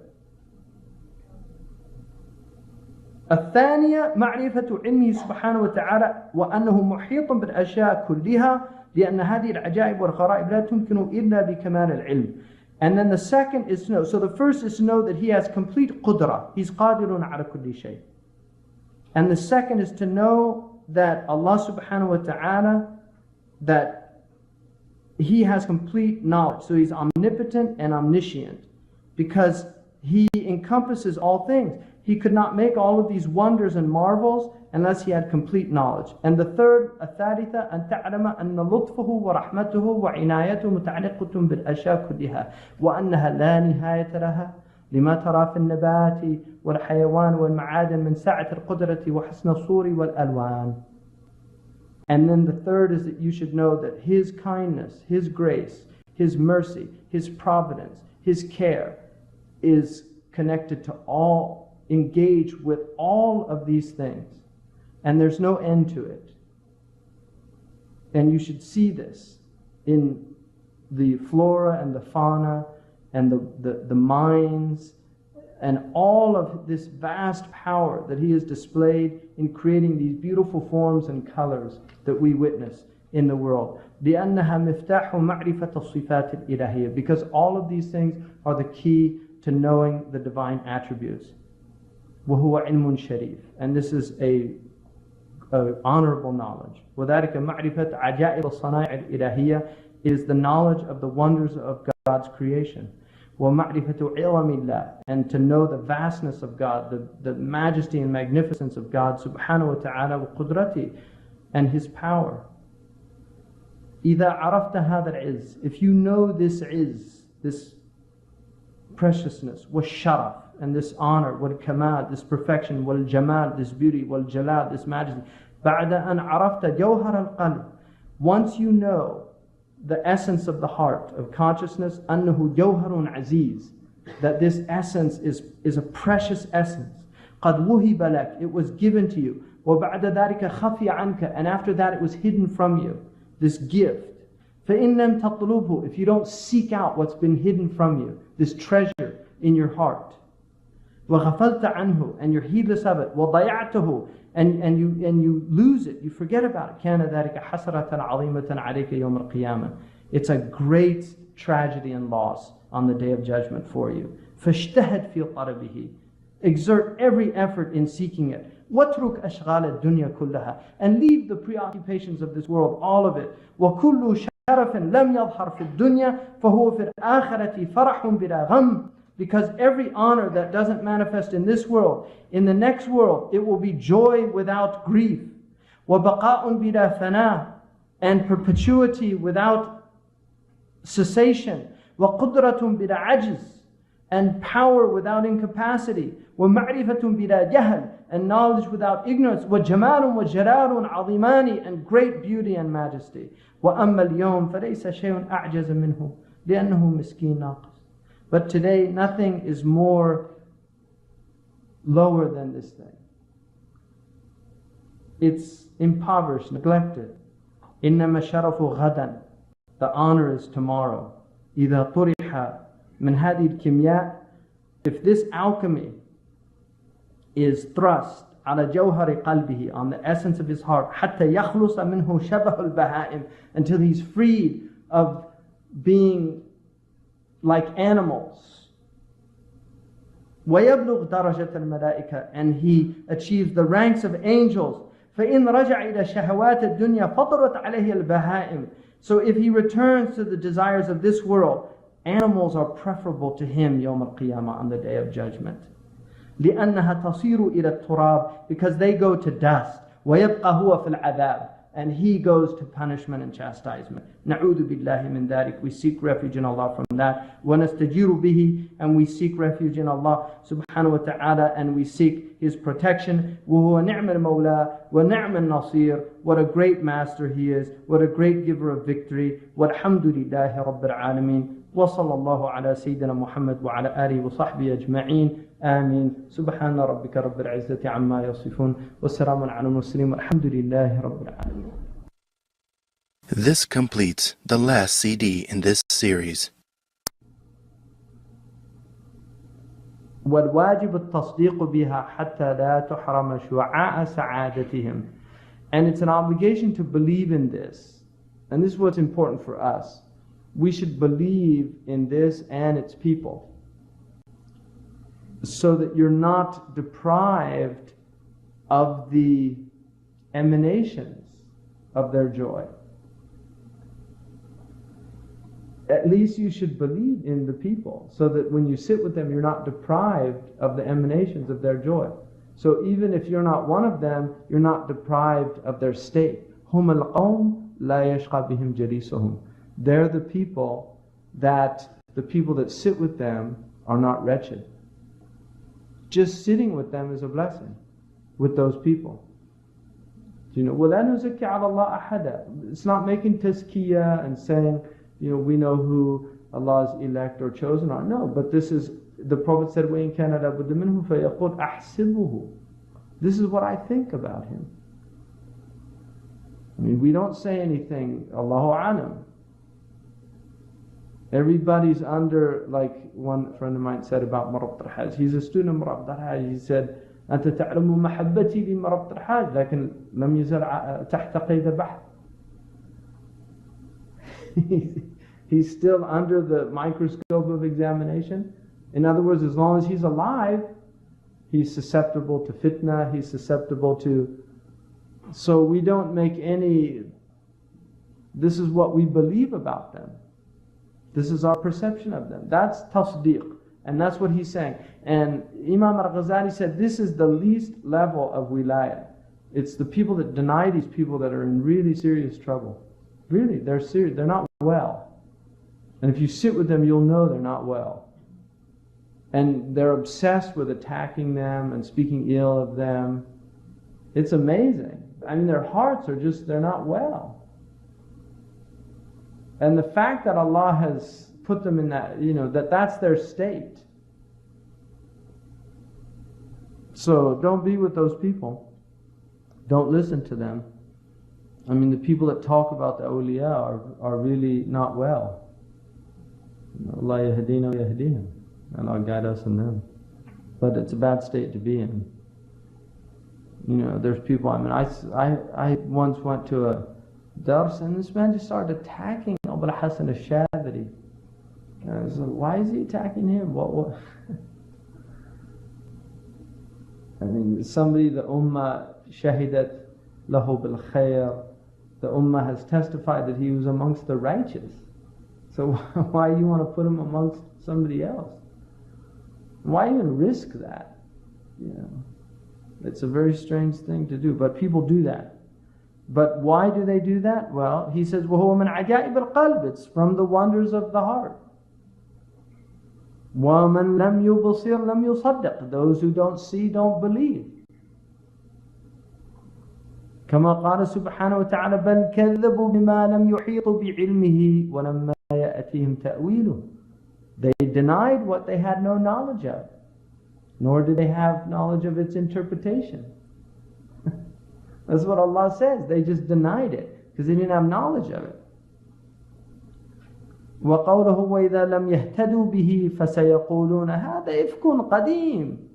If they don't have any knowledge, if they haven't reached guidance of this matter, they just say, oh, these are just old lies. These are just lies. They've been repeated before. And what he's saying is this knowledge is a knowledge of tajriba. The beauty of that statement is what makes something a science is what Sir Karl Popper called its falsifiability. Something is scientific if it's replicable. If you can falsify it, in other words, if you can't replicate it, you can prove that it's not replicable. So for instance, if you freeze water, like I learned water freezes at 32 degrees Fahrenheit, right? Or 0 Celsius if you're from England. That's what you learn in school. Did you ever actually test that? No, you just assume that it must be true because they're telling you in school and it's in the books. That's taqleed. That's called taqleed. You just believe the authority because he's an authority, and who am I to question an authority? Right? I'm just a humble, insignificant bloke. He's a big professor.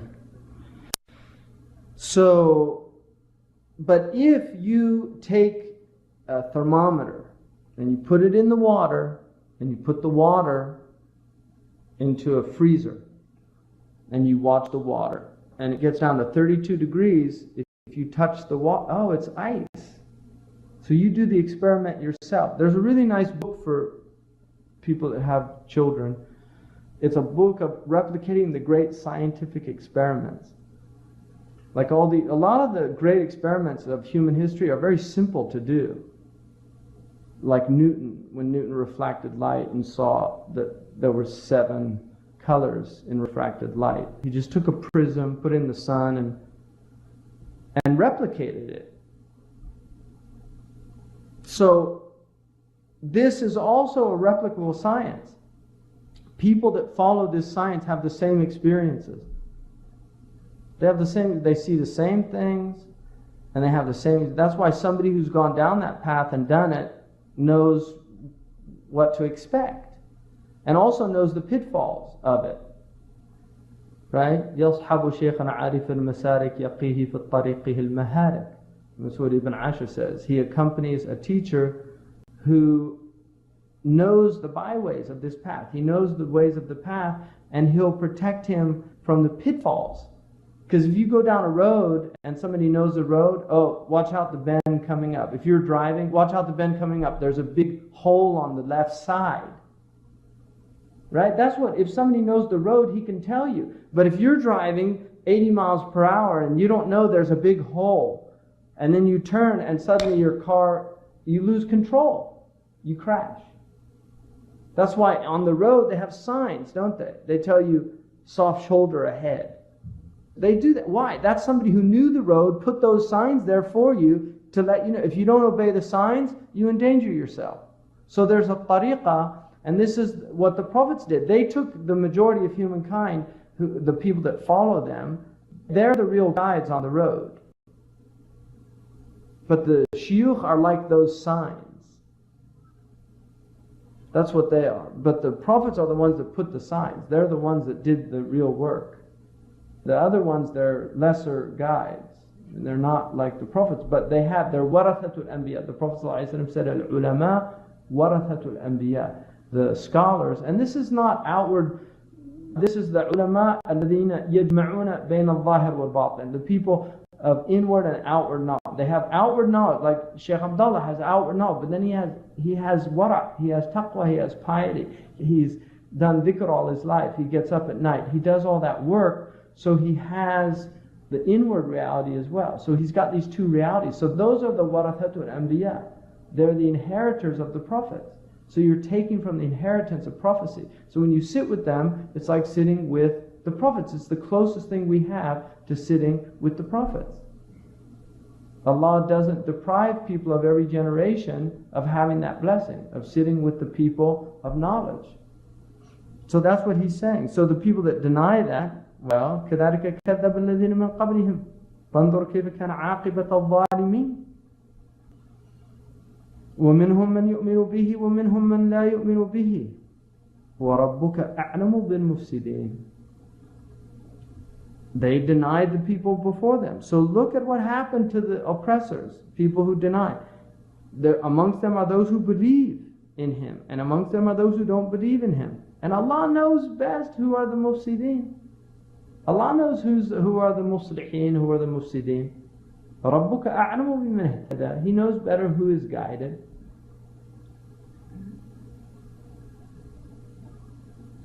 وَإِنْ كَذَّبُوكَ فَقُلْ لِي عَمَلِي وَلَكُمْ عَمَلُكُمْ أَنْتُمْ بَرِيئُونَ مِمَّا أَعْمَلُ وَأَنَا بَرِيءٌ مِمَّا تَعْمَلُونَ. And if they deny you, say, I have my actions. You have your actions. I have my actions. You have your actions. I'm free from what you do. You're free from what I do. And I'm free from what you do. I'm not responsible for what you do. You're not responsible for what I do. قال الذين كفروا للذين آمنوا لو كان خيرا ما سبقونا إليه. So those who disbelieve, they say to those who believe, if this really was good, they wouldn't have got it before us. This hasad. So there's some people, it's just hasad. من طلب وجد. ولا تحسب أن هذا خاص بالأنبياء والأولياء لأن جوهر ابن آدم في أصل الخلقة موضوع لهذا كالحديد لأن يعمل منه مرآة ينظر فيها صورة العالم. Don't think this is limited to the Prophet. That's what he's saying. This is the whole point of this book. Do not think that this is limited to the prophets and the awliya. Because the jawhar of the son of Adam, of the children of Adam, in the origin of its creation, was made for this. We were created to know Allah. This is what we were created for. We were created for ma'rifah. ما خلقت الجن والإنس إلا ليعبدون. What does Ibn Abbas say in the tafsir? إلا ليعرفون. That's what he said it means. To know Allah. فَاعْلَمْ أَنَّهُ لَا إِلَهَ إِلَّا اللَّهِ. Know that there's no God but Allah. Fa'lam. It's ilm. But it's not book knowledge. A Christian, a Jew, a Hindu, anybody can learn Tawheed. They can study a book and they can teach it. You could have a professor of Aqidah here from Cambridge, and he can teach you our creed better than a lot of Muslims. Wallahi. They have Orientalists that know the creed, the book knowledge of the creed better than a lot of Muslims do. Even some of the ulama, they have deeper knowledge. That's not what he's talking about. Like iron, the iron was created to make mirror out of it so that you can see the forms of the world in it. إِلَّا الَّذِي صَدَأَ, unless it oxidizes, فَيَحْتَاجُ إِلَى إِجْلَاءٍ, deoxidizing it, removing that rust. أَوْ جَدُبَ فَيَحْتَاجُ إِلَى صَقْلٍ, or it becomes dried and it needs to be polished. أَوْ سَبْكٍ لِأَنَّهُ قَدْ تَلِفْ, or it needs to be reframed because it was broken. So you have to recast it. وكذلك كل قلب إذا غلب عليه الشهوات والمعاصي لم يبلغ هذه الدرجة. And just like that, every heart, if it's overwhelmed by desire and by disobedience, it can't reach this degree. It can't reach this level.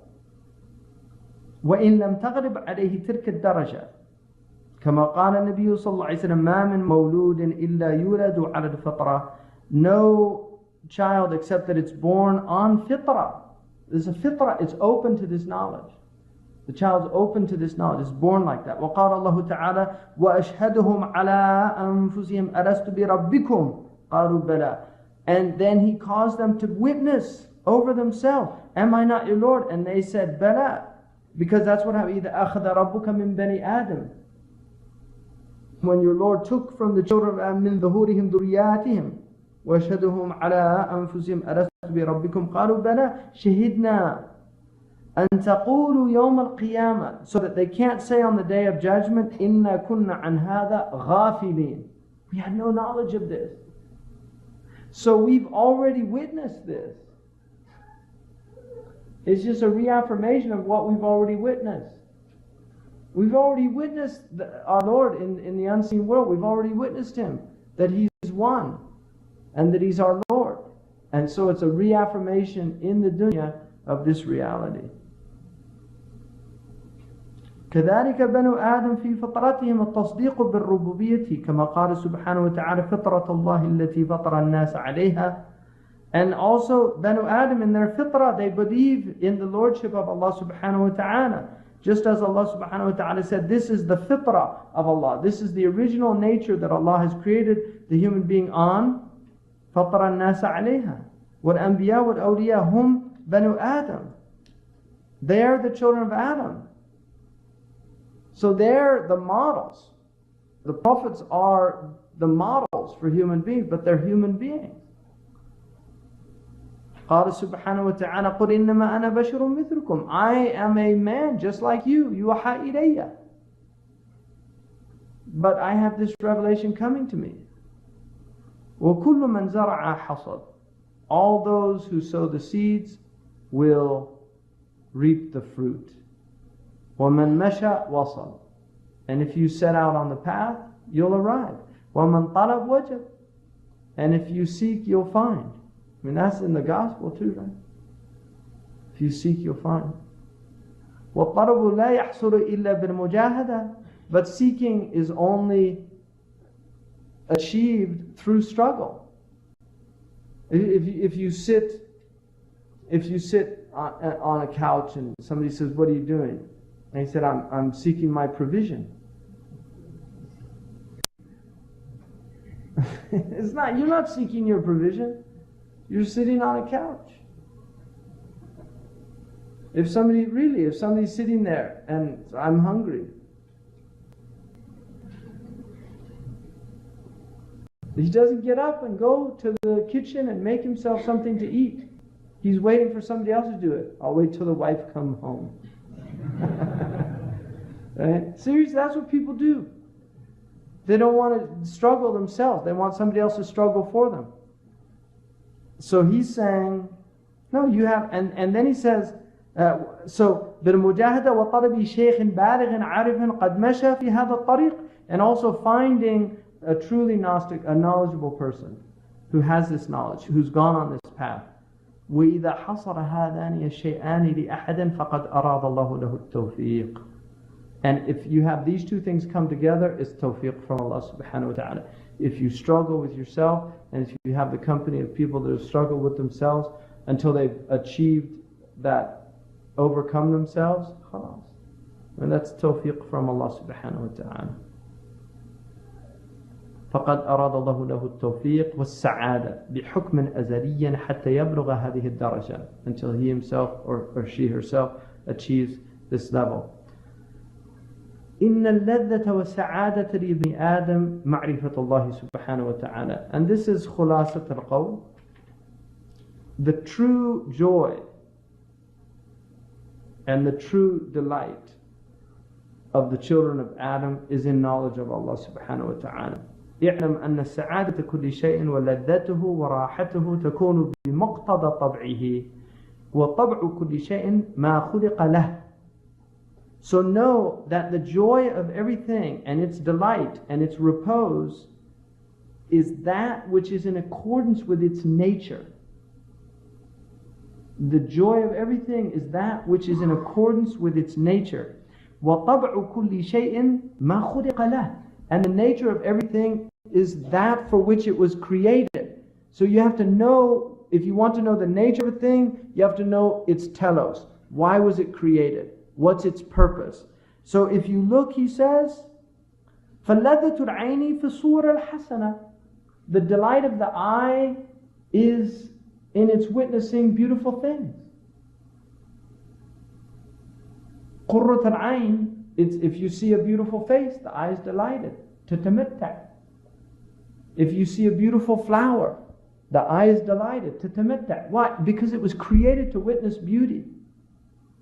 That's what it was created to do. So its joy is in fulfilling the purpose of its creation. That's where its real joy is. The eye, that's why the eye doesn't, if it sees something ugly, there's no joy in it. Why? Because it wasn't created for that. It was created to witness beauty. That's its purpose. And that's why Isa alayhi salam, when they all looked at the dead carcass of the dog, they said, مَا أَنْسَنَهُ, the dog.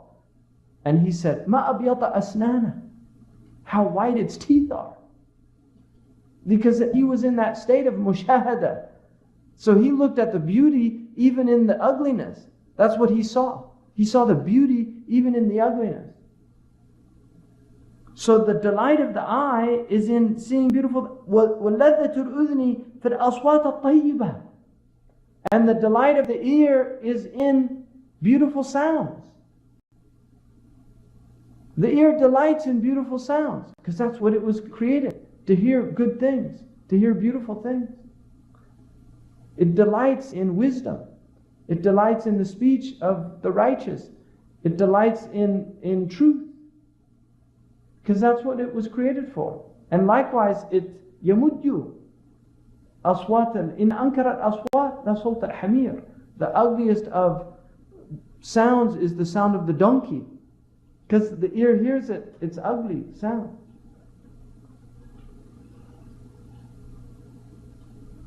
وكذلك سائر الجوارح بهذه الصفة. And the rest of the limbs, the tongue, is created to taste good things.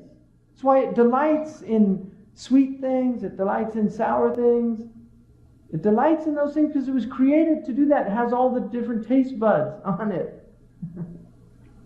People like salty things. They say, lassie, sweet or salty.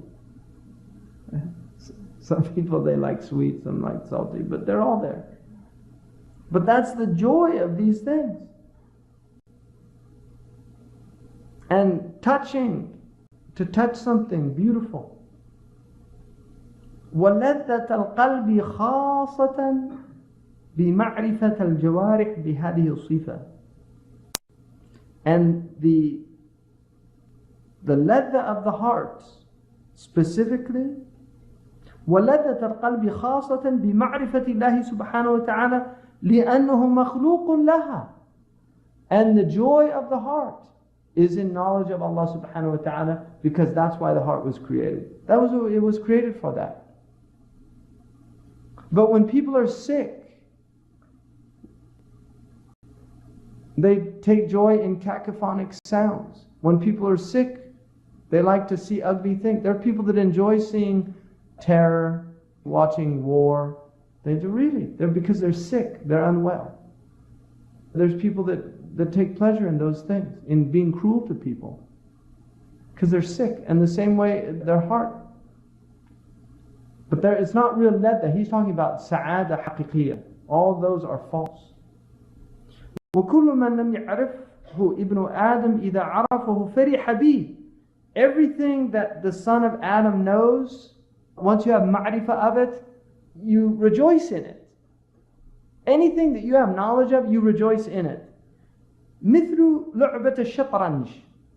Even the game of chess. إذا عرفها فرح بها. If you know how to play chess, you get excited.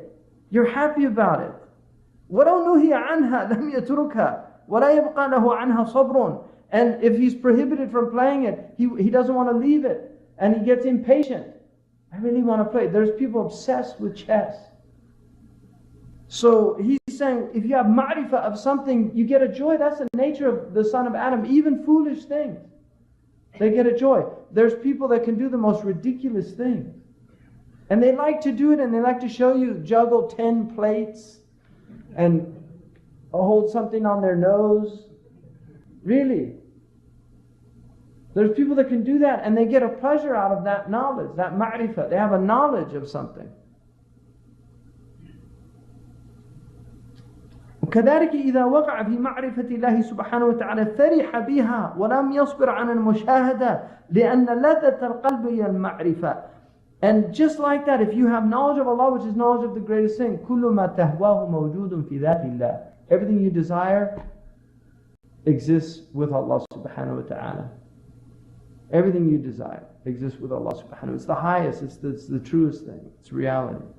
And so, for that reason, he'll be impatient without this witnessing, without this knowledge. Because the joy of the heart is in knowledge. وَكُلَّمَا كَانَتَ الْمَعْرِفَةُ أَكْبَرُ كَانَتَ اللَّذَّةُ أَكْبَرَ. Every time the knowledge is greater, the joy is greater. The greater knowledge you have, the greater joy you have. وَلِذَلِكَ فَإِنَّ الْإِنسَانَ إِذَا عَرَفَ الْوَزِيرَ فَرِحْ. And like that, if somebody knows the minister, he's so happy. I know the minister. There's people, even Muslims, they want to have their picture taken with the president. You know, you go fill the gas tank up and the attendant comes. You don't say, oh, can I have my picture with you? And be next to the gas attendant. Why don't you do that? Because anybody can know the gas attendant, but not everybody can know. And then they say, oh, see, they take the picture and look, see, and they put it in their office. They have a picture. That's me with, right? I'm ashamed of it. But that's what they do. They put in their office, and people come in, and oh yes, I met the president. And why? Well, because he's happy. وَلَوْ عَرَفَ الْمَلِكَ لَكَانَ أَعْظَمَ فَرْحًا. So if he knows the king, oh, he's just flying out of his skin. If he knows the minister, it's a big thing. But if he knows the king, then it's like the minister. This is the way people are. Wallahi, it's amazing. It's pathetic. وَلَيْسَ مَوْجُودٌ أَشْرَفَ مِنِ اللَّهِ سُبْحَانَهُ وَتَعَالَى. Nothing in existence is more honorable than Allah subhanahu wa ta'ala. There's no greater sharaf. لِأَنَّ شَرَفَ كُلِّ مَوْجُودٍ بِهِ وَمِنْهُ. Because the honor of everything is because of Him. The honor is because of Him and from Him. وَكُلُّ عَجَائِبِ الْعَالَمِ آثَارُ صُنْعَتِهِ. Every wondrous thing in this world that you wonder at and are amazed at, they're just traces of His power, of His creative power. Everything that amazes you in the world is just a trace of Allah subhanahu wa ta'ala's creative power. فَلَا مَعْرِفَةَ أَعَزْ مِنْ مَعْرِفَتِي. There's no knowledge greater, more precious, more inestimable than His knowledge. وَلَا لَذَّةَ أَعْظَمُ مِنْ لَذَّةِ مَعْرِفَتِي. And there's no joy more vast than the joy of His knowledge. وَلَيْسَ مَنْظَرٌ أَحْسَنَ مِنْ مَنْظَرِ حَضَرَتِهِ. And there's no presence like the presence of the divine. This is the mala. وَكُلُّ لَذَّاتِ شَهَوَاتِ الدُّنْيَا مُتَعَلِّقَةٌ بِالنَّفْسِ. All the joys of the desires of this world are connected with the nafs. They're all related to the ego. All of them. Everything that you have is related to the nafs. وَهِيَ تَبْطُرُ بِالْمَوْتِ. And it all comes to an end with death. All the pleasures of this world, they end with death. It doesn't matter what you can think of. And before you die. I mean, there's people that they lose their appetite. They don't even want to eat. They get to a certain age, food doesn't even taste good anymore. All the laddat of dunya, they go. They're called al-atyaban. And they say that's part of the end of life. The genitals and the stomach, the joys of those two, they go. So he says, وَاللَّذَةُ مَعْرِفَةُ الرُّبُوبِيَّةِ مُتَعَلِّقَةٌ بِالْقَلْبِ. But the joy of knowledge of lordship is connected to the heart, to human consciousness. فَلَا تَبْطُرُ بِالْمَوْتِ. It doesn't end with death. So all the joys end with death, but the joy of knowledge of Allah doesn't end with death, because all the joys in this world are connected to the senses. And the heart is not of the senses. Consciousness is not of the senses. بَلْ تَكُونُ لَذَّتُهُ أَكْثَرُ. The joy is even greater when you die, because the ma'rifah expands and becomes pure and more knowledgeable. وَضَوْءُهُ أَكْبَرُ. Its lights are greater. لِأَنَّهُ خَرَجَ مِنَ الظُّلْمَةِ إِلَى النُّورِ. Because he leaves darkness and enters into light. He leaves the darkness of this world and enters into the light of the next world. وَاعْلَمْ أَنَّ النَّفْسَ إِبْنِ آدَمْ مُخْتَصَرَةٌ مِنَ الْعَالَمِ. Know that the soul of the children of Adam is an abridgment of this world. It's mukhtasara. That's what Imam Ali in his diwan said, تَحْسِبُ أَنَّكَ جِرْمٌ صَغِيرٌ وَفِيكَ انْطَوَلَ الْعَالَمَ الْأَكْبَرُ. You think that you're some insignificant mass, no real significance to you, and in you the entire cosmos exists. And one of the extraordinary things about the human being, and this is something that a Nobel Prize winner discovered, was that if you measure the greatest things in the world and you measure the smallest things in the world, their sizes, the biggest and the smallest thing, and then you add them together and divide by 2, it's approximately the human being. So we are the barzakh between the physical world, the subatomic world, and the macrocosm, the microcosm. We literally are the barzakh between these two things. This is where Allah has put us.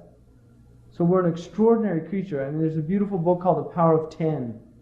If anybody's ever seen that, it just keeps taking things by power of 10, going out into outer space, and then it goes into the skin. So it starts with a human being sitting, and then they move out and then move in, and show you that in us are vast worlds, as vast as what's out of us. Inside of our bodies, there is a vastness that is not less significant than the vastness of the cosmos. And that's who we are. And that's why human beings have been degraded. They've been made to believe that they're insignificant, that they're meaningless, that they're pointless, that they're there for the lowest of their nature, the shahawat. That's all they're there for, is to eat and drink and copulate and dance and laugh and be entertained until they die.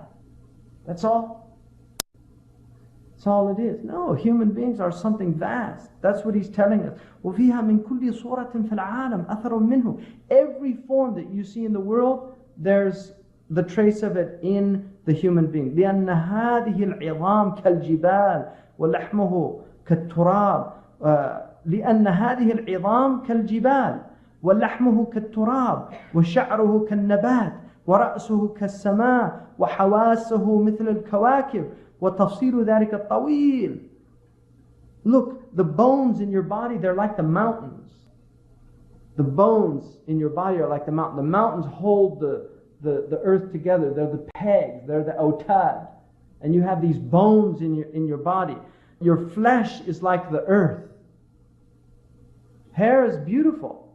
It adorns the person just like the foliage adorns the earth. Your blood is like the rivers.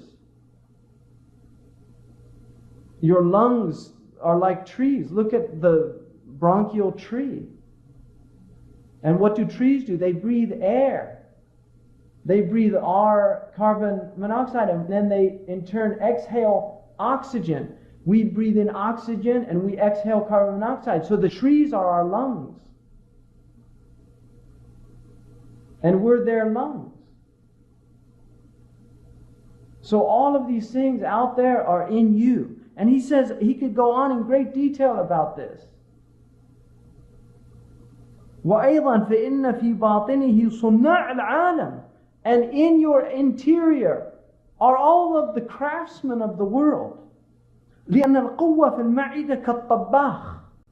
The power in your digestion is like the cook. There's a cook that's mixing.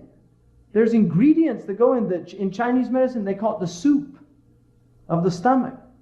It's a soup. And just like you can ruin soup, your digestion can be ruined. You put the wrong ingredients in. Eat the wrong things. وَالَّتِي فِي الْكَبِدِ كَالْخَبَّازِ. And what's in the liver is like the baker. The liver is like the baker. It takes the glucogen and it stores the glucogen, and then when you need it, it releases it into the... this is all happening in your body. وَالَّتِي فِي الْأَمْعَاءِ كَالْقَصَّارِ. And in your intestines is like the tanner. As it's coming through, it's taking the impurities out. That's what a tanner does. It takes the impurities out and it keeps what's good, what's useful. وَالَّتِي تُبَيِّضُ اللَّبَنِ وَتُحَمِّرَ الدَّمْ كَالصَّبَّاغِ. And the thing that's making the milk white in the breast and the blood red is like the dyer. You have the dyer who makes the wool and dyes the wool. That in your body there are things that are giving color. The hemoglobins in your body, he's saying these are like the dyer. So you have all these crafts. وَشَرَحُ ذَلِكَ يَطُولُ. I could go on in great detail. He's saying, but you get the idea. وَالْمَقْصُودُ أَن تَعْلَمَ كَمْ فِي بَاطِنِكَ. My whole point is to tell you how much is in your interior that's going on. مِنْ عَوَالِمْ مُخْتَلِفَةٍ كُلُّهُمْ مَشْغُولُونَ بِخِدْمَتِكَ. All these worlds in you, and they're all preoccupied with your service. They're at your service. They're all doing this work for what? To serve you, your consciousness. That's all it's there for. To serve your heart. They're all there to serve your consciousness. What's your consciousness there to serve? If each one of these has a purpose, what's the purpose of the summation? You're meaningless. You don't have a purpose. There's no point to exist. That's what these ignorant people tell them now. All of this that's going on, all these marvels. So he says all of this is in your service. وَأَنْتَ فِي غَفْلَةٍ عَنْهُمْ. And you're completely heedless of this. وَهُمْ لَا يَسْتَرِيحُونَ. They never get rest. The heart is pumping thousands of gallons. If you looked what the heart does in a day, if you had to do the buckets, you would be completely worn out. You couldn't do in a day what your heart does. Your physical body could not carry in a day what your heart is carrying in a day. You completely be wiped out. Your breathing, your lungs. You're inhaling and exhaling. The digestion. If you had breakfast this morning, they're working down there. You're just sitting here. They're down there working. Shh, come on. We need the gallbladder. Send down more bile. They ate too much fat this morning. We need to break this down. Right? And then the pancreas, they had too much sugar. Emergency, release insulin. Right? The insulin's going out, grabbing the sugar, taking it to the liver. The liver, oh, too much sugar. We need to transform glucose into glycogen. Store it here, move that. It's all happening. It's a factory in there. And there's all of these workers, and they're all serving you, and you're sitting here in a complete state of heedlessness. Kam min ni'matin. How many blessings. Asbagha alaykum. Ni'mahu zahiratan wa batinatan. He's completely showered you in blessings, inwardly and outwardly. And we're in heedlessness. Complete state of heedlessness. وَلَا تَشْكُرُ مَنْ أَنْعَمَ عَلَيْكَ بِهَا. And you don't give gratitude to the one who gave you all of these blessings. How do you give gratitude? الشكر صرف العبد ما أولاه مولاه في من نعمه في رضاه. Shukr is to exert all of the blessings that your Lord has given you in what your Lord intended for them. That's shukr, that's gratitude. وَهُوَ عِلْمٌ عَظِيمٌ وَالْخَلْقُ غَافِلٌ عَنْهُ. This knowledge of all of these things is a vast knowledge, the knowledge of anatomy and physiology. And it was a very important knowledge of Imam al-Ghazali. He actually wrote a book just describing all the wonders of creation. He considered it a very important knowledge. كَذَلِكَ عِلْمُ الطِّبِّ. And like that, the knowledge of medicine. فَكُلُّ مَنْ أَرَادَ أَنْ يَنْظُرَ فِي نَفْسِهِ مِنْ عَجَائِبِ صُنْعِ اللَّهِ تَعَالَى فِيهَا يَحْتَاجُ إِلَى مَعْرِفَةِ ثَلَاثَةِ أَشْيَاءٍ مِنَ الصِّفَاتِ الْإِلَهِيَّةِ. Anybody who wants to look into his self and look at the wonders of God's creation, he needs to have the knowledge of three things from the divine attributes. الأولى أن يعرف أن خالق الشخص قادر على الكمال. You should know the creator of the individual is omnipotent and has complete capacity over perfection. وَلَيْسَ بِعَاجِزٍ. He's not incapacitated by anything. وَهُوَ اللَّهُ سُبْحَانَهُ وَتَعَالَى. And that is Allah. وَلَيْسَ عَمْلٌ فِي الْعَالَمِ بِأَعْجَبْ مِنْ خَلْقِ الْإِنسَانِ. There's no action in the world that is more wondrous than the creation of the human being. مِنْ مَاءٍ مَهِينٍ. From a vile drop of fluid. There's nothing like it. It's over. وَتَصْوِيرُ هَذَا الشَّخْص بِهَذِهِ الصُّورَةِ الْعَجِيبَةِ. And the perception of this person in this wondrous form. Just as Allah subhanahu wa ta'ala has said that Allah has made him صَوَّرَهُ in this wondrous form. He's fashioned him in this wondrous form, just as Allah subhanahu wa ta'ala has said, إِنَّا خَلَقْنَا الْإِنسَانَ مِن نُطْفَةٍ أَمْشَاجٍ نَبْتَلِيهِ. We have created the human being from a mixed fluid. And we know now that it's a mixture of the male and female come together, and the genetic material is mixed.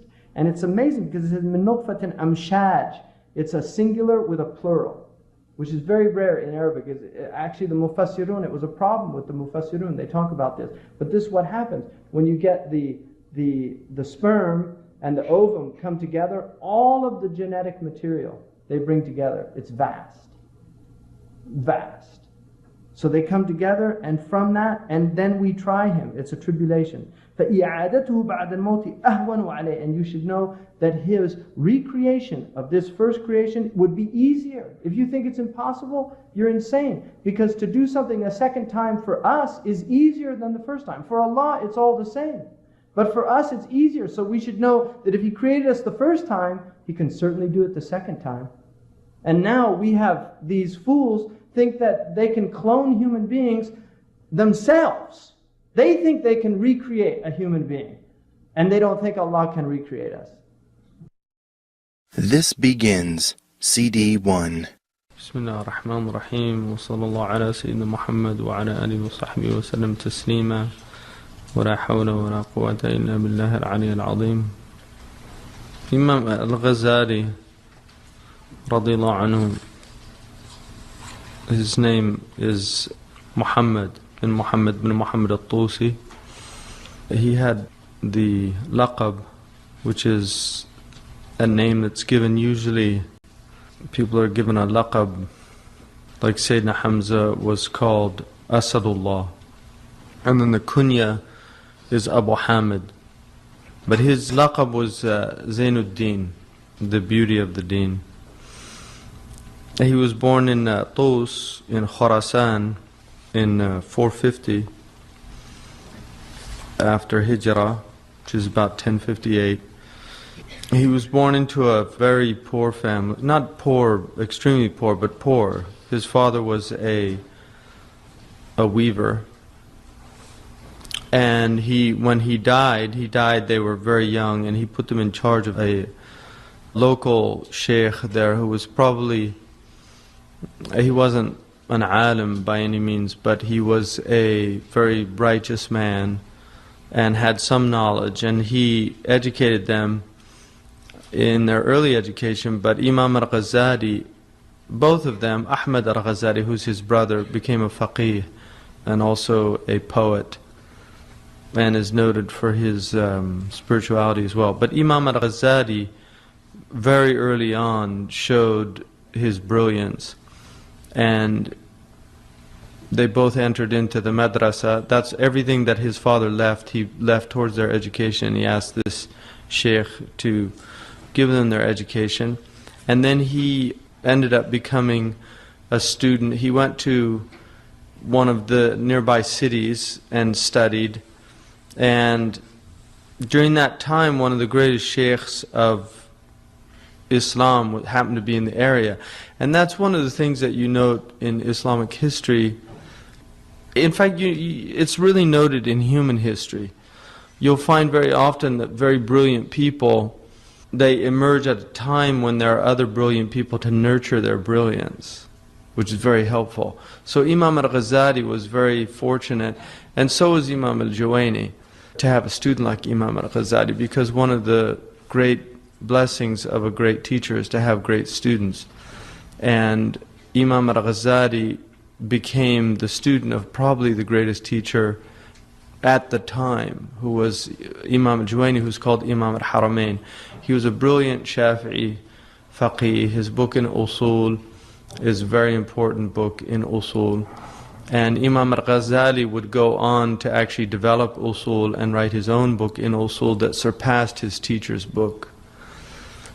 Imam al-Juwayni was also a great theologian. So Imam al-Ghazali, his genius emerges in fiqh early on, Usul al-fiqh, and also in ilm al-kalam. These were the two areas that he was really a master of. And during that time, there was a lot of trouble in the Muslim world for a lot of different reasons, but partly because the period that he was living in was a period in which the creed of Islam was going through some transitions. First of all, the Mu'tazila were still very powerful, and the Mu'tazila, they were rationalists, and they were people that believed that the aql, the intellect, should actually be the criterion by which you judged matters of religion. So you put the Quran under the microscope of the intellect, and the intellect examined the Quran, and then the intellect determined how you viewed everything. And the opposite of that was the traditionist path, which the intellect had very little to do with anything, and we just took revelation. So we took the Quran and we took the Hadith, and we understood them at a literal level, and we don't use the intellect to interfere with that understanding. Imam al-Juwayni was probably in the middle of that, and Fakhruddin al-Razi, a later scholar, said that in the verse that Allah says in Surah An-Nur, in Ayat An-Nur, when He says Nurun ala Nur, that this is light upon light, He said it was Wahyun ala al-Aql. It's revelation on the intellect. That revelation illuminates the intellect. So you need both, and there should be a balance in the two. You don't want revelation mujarrad an al-aql, that doesn't have intellect, but you don't want intellect overriding revelation. Whenever you can't understand revelation by the intellect, you say, oh, it must mean this, because it certainly can't mean that. حتى تعرف الطريق إلى الحضرة الإلهية وتبلغ إلى مشاهدة الجلال والجمال, until you know the road to the divine presence, and you will reach the witnessing of His majesty and His beauty. وتخلص نفسك من قيد الشهوة والغضب, and you free yourself from the constraints of desire and anger. وتعلم أن هذه الصفات لأي شيء ركبت فيك, and so that you will understand why these other qualities were designed in you, why they were placed in you. فما خلقها الله تعالى لتكون أسيرها ولكن خلقها حتى تكون أسراك. So these were not created in you in order for you to be their prisoner, but they were created in you in order to facilitate your journey, to take you on your journey. وتسخرها للسفر, so that you can subjugate it for this journey الذي قدامك, that's in front of you. You have this immense journey in front of you, and that's why you have these. وتجعل إحداها مركبك, so that you can make one of them your vehicle. والأخرى سلاحك, and the other your weapon. حتى تصيد بها سعادتك, in order that you can hunt your joy, your felicity. So one is your beast, and the other is your sword, so that your weapon, so that you can hunt your felicity. That's what you're here in life to do, is to go out and hunt your joy, which is to know Allah subhanahu wa ta'ala and to be in His presence. And that's why you have these things. فَإِذَا بَلَغْتَ غَرَضَكَ فَقَاوَمْ بِهَا تَحْتَ قَدَمَيْكَ. So if you have reached your goal, then struggle with it under your feet. Like when you capture your prey, you have it under your foot. وَارْجِعْ إِلَى مَكَانِ سَعَادَتِكَ, and return to the place of your joy. وَذَلِكَ الْمَكَانِ قَرَارُ خَوَاصَ الْحَضَرَةِ الْإِلَهِيَّةِ, and that place is the place of the elect of this divine presence. وَقَرَارُ الْعَوَامِ دَرَجَاتُ الْجَنَّةِ. So the elect, their final abode is this divine presence, and the common people is the different degrees of paradise. And this is an articulation of what you can call the path of sanctification and the path of salvation.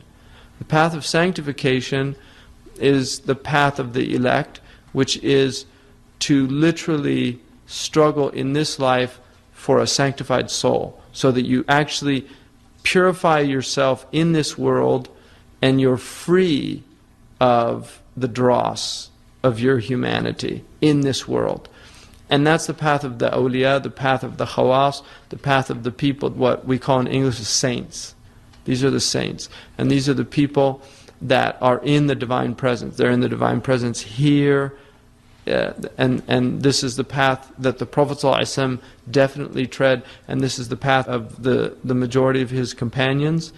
And in fact, all of his companions, if you use the meaning of the companions, which is specific to a certain group of the people, of the Sahaba, but certainly the majority of his companions, it's enough just to have seen the Prophet ﷺ to have arrived. So those who saw him and truly believed in him, they were sanctified just by that, by seeing and being in the company of the Prophet ﷺ, in that presence. So the path of salvation is people that just get into paradise.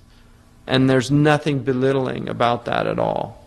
وَمَنْ زَحْزِحَ عَنِ النَّارِ فَقَدْ فَازَ. You know, if you're just وَأُدْخِلَ الْجَنَّةَ فَقَدْ فَازَ. Whoever is removed from the hellfire, entered into paradise, he's had foes, victory. So, but those are the two paths. فَتَحْتَاجُ إِلَى مَعْرِفَةِ هَذِهِ الْمَعَانِ حَتَّى تَعْرِفَ من نفسك شيئا قليلا فكل من لم تعرف هذه المعاني فنصيبه من القشور لأن الحق يكون عنه محجوبا. So you need to have knowledge of these meanings so that you know from yourself a little bit, because whoever does not know these meanings, all they have is the outward, the shells.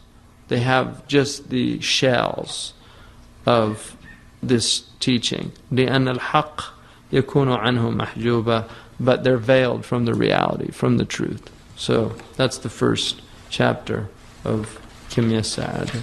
Jazakallah khairan. اللهم صل على سيدنا محمد وعلى آله وصحبه وسلم تسليما. جزا الله عنا سيدنا محمد خير ما جزى نبينا عن أمته. سبحان ربك رب العزة عما يصفون والسلام على المرسلين والحمد لله رب العالمين. End of CD 1. And so he was coming out of that madrasa, which placed an immense amount of emphasis on the intellect, but not to the degree where the intellect overshadowed the revelation. So that's an important aspect of it. Imam al-Juwayni said about Imam al-Ghazali that he was an ocean. So his own teacher was aware that he had an ocean. He said, Bahrun Mughdiq. He was a copious or vast ocean of knowledge. And what's really extraordinary about him, I think, is despite his brilliance, he was somebody who was incredibly introspective and aware of his internal states, which is often very rare in people. You can have the most brilliant person, but they're completely oblivious to their inward state. And you'll see this if you've gone to a university.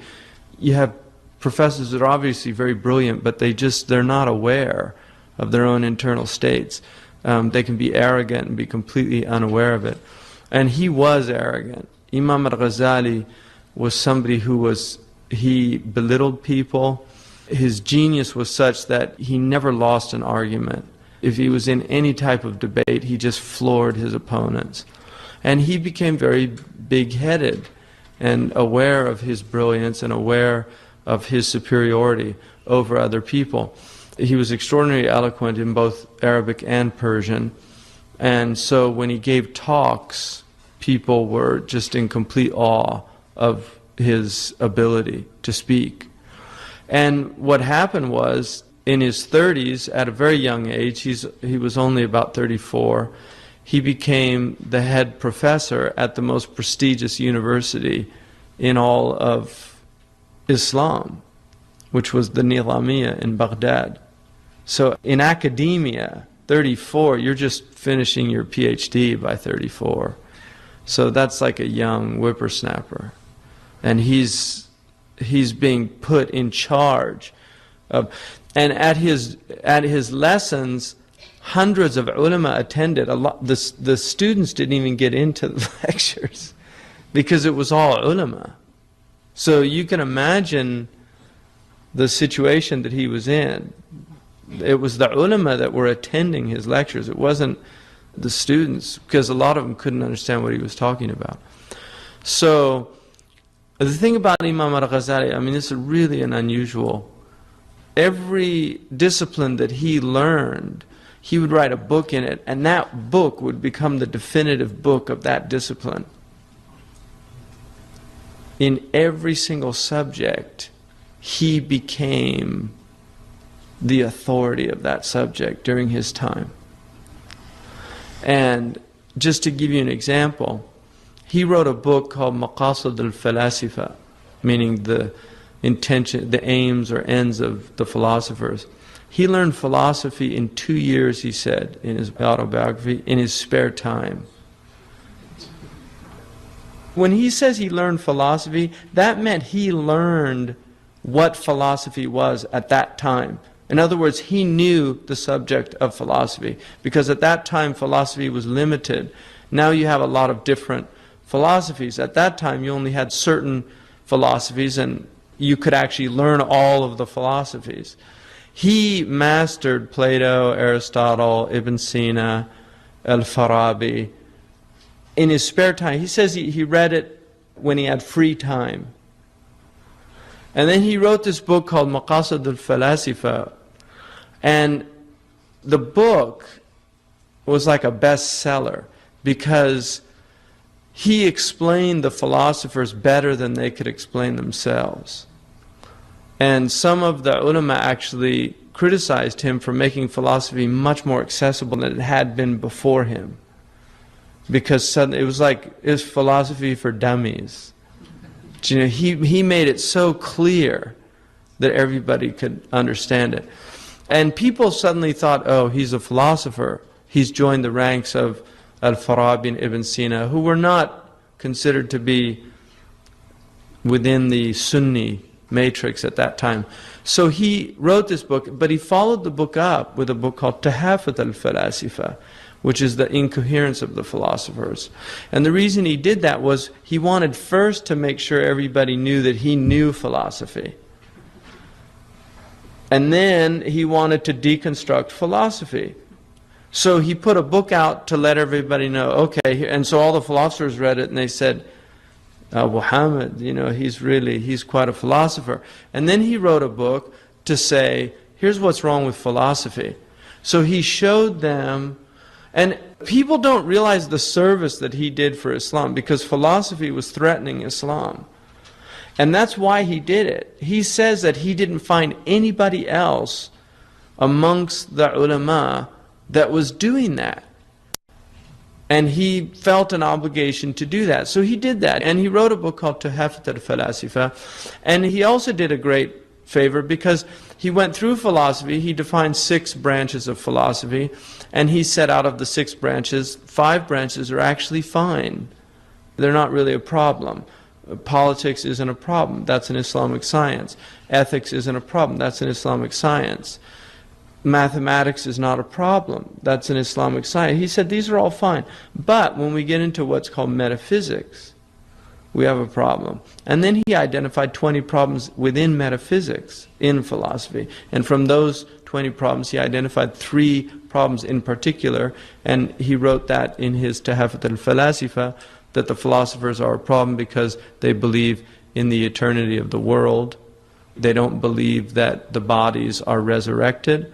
And they don't believe that Allah knows particulars. They believe He knows universals. So he refuted and he did it using logic, because that's also one of the branches of philosophy. He said not only was logic not a problem, he said it was actually a fard kifaya, which was quite radical at the time as well. And that Ibn Taymiyyah took case with Abu Hamid al-Ghazali, because Ibn Taymiyyah said that mantiq, logic, should not be used in kalam, in theology. And he actually makes a brilliant case for it. And he probably preceded a modern understanding of one of the problems with logic that nobody had identified earlier, Ibn Taymiyyah. So actually Ibn Taymiyyah's contribution to the attack of logic is really important too, because Ibn Taymiyyah noted that one of the problems with logic is there's presuppositions in logic that are never challenged. Nobody really noticed that you have to believe certain things within the framework of logic before logic becomes useful. So what he was saying is the first principles of logic are not really being questioned, and that's a problem because they can be questioned. And that's a very modern idea. Imam al-Ghazali said logic was fine. It was basically just a method for reasoning. It was a heuristic tool that somebody could learn and then use in their reasoning. And he said he felt it should be fard kifaya, because if people don't know how to reason, they're susceptible to flaws in their reasoning. And also, the sophistical reasoning, which is logically flawed reasoning, is very common. And if you don't learn the problems that go with reasoning, you can fall into them very easily. Like a common flaw that's used in people's arguments is what they call an ad hominem attack, for instance, where you're not really attacking the argument, you're attacking the arguer. So people will reject what somebody says because of who it is. And there are many others that he felt people should learn. And then he wrote a book on logic, which became a very popular book also. So he wrote this Tahafut al-Falasifa, And some people say that philosophy, he struck philosophy a blow in the Muslim world that it never recovered from. That's been an argument. And some people say that Imam al-Ghazali, it's actually problematic what he did, because philosophy was something that was beneficial, and about 100 years later, one of the great Andalusian scholars, Ibn Rushd, the grandson, not the grandfather, Ibn Rushd of Qurtuba, wrote a book, Tahafut al-Tahafut, The Incoherence of the Incoherence, which was a refutation of Imam al-Ghazali's book. And that book was taken up, oddly enough, in the West. So that became a major, major intellectual landmark in the West. The West did not take Tahafut al-Falasifa, they took Tahafut al-Tahafut. So the West actually chose to go the way of Ibn Rushd and not the way of Imam al-Ghazali. The Muslim world chose to go the way of Imam al-Ghazali and not the way of Ibn Rushd. Now, one could argue, and many modern Muslims have argued, is that Imam al-Ghazali is actually at the root of the backwardness and the problems that are wrong with the Muslim world. I mean, this is a modern argument that you'll actually find in books and amongst certain groups of thinkers in the Muslim world, particularly in the late 19th, early 20th century. There was a real attack on Imam al-Ghazali. Now you have to understand the importance of that attack, because Imam al-Ghazali was called Hujjat al-Islam, the proof of Islam. Imam al-Ghazali is to Islam what St. Thomas Aquinas was to Catholicism. He really laid the foundations for the Islamic religion during his time, and those foundations carried the religion for the next several centuries, really almost 1,000 years. So there are Muslims that argued that. Now, if you look at it at a deeper level, you have to become aware of the fact that the West has lost their religion. The path, the course that they chose to take destroyed their faith. Europe is a faithless civilization now. Really. Now, America is not a philosophical country.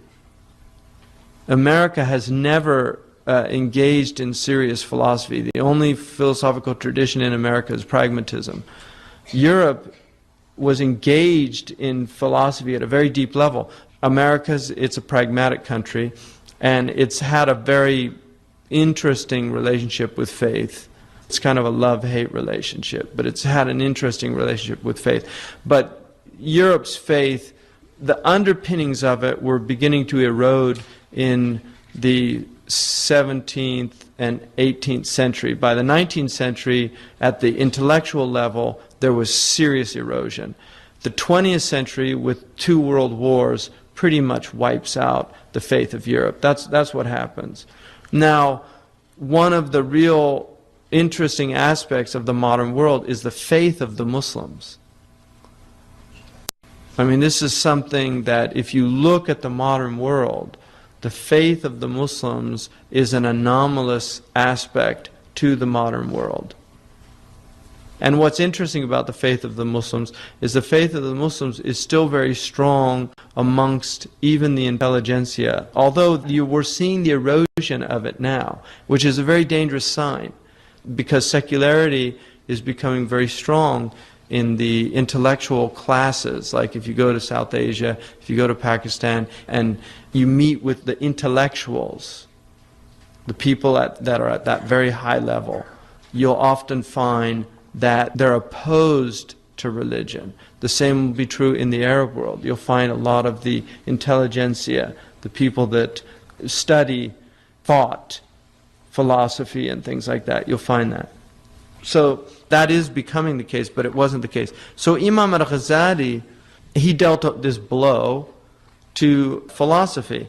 Now, the second thing that he did, which is extremely important, is Imam al-Ghazali took the esoteric element to religion. And if you look at any religious tradition, you will find there's very often a split occurs early on between exoteric religion and between esoteric religion.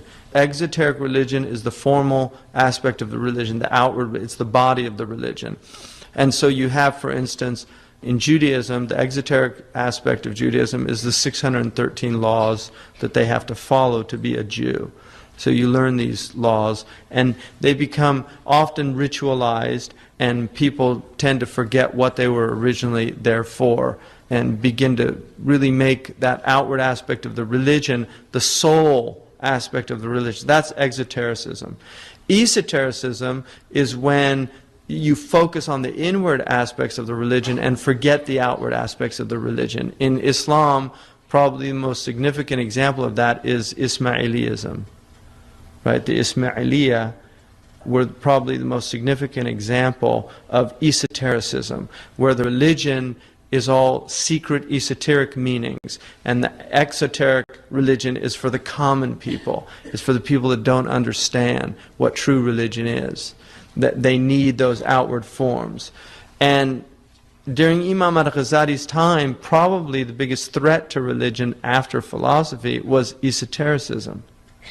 So not only did he defend Islam from the philosophers, he defended Islam from the Ismaili Batinists. And that's why they do not like him to this day. The Ismaili tradition does not like Imam al-Ghazali because much of his emphasis was against the Batinists. Now, one of the aspects of the Batinists were the assassins, who were very powerful at the time.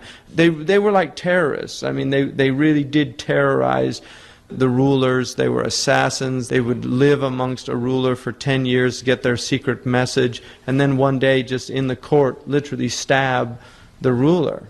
Everybody thought it was a loyal servant, but he was actually a spy for the assassins. So he was fighting these, and you can't imagine the courage of the man, because it was an incredibly dangerous thing to do at the time. So he had immense courage in doing that. Now what happens to Imam al-Ghazali in his late 30s is he begins to have an internal crisis. I mean, what some people might call a midlife crisis. But he was deeply troubled by his personality. And he was troubled by the fact that all the things that he was teaching, he wasn't really practicing. And so he was having this crisis of being the teacher who wasn't practicing. One of the things that he says in the Ihya is he says, the zakat of wa'al, the zakat of being a preacher, is itti'al, is practicing what you preach. That's the zakat of wa'al. That you can't tell others, أَتَأْمُرُونَ النَّاسَ بِالْبِرِّ وَتَنْسَوْنَ أَنفُسَكُمْ. You know, the Quran says, do you command people to righteousness and you forget about yourselves? And he was aware of that he was teaching and he wasn't practicing. And it was really troubling him, and his personality was bothering him. He noticed that kibr, you know, the Quran says that avoid the outward sins and the inward sins, right? ظاهر الإثم وباطنه. You know, avoid the outward sins and the inward sins. And so he felt that the formalists, he called them mutarassimun, the people of the rusum, the people of the form of the religion. And he said that the ulama of his time were mutarassimun. They had really turned Islam into a formalist tradition. And he said that the spirit of Islam was lost. And he said the esoterics, on the other hand, had removed the form and had this esoteric tradition that didn't have the protection of the exoteric tradition. So he saw this crisis in Islam, that the inward and the outward were not unified. And so that was another challenge that he took up. But he realized he couldn't do that if he wasn't real. If he wasn't living that thing, he couldn't do that. He couldn't tell people that this religion is about purifying the heart, and his heart wasn't pure. He couldn't do it. So at the age of about 38, at the height of his eminence, literally everybody knew about this man. His books were, his book of ethics was the book that surpassed all the previous works of ethics, Ibn Miskawi, Raghib al-Isbahani. I mean, there were many great ethicists, but it was his book everybody was reading. His book on logic, his book on aqidah, his book in usul is still considered. I mean, I asked Shaykh Abdullah bin Bayy, because he's a master of usul, I asked him, of all the books of usul, which one did he, I said, if you were on a desert island and you could only have one book of usul, what would it be? And he said the Muwafaqat, which is Imam Shatibi's book. And I said, but that doesn't really have all the, it doesn't have all the books of usul. It doesn't deal with all the subjects of usul. And he said, well, if I had to have a book that dealt with all, then it'd be al-Mustasfa of Imam al-Ghazali. So, and Imam al-Ghazali, he's really the first person to develop the science of the maqasid. Imam al-Shatibi took it to another level, but it was Imam al-Ghazali that really developed the science of maqasid al-Sharia. So, Imam al-Ghazali at that time, he said that internally, one day he would say, you have to give up all this dunya and you have to turn away. And the next day he would say, you can't give up. How can you give up your position? And this is just whisperings. And so shaitan would come and say things. And he really was, it was happening internally. He was going back and forth between these two states. And then one day he went to class and he couldn't talk. Literally. He just looked out, which would be incredibly embarrassing for a teacher, obviously, to come and literally couldn't talk. So he's looking at hundreds, possibly thousands of people, many of them ulama, and he can't talk. Literally. Just imagine that state. And they take him home, the doctors come, and he's described all of this, and the doctors are all looking, scratching their heads. Some say it's this, some say it's that. This humor's overridden the other humors. He needs bloodletting, he needs this, he needs that. And finally the doctors concluded this isn't in his body, it's in his soul. And they said, we're not psychiatrists, we're physicians, so he needs a psychiatrist. I mean, at that time they said ilm al-nafs, he needs somebody who knows the psychiatry, the knowledge of the self. And Imam al-Ghazali at that point realized that he had to set out on this journey. So he puts his family in a situation where they were taken care of. He had daughters. His only son died, Hamid. And his wife was taken care of. And he said he was going to go on Hajj. And he set out. And he spends 10 years of his life pretty much just traveling in the Muslim world and not telling people who he was and living in a total state of abasement. His livelihood was done by copying books out. He used to copy books and sell them. And he actually became a janitor. He became a janitor at the Umayyad Mosque in Damascus. So he used to sweep the mosque, and then he was given a room there, and he used the room as a khalwa, but literally nobody knew who he was. They were teaching his books in the mosque. And he actually mentioned, he came upon places where they were teaching his book. He was once in a madrasa, and one of the teachers was saying, well, like the great Shaykh Abu Hamid al-Ghazali said, and he said he had to leave because he feared the ujab coming into his heart. It's just really amazing person.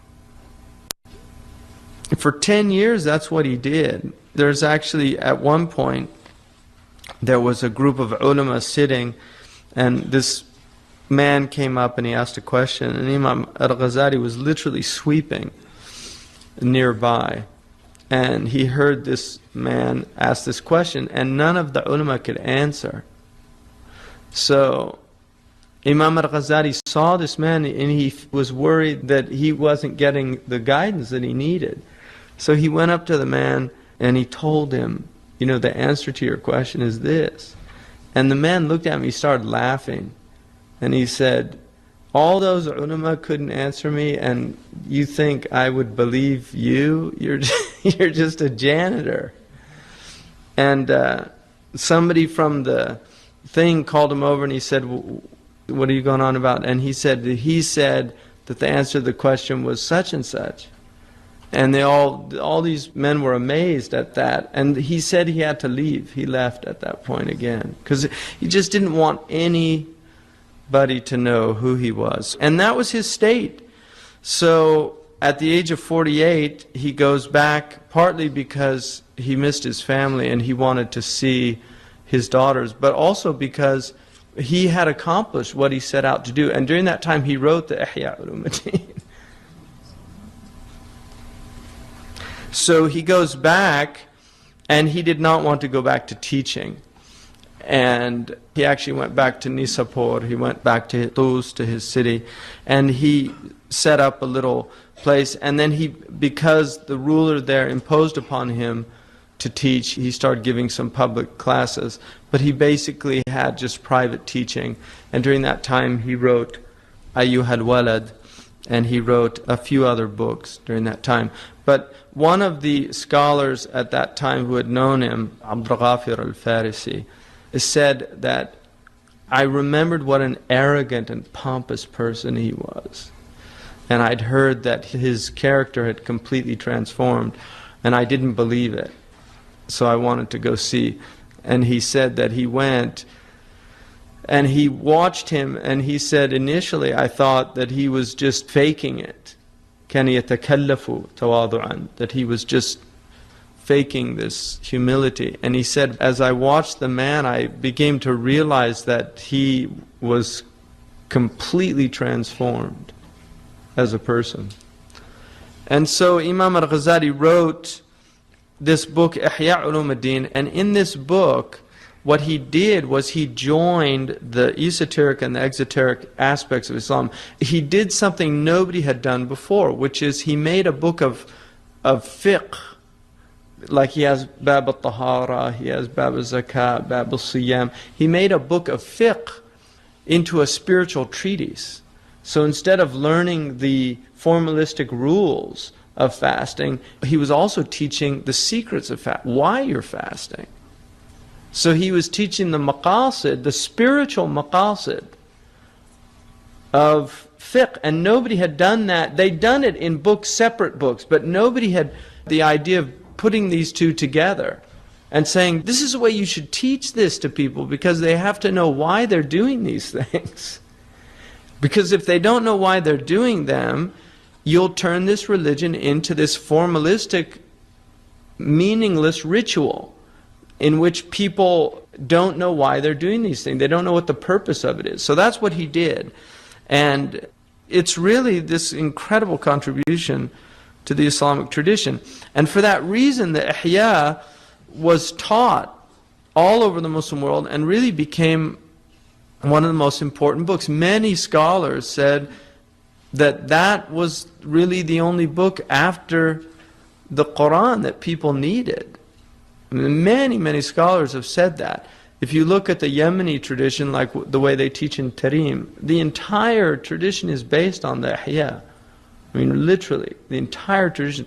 Imam al-Haddad, all of his books are based on the Ihya Ulumuddin and on the books of Imam al-Ghazali.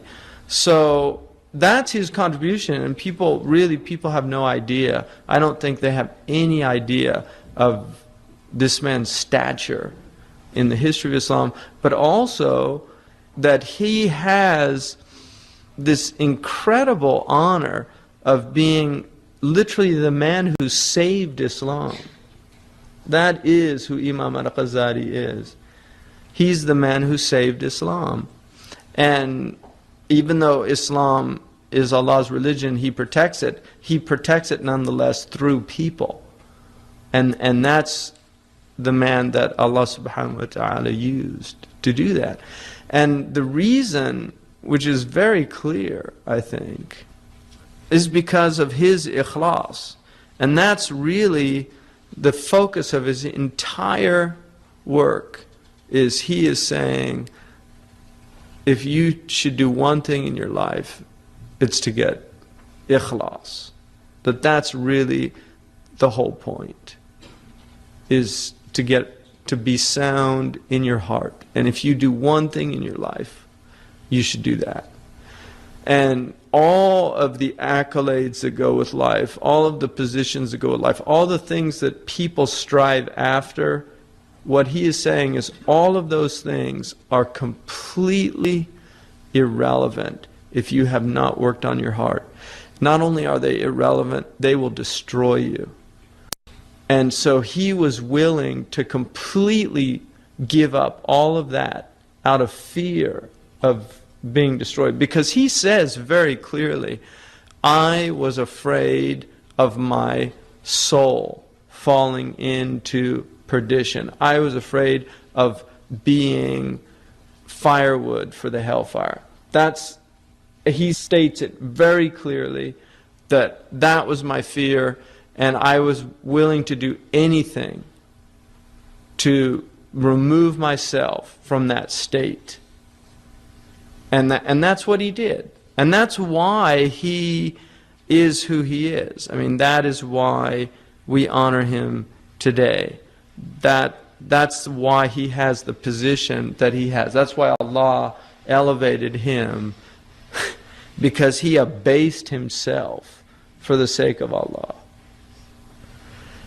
And so he is somebody eminently worth studying, and he's written no book that isn't a masterpiece. Even before, he had some criticisms of the books that he wrote before his spiritual period. And he only lived 6 years after he came out of his 10-year khalwa.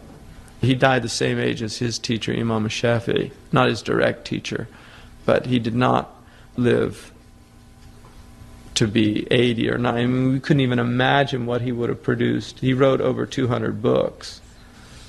So we couldn't even imagine what he would have produced had he had a very long life. But he had a life obviously filled with barakah. So he wrote a book, and this is his Arabic version of it. He wrote a book called Kimya Sa'ada, which means the alchemy of happiness. And he wrote this book, it was in Persian, the initial book, and he wrote it for common people. It's an abridgment of his Ihya. But then he wrote a very small Arabic treatise, which he called Kimya Sa'ada, also, the alchemy of happiness, about the heart. And he begins it, Alhamdulillah, الذي أصعد قواعد بالأسفياء بالمجاهدة. Praise be to the one who elevated the bodies of the purified ones with struggle. So بالمجاهدة, he elevated the asfiya, the people. وأسعد قلوب الأولياء بالمشاهدة. He engendered happiness in the hearts of the awliya with witnessing, mushahada, witnessing, divine witnessing. وحل ألسنة المؤمنين بالذكر. And he ornamented the tongues of the believers with remembrance. وجل خواطر العارفين بالفكر. And he cleared the thoughts of the Gnostics, of people